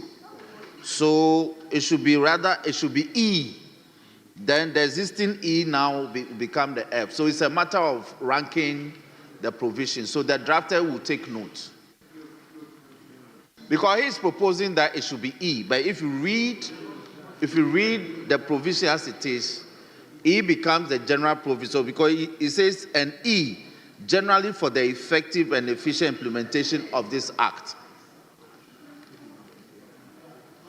No, the point is, the numbering is not a problem. The drafters would take care of it. But yes, but just drawing the content of his proposal, yes, that's what I'm a bit... Great. Yes. Great.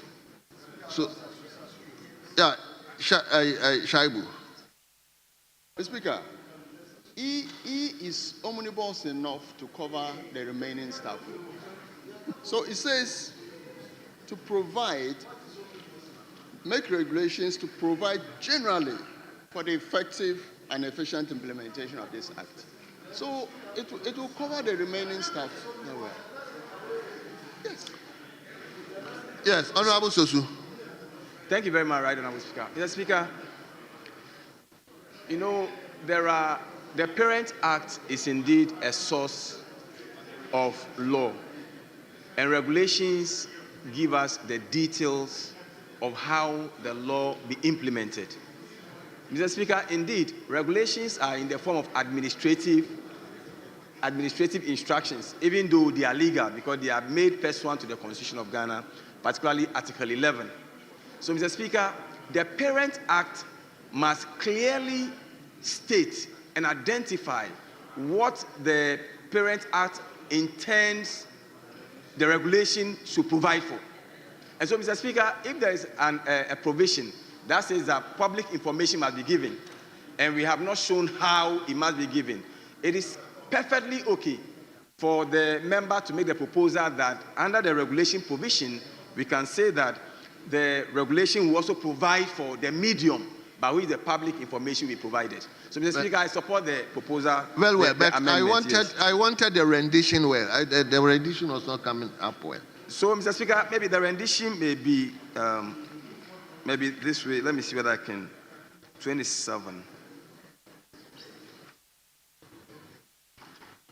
So, Mr. Speaker, the rendition may go this way. The minister may, by legislative instrument, within 12 calendar months of this regulation, shall make regulations to provide.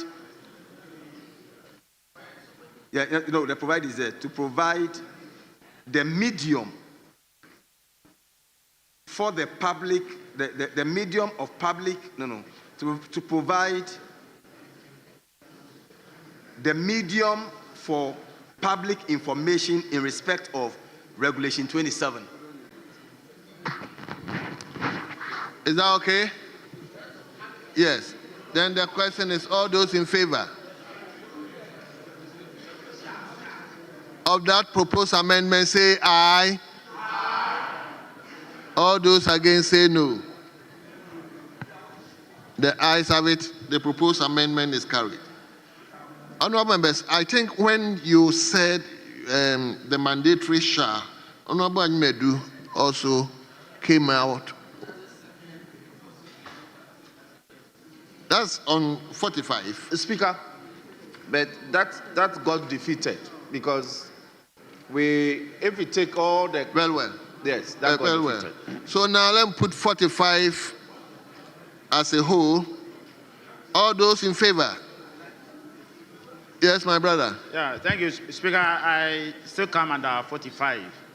Speaker, having served on the Subsidiary Legislation Committee last Parliament, I have little idea how laborious it takes to prepare a regulations.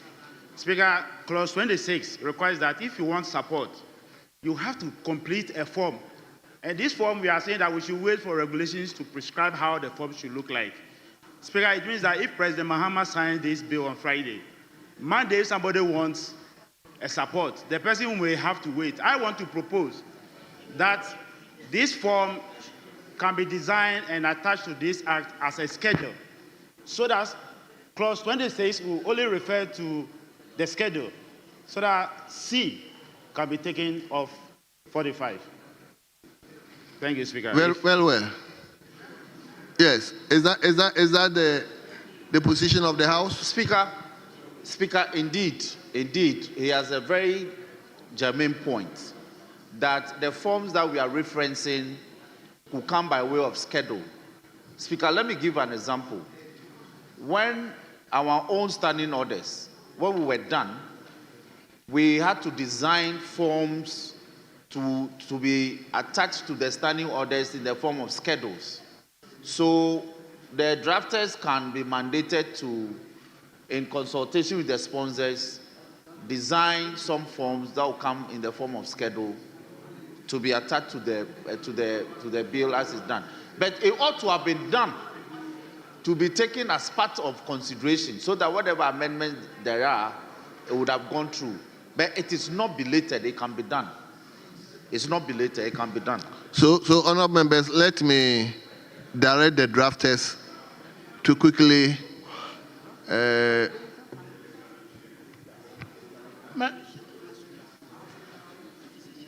Right, Honorable Speaker. But it's not you. Right, Honorable Speaker. Yes. Right, Honorable Speaker. Yes, in as much as these forms, etc., is supposed to be picked up by regulations, the scheme can operate without it. I'm saying this because it's a referral system. It's a gatekeeping system. Once, and the owner of the patient is the specialist.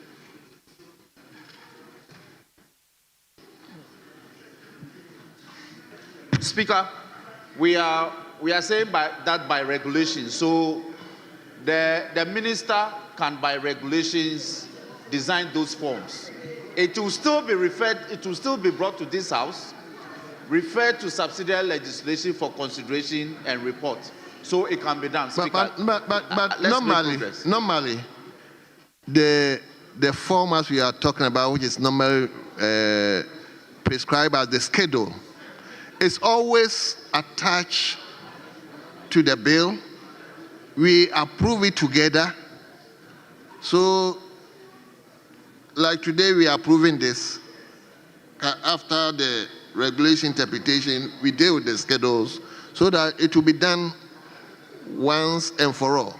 But as it stands now, we don't have the schedule here. So we will handle it as we move on. But for now, we don't have the schedule with us. So, honorable members, let me put the question. Honorable member for Yendi.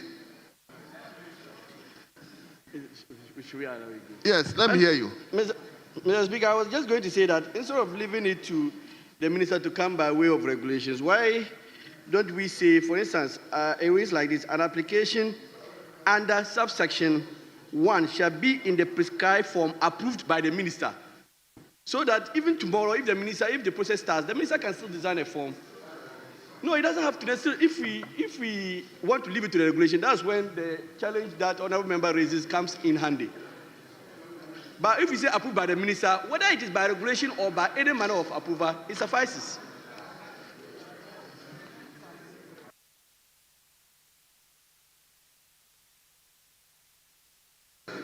Speaker, for instance, if you take the Cyber Security Act, which is one of the recent legislations we passed, we mandated the minister responsible for national security to come by regulations, and there were schedules that were to have been prepared like forms. We gave the minister the mandate to buy guidelines. So this House, the National Cyber Security Act, the guidelines that were enacted have a force of law. So they use the guidelines the regulations to prepare guidelines that came out with a lot of forms as to what to do and what not to do and all that. So we can, by similar legislation, say that they can use the regulations to design guidelines in the form of forms or whatever that will give effect to the implementation of the law. It's been done by this House, Mr. Speaker.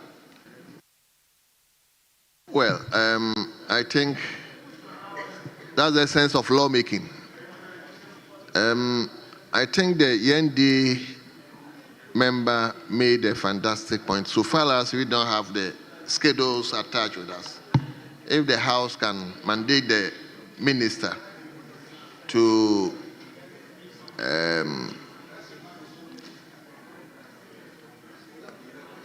design, as the case may be, for the House to also have a look at it and probably give the approval to it, then we can move on from there.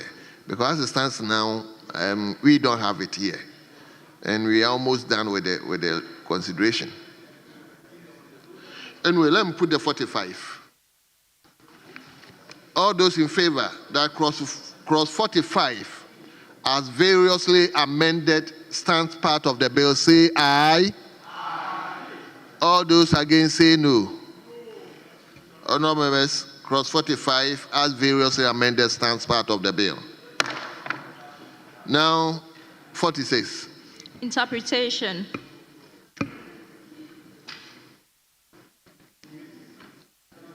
Yes, Chairman.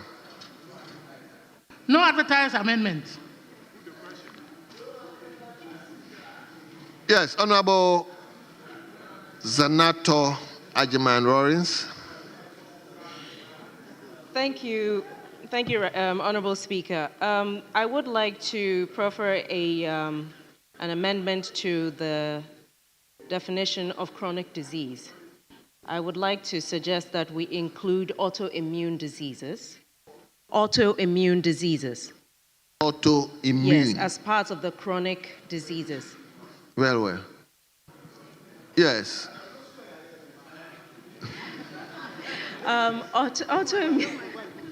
Autoimmune diseases are basically a spectrum of diseases where the body doesn't recognize its cells anymore and it starts to fight itself. There are a lot of sufferers of autoimmune disease in Ghana. The cost of medications is extremely high. Many of them are within a socioeconomic class where they cannot afford the medication. So if we don't specifically mention them here, they may not be considered as part of 45D, where it talks about the classification of chronic diseases for the purposes of the Act. So it's just to make sure that autoimmune is included. Thank you. Thank you very much. Oh, yeah. Is that the position of the House? And the question is, all those in favor? Oh, you have others. It's not done yet. Okay. Yes. I would also like to include sickle cell disease to the list. Sickle cell. Yes. Okay. Thank you, Mr. Speaker. So the new rendition would read, chronic disease means a condition that lasts for 1 year or more and requires ongoing medical attention or limits activities of daily living and are the result of a combination of genetic, physiological, environmental, and behavioral factors, including cardiovascular diseases such as heart attacks and stroke, and cancers, chronic respiratory diseases such as chronic obstructive pulmonary disease and asthma, and diabetes, and autoimmune diseases. It may give an example such as systemic lupus erythematosus and sickle cell disease. Very well. Honorable members, are you going to speak to that, Honorable? No. Yes. Dr. Sandari. Yes, Mr. Speaker, we are together medically, but if you look at the clause, once it states include, it means there are so many other diseases that We can't list all. Okay. Z, it's okay. So let's add it. Let's add it so that we make progress. Have you finished? Yes. Mr. Speaker, the reason why I'm specifically mentioning autoimmune and sickle cell is because if we're going to talk in general, these are two groups of patients who really suffer a lot but are not recognized. And a lot of people go undiagnosed. And so if attention is brought to it, then it means that we can make sure that they are included and that they are seen as well. Thank you. Well. Yes. Honorable Ahmedu. Mr. Speaker, I am not sure I'm very comfortable with the proposal that is made by my sister. And I expect the minister and the chair, especially when the chairman is the medical officer. Mr. Speaker, I'm not a doctor, but I know that the autoimmune diseases are not non-communicable disease. So the policy direction, the sickle cell is not NCDs. So what is the policy direction? The policy direction, and if you look at what is proposed, what is before us, we are making a law to cater for the NCDs. So if it is not, and my sister may want to, if it is not a non-communicable disease, why do you include it here? That's my difficulty. So if by way of policy, the minister would want to extend and do some changes, so be it. And the chairman must also help so that we know whether we are doing NCDs or we are doing other diseases. Thank you.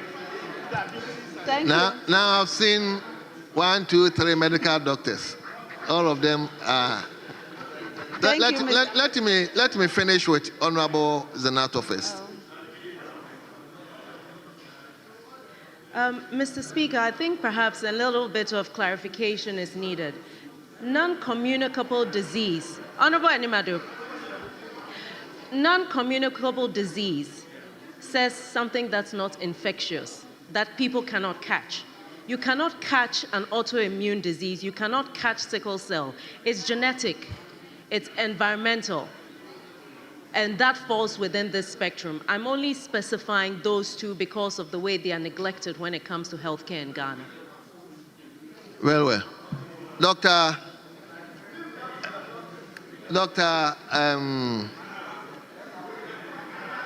Anaba, yes. Thank you very much, Mr. Speaker. I would impart support her and impart also support him, simply because if she's talking about we should ask sickle cells and then autoimmune, yes, they can lead to chronic ailment. Means that the definition says that a disease that has been lingering for more than a year and needs continuous medical support for management. Yes, sickle cells, autoimmune disease. Sickle cell is not the only genetic disease that we have that can linger for more than a year. Once we have genetic here, it will cover even including thalassemia, which also gives problems to people. So it will cover diabetes. In other words, the genetic is enough. We shouldn't mention specific disease. If the team that is going to classify the diseases into the array of diseases to be covered by the scheme, they will determine it, depending on the prevalence in the country and the incidence levels and how people suffer to maintain themselves. There are people who may have it and don't need the trust. So let's allow the trust to come out with the classification of the diseases that they will use. But in essence, sickle cells is not the only genetic disease, and it is not the only one that will live for long in the patient. So we should allow the genetic to stay, so that all genetic diseases that are found to be debilitating people will be covered under this, or else we'll hype one and leave the rest. So to me, let's leave it at genetic. We can add the autoimmune, which is not covered, But the genetic, we should leave the sickle cell out and out autoimmune because there are also several of them. Then they also the team that would do the classification would gather them, would put them together, and give it to the trust. Yeah, that is what I'll say. Thank you. Thank you very much. There shouldn't be any amendment to me, except to add autoimmune disease. Autoimmune disease. Unique disease. All right. Okay. Right. Well. Thank you. So it means that one call for amendment. Thank you, Mr. Speaker. Mr. Speaker, I think that there's likely going to be an interpretation problem. Yes. If we expand the meaning of chronic to include non-chronic diseases, them generis, mosquito associes, we are going to have a challenge. So, Mr. Speaker, if you like, we can make it chronic and other acute diseases. If you say that, then you are likely to extend the meaning. But if you keep it this way, and this matter goes to court, Mr. Speaker, the judge is going to be urged on to interpret chronic to mean what is chronic, and what is non-chronic cannot be added to this one. So, Mr. Speaker, we need to be very careful. We are passing the law, but we don't interpret the law. At the very least, we have the tools of interpretation in our possession. So we should be able to apply it here and not go and embarrass ourselves when somebody takes us to court. I thank you, Mr. Speaker. Yes. Mr. Speaker, my understanding of this bill, and consistently as it has been, is to provide Medicare for treatment of persons with chronic diseases. Mr. Speaker, if you come to the interpretation, Mr. Speaker, they have defined it in a manner that autoimmune, whether sickle cell disease, they have brought in a sort of definition, genetic. Mr. Speaker, if we go to ICD-10, 11 classification of diseases now, you realize that we have not missed, by virtue of what they have stated here, underlying causes of chronic diseases: genetic, physiological, environmental, behavioral, and others that they have brought. So to be able to state autoimmune, yes, autoimmune is absolutely familiar, genetic. Sickle cell disease, genetic. It is defined by genotypic expression, genetic. So, Mr. Speaker, if we keep it as it is, we are safe to land, extremely safe. And your ally will detail as our ally, so long as it's not Mahamake. So long as it's not Mahamake. Well. Yes, we'll take it. Well. Yes. So Honorable, I'll give you the floor. Yes. Thank you, Mr. Speaker. The reason behind my raising the issue on specifically autoimmune disease is the fact that currently lupus sufferers, their medications are not covered by the NHIS. Where are these people going to get the support to get these medications that they need for conditions that are lifelong, that a lot of them end up dying very young, and it affects mostly women? Mr. Speaker, I'm only bringing this to the attention of the House so that the people who have autoimmune diseases do not get forgotten yet again. Because if the case is that we are not going to be specific about it, then something should be done so that the NHIS covers the cost of their medications. So expensive. And most of these people are from vulnerable societies, vulnerable communities, and are in the lower socioeconomic group. Otherwise, we are leaving out a huge number of people who suffer from a disease, the cost of their medications, which are too high for them to manage. And many of them die because of lack of access to medical care, because they cannot afford this medication. So, Mr. Speaker, this is the reason I am harping on the inclusion of this particular word in this definition. So, honorable members, the medical professionals, is it the case that Hello, honorable members. Is it the case that the bill as we have now is not capturing the specific disease it's captured? So if it is captured, then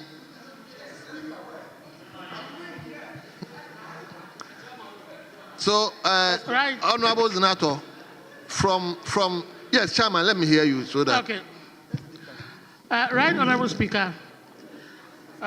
Yes, some are captured, but some are also like mixtures. When I say mixture, it's genetic with infection, an allergic component, etc. So what she's suggesting, SLE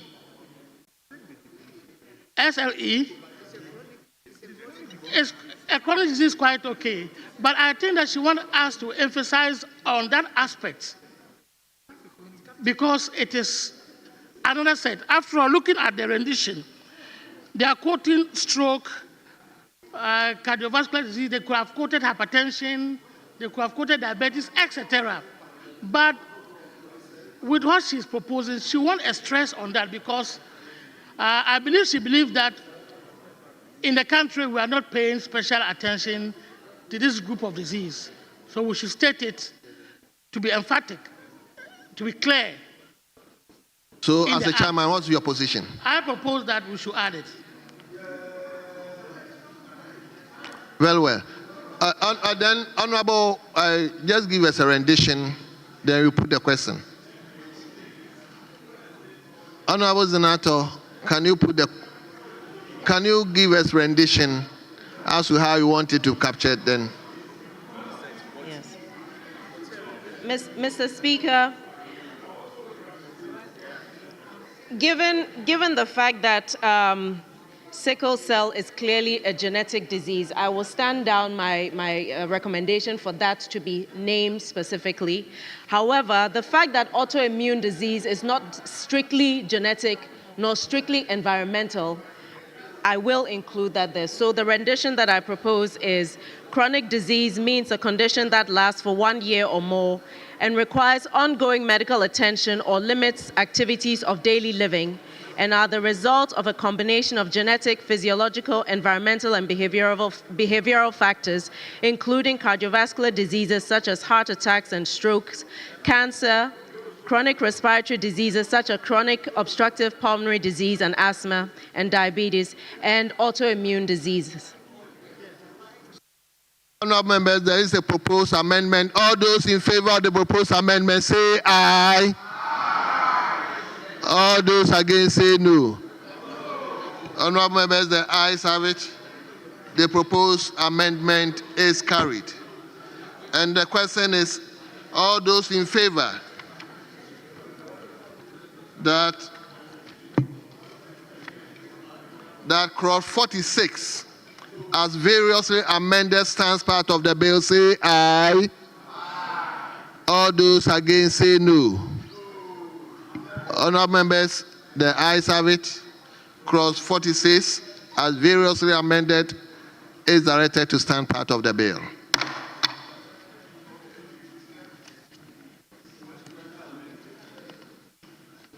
What? Schedule.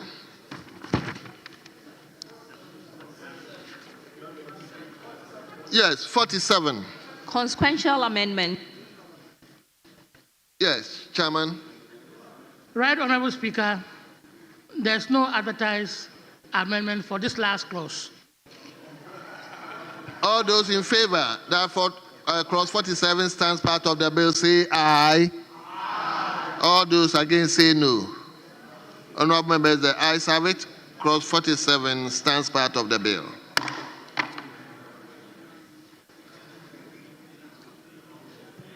Yes. Speaker. So we deal with the schedule.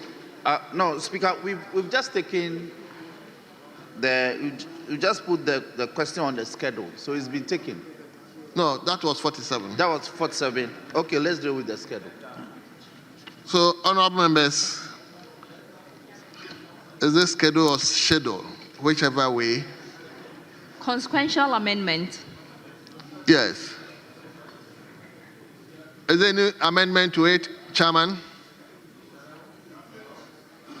Right, Honorable Speaker, there's no amendment to it. And the question is, all those in favor that schedule consequential amendment stands part of the bill, say aye. All those against say no. Honorable members, the ayes have it. The motion is carried. So now we turn to the long title. An act to establish the Ghana Medical Trust Fund. Yes. Mr. Speaker.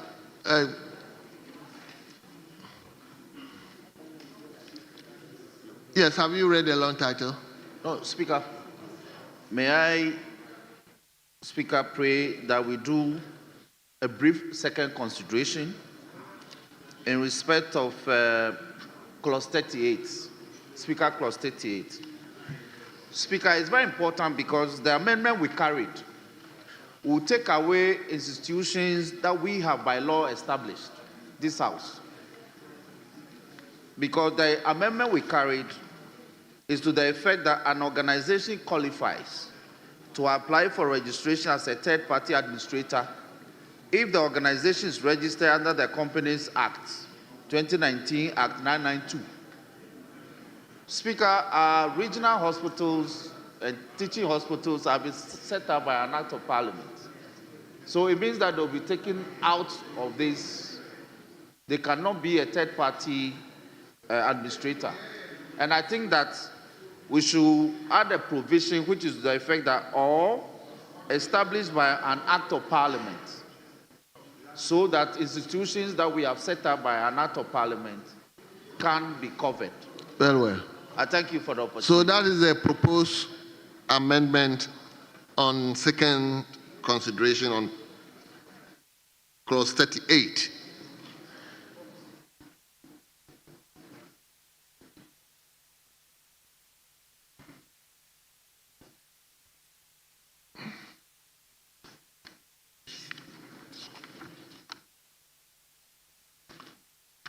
Honorable Dafiamapo, have you looked at the definition for a third party?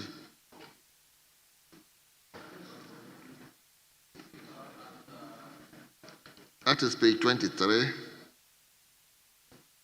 A third party means an organization or an agency that has been contracted by a fund to provide operational services.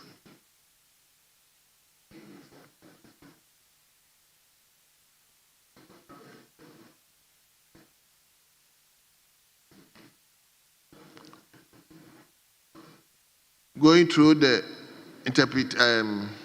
the definition, do you still hold on to your amendment? Speaker, what does it say? Third party administrator. What does it say?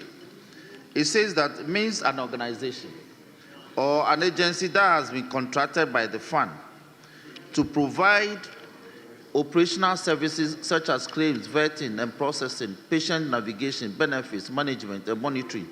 And it is. No, we are saying that by this definition, the fund cannot contract third parties that are established by an act of parliament. That's all we are saying. That is all we are saying. You are saying that they can only contract entities established under the Companies Act. So entities that we have established to operate within the health sector, they cannot contract them. No, so yes, so it's a problem. Anyway, his proposal is before the House. Mr. Speaker, I write support the proposal. Come again? I write support the proposal. You support the motion? Yeah, that we include. Very well. So I'll put the question. Yes. All those in favor? The proposal is that clause 38, I believe, should read qualification as third-party administrator. An organization qualifies to apply for registration as a third-party administrator if the organization is registered under the Companies Act 2019, Act 992, or established by an act of parliament. My amendment is to include all entities established by this house. Because our teaching. Is that the position of the House? Mr. Speaker, what is the mischief? Mr. Speaker, what is the mischief we intend to cure here? Because third-party administrator has been defined.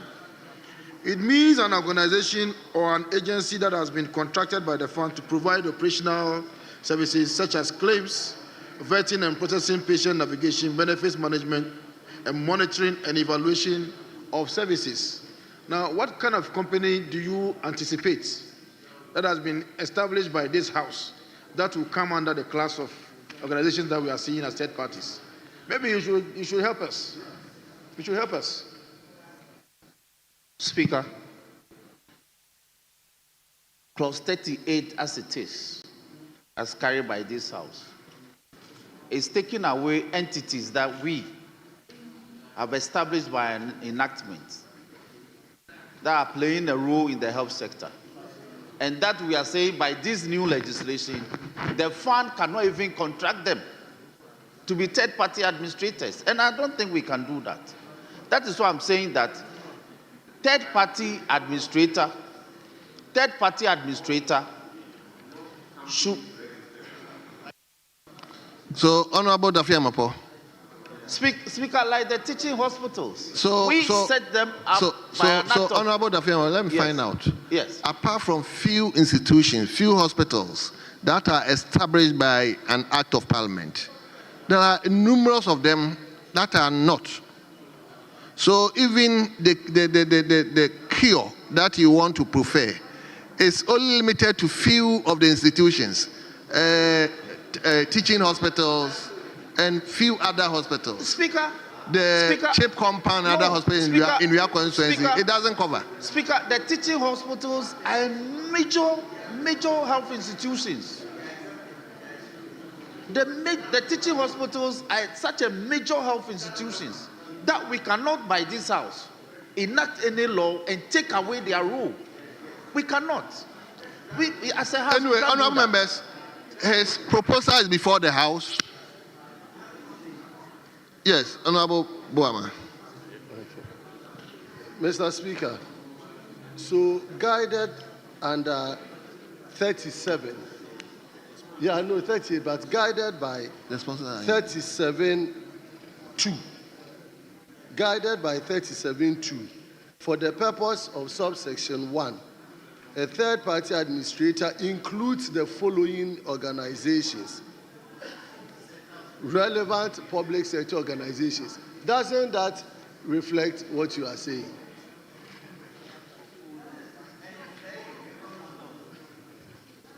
Speaker, exactly my point. So what would you in 38? What would you in 38 say that an organization qualifies to apply for registration as a third party if it only if it's established give the under rendition a and let's corporate put the question. Yes, I've done the rendition, Mr. Speaker. Consider using another phraseology. An organization qualifies to apply for registration as a third-party administrator if the organization is registered, is a body corporate. It's a registered body corporate. Now, those established by law, those that have been established under the Companies Act, they are all body corporates. Then maybe we can have an omnibus one like that. I think that this proposal should fly instead of having the Companies Act. Well, that's also a counter proposal. So, which is which?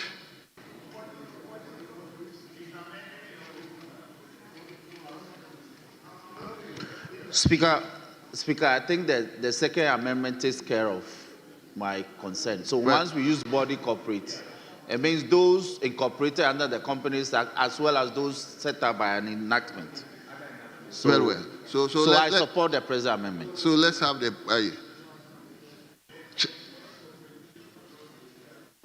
Speak to the mic. Because you are not giving me the chance. Mr. Speaker, when we say body corporate, it's a different thing altogether. If you say body corporate, it will take away institutions that are limited by guarantee.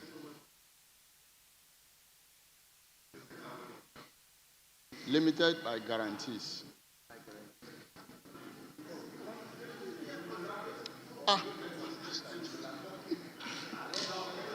Let's go back. So Let's go back to what you proposed and move on. So let's go back to what. So leader.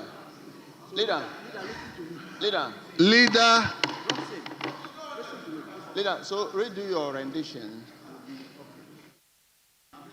No, redo your rendition and then we can support you.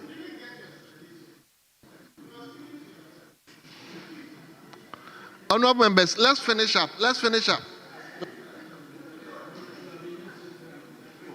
Speaker, my rendition simply is to the effect that after 2019 Act 992, we add or established by an act of parliament, because it's the entity have all been provided in the provision, so or established by an act of parliament. All those in favor of the proposed amendment to clause 38 in the second consideration, say aye. All those against, say no. Honorable members, the ayes have it. The proposed amendment to clause 38 in the second consideration is carried. So, long title. An act to establish the Ghana Medical Trust Fund to mobilize resources to finance and support the provision of specialized medical care for the treatment of persons with chronic diseases, to provide for the management of the fund and for related matters. Honorable members, the long title has been read to us. All those in favor that the long title stands part of the bill, say aye. All those against, say no. Honorable members, the ayes have it. The long title stands part of the bill. Honorable members, we bring to an end the consideration.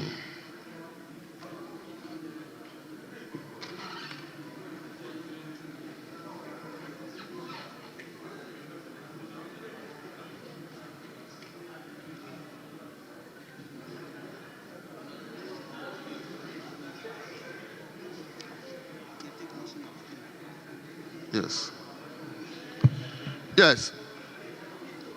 Honorable Minister for Health, kindly do us the honors by taking the motion 25.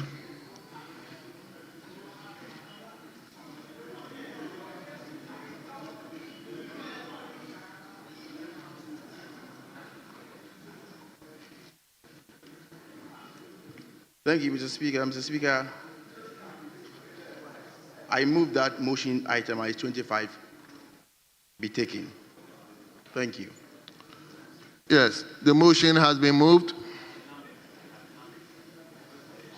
Yes. Mr. Speaker, I rise to second the motion. Honorable members, leader, let's finish and go. Speaker, may you please sit down. Order 1724. A motion for third reading of a bill shall not be made on the same day as the second reading, except as provided for in Order 1160. Speaker, with respect to the minister, nobody is stopping this. Nobody is stopping. We are going to get it passed. But let's respect the orders. Let's respect the orders. Leader. No, Speaker, we respect. I share your view. I share your view. If we take the third reading tomorrow, what will happen? But that is a requirement of the orders. Leader. Huh? Leader. Speaker. That is why before we took the bill, we discussed the need to take it under the certificate of urgency. So once the House agreed on that, There are so many.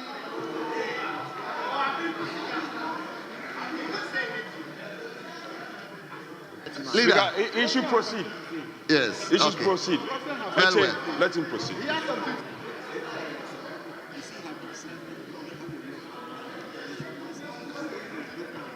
Yes.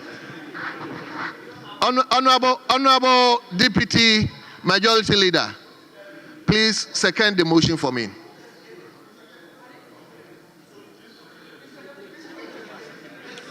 Oh, we have seconded the motion. It's been moved and seconded. Well. It's been done already, and we call the motion number 25. Honorable members, the motion listed as 25 in today's order paper, page 13 specifically, has been moved and seconded.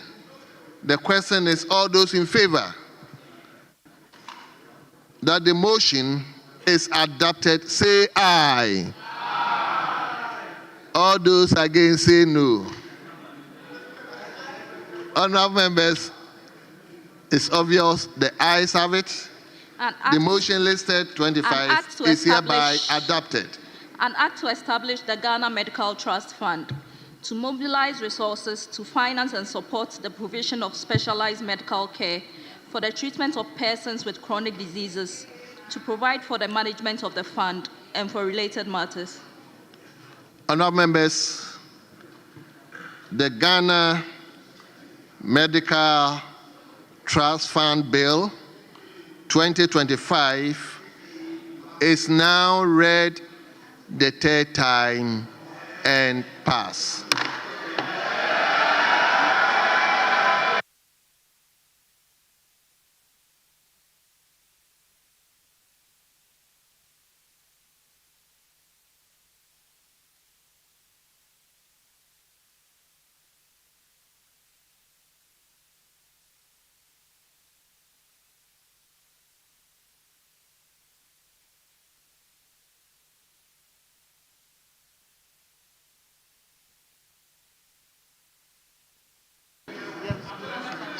Yes, leader.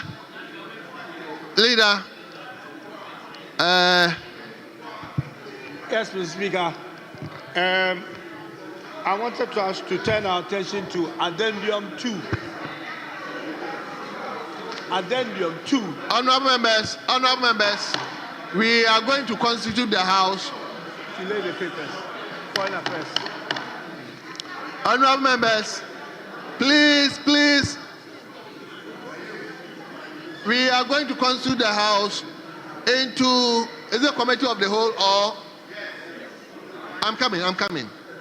But before then, kindly help me to let these papers laid.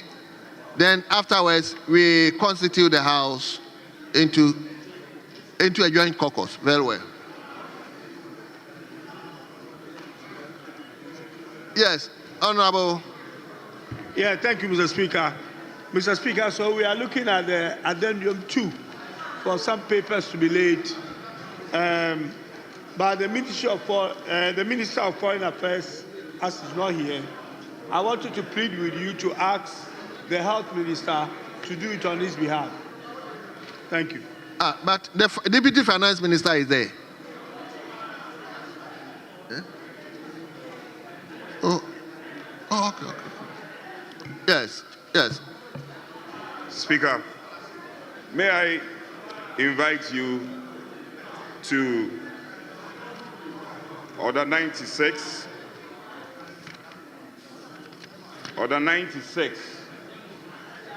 And Speaker, I'm relying on the combined effect of Order 96, 97, and Speaker, I am particularly relying on Order 97-3.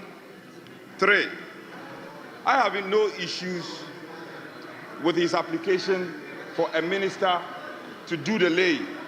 However, if you read Order 97-3, it says, Speaker, with your leave, a short explanatory statement shall be made by the person presenting a paper where requested by the House or a member upon the presentation. 4 says, where the person presenting the paper is unable to comply with the request under Rule 3, the paper is considered not to have been laid. Speaker, I humbly request that the minister who has been asked to present the paper instead of the foreign minister should give a short explanatory note on each of the papers. So I so request, Speaker. Yes. Honorable members, the member is standing on Order 97.3 that laying papers should be accompanied by at least short explanation to the House and by extension to the country. So we will allow a minister to lay it, but at least we need to get a brief of explanation.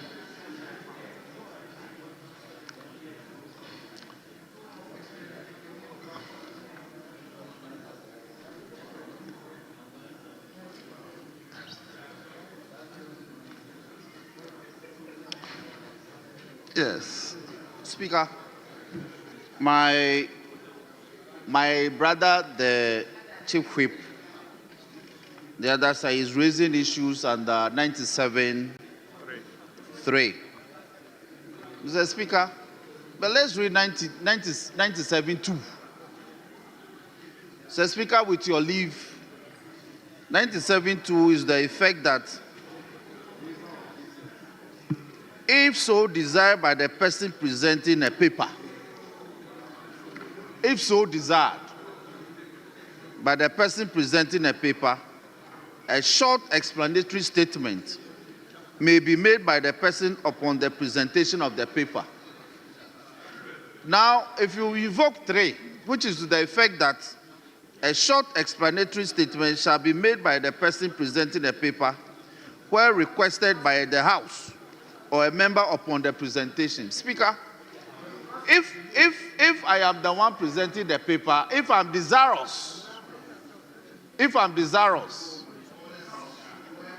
I'll give a short explanatory memorandum. So, Mr. Speaker, if my brother wants to invoke some of these orders, we'll take over under 97.2. If I'm not desirous, So, Mr. Speaker, in any case, the Minister for Health is capable and able and desirous of offering the short explanatory memorandum. So, let's allow him. He's the one presenting the paper. Honorable Dafiamapo, your interpretation is a bit of a suspect, but just allow the Deputy Minister, if he's so desirous, Minister for Health, if he's so desirous, honorable members, I'm saying that because he himself said he's so desirous. That's what I'm just saying. So, honorable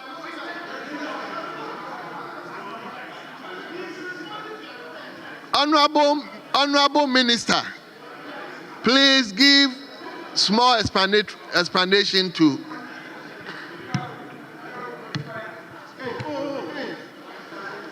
What? No, I'm not saying anything. Speaker, with respect. Leader, I'm yielding to your request. I'm asking him to give small explanation to Speaker, it is mandatory upon a member's request. It is mandatory. 97.3. Honorable, we are on the same page. It's mandatory according to you. But he said he's desirous to do that. That's why I also said that. So, Honorable. Thank you, Mr. Speaker. Mr. Speaker, the papers to be laid under I, and III are with respect to people holding diplomatic passport and service passport for their visas to be waived under the countries listed on the other paper. I thank you for the opportunity. What about IV, VVI, VII? Most grateful, Mr. Speaker. Mr. Speaker, IV, VII, and VIII are all part of these countries that are willing and ready to grant visa waivers. Thank you. Very well. So lay it now. Speaker, with respect, my colleague tried to provide an omnibus explanation for all the papers, but that is not correct. Speaker, VI, host country agreement for the establishment of a branch office of AGRA in Accra. How can you say this is about bilateral agreement and visa waiver agreement? Speaker, that is not tenable. That is not tenable. Speaker, he should profess better reasons. That is wrong. Yeah. Speaker, I put it to him that he has failed to present the reasons. Leader, that is wrong, but the explanation satisfies me. So, honorable, let's. Mr. Speaker, I'm what saying your my explanation. honorable colleague is drawing my attention to is being done as a result of the ratification of what I've earlier on stated, of all these protocols. So this, what I've said, is giving birth to what he's raising. Mr. Speaker, Fabio. It's a honorable Akando. You can read from his face that this bill that has he's so happy that the bill has been passed. Honorable Akando, please. Bilateral agreements between the government of the Republic of Ghana, represented by the Ministry of Foreign Affairs, and the government of the Commonwealth of Dominica for the waiver of visa requirements for holders of diplomatic, service, and ordinary passports. Bilateral agreements between the government of the Republic of Ghana, represented by the Ministry of Foreign Affairs, and the government of the Republic of Colombia for the waiver of visa requirements for holders of diplomatic, official, and service passports. Bilateral agreements between the government of the Republic of Ghana, represented by the Ministry of Foreign Affairs, and the government of the Republic of Mozambique, Colombia, for the waiver of visa requirements for holders of diplomatic and service passports. Bilateral agreements between the government of the Republic of Ghana, represented by the Ministry of Foreign Affairs, and the government of the Republic of Colombia for the waiver of visa requirements for holders of diplomatic, official, and service passports. Bilateral agreements between the government of the Republic of Ghana, represented by the Ministry of Foreign Affairs, and the government of the Democratic Republic of Sao Tome and Principe for the waiver of visa requirements for holders of diplomatic, service, and ordinary passports. Host country agreements for the establishment of a branch office of AGRA in Accra, Ghana. United Nations Treaty for the Prohibition of Nuclear Weapons, New York, 2017. Honourable members,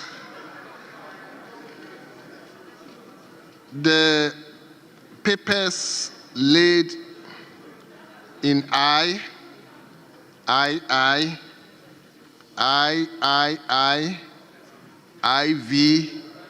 V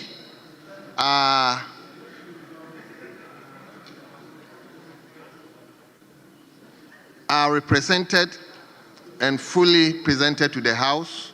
They are referred to the Committee on Foreign Affairs to consider and report back to the House. When it comes to VI, committees on foreign affairs as well as committee on agric should look into it and refer back to the House. And that of VII, committee on foreign affairs as well as committee on defense and interior, and that of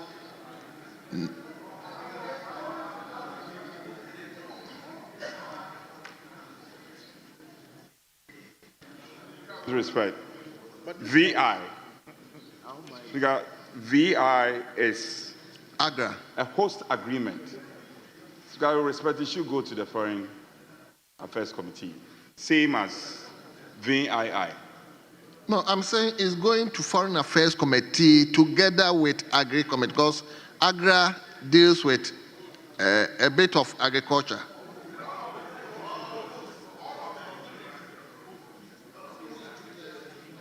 Come again.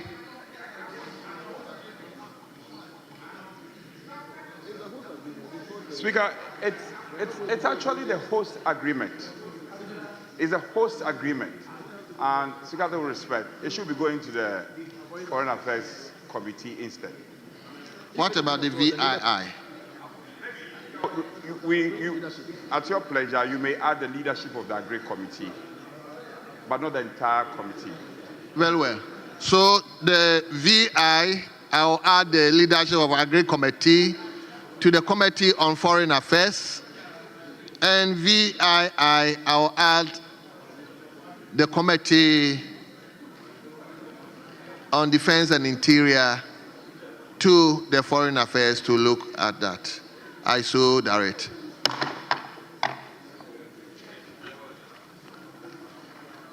Yes, I think we will constitute the House into joint committee.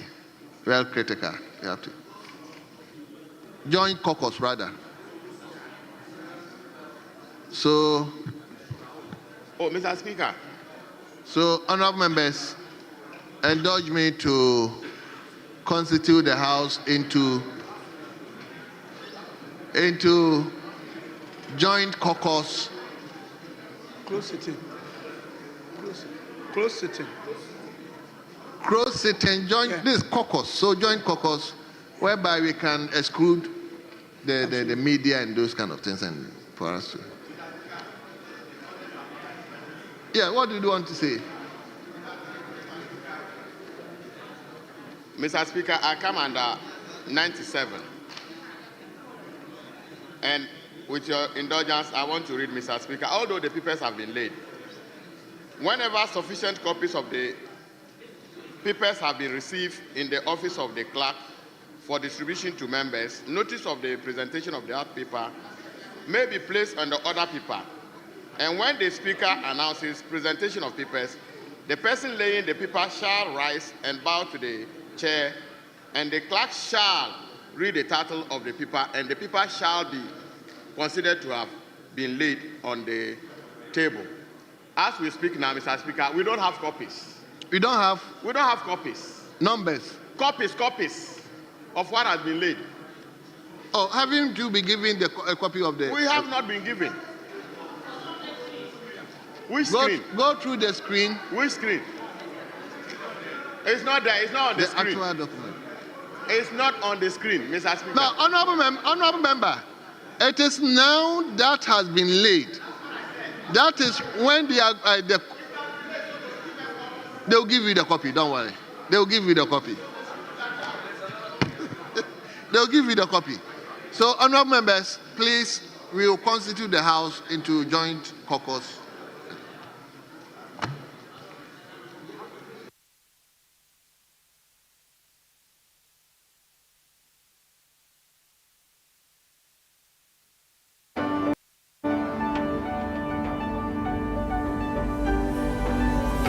Clear the gallery.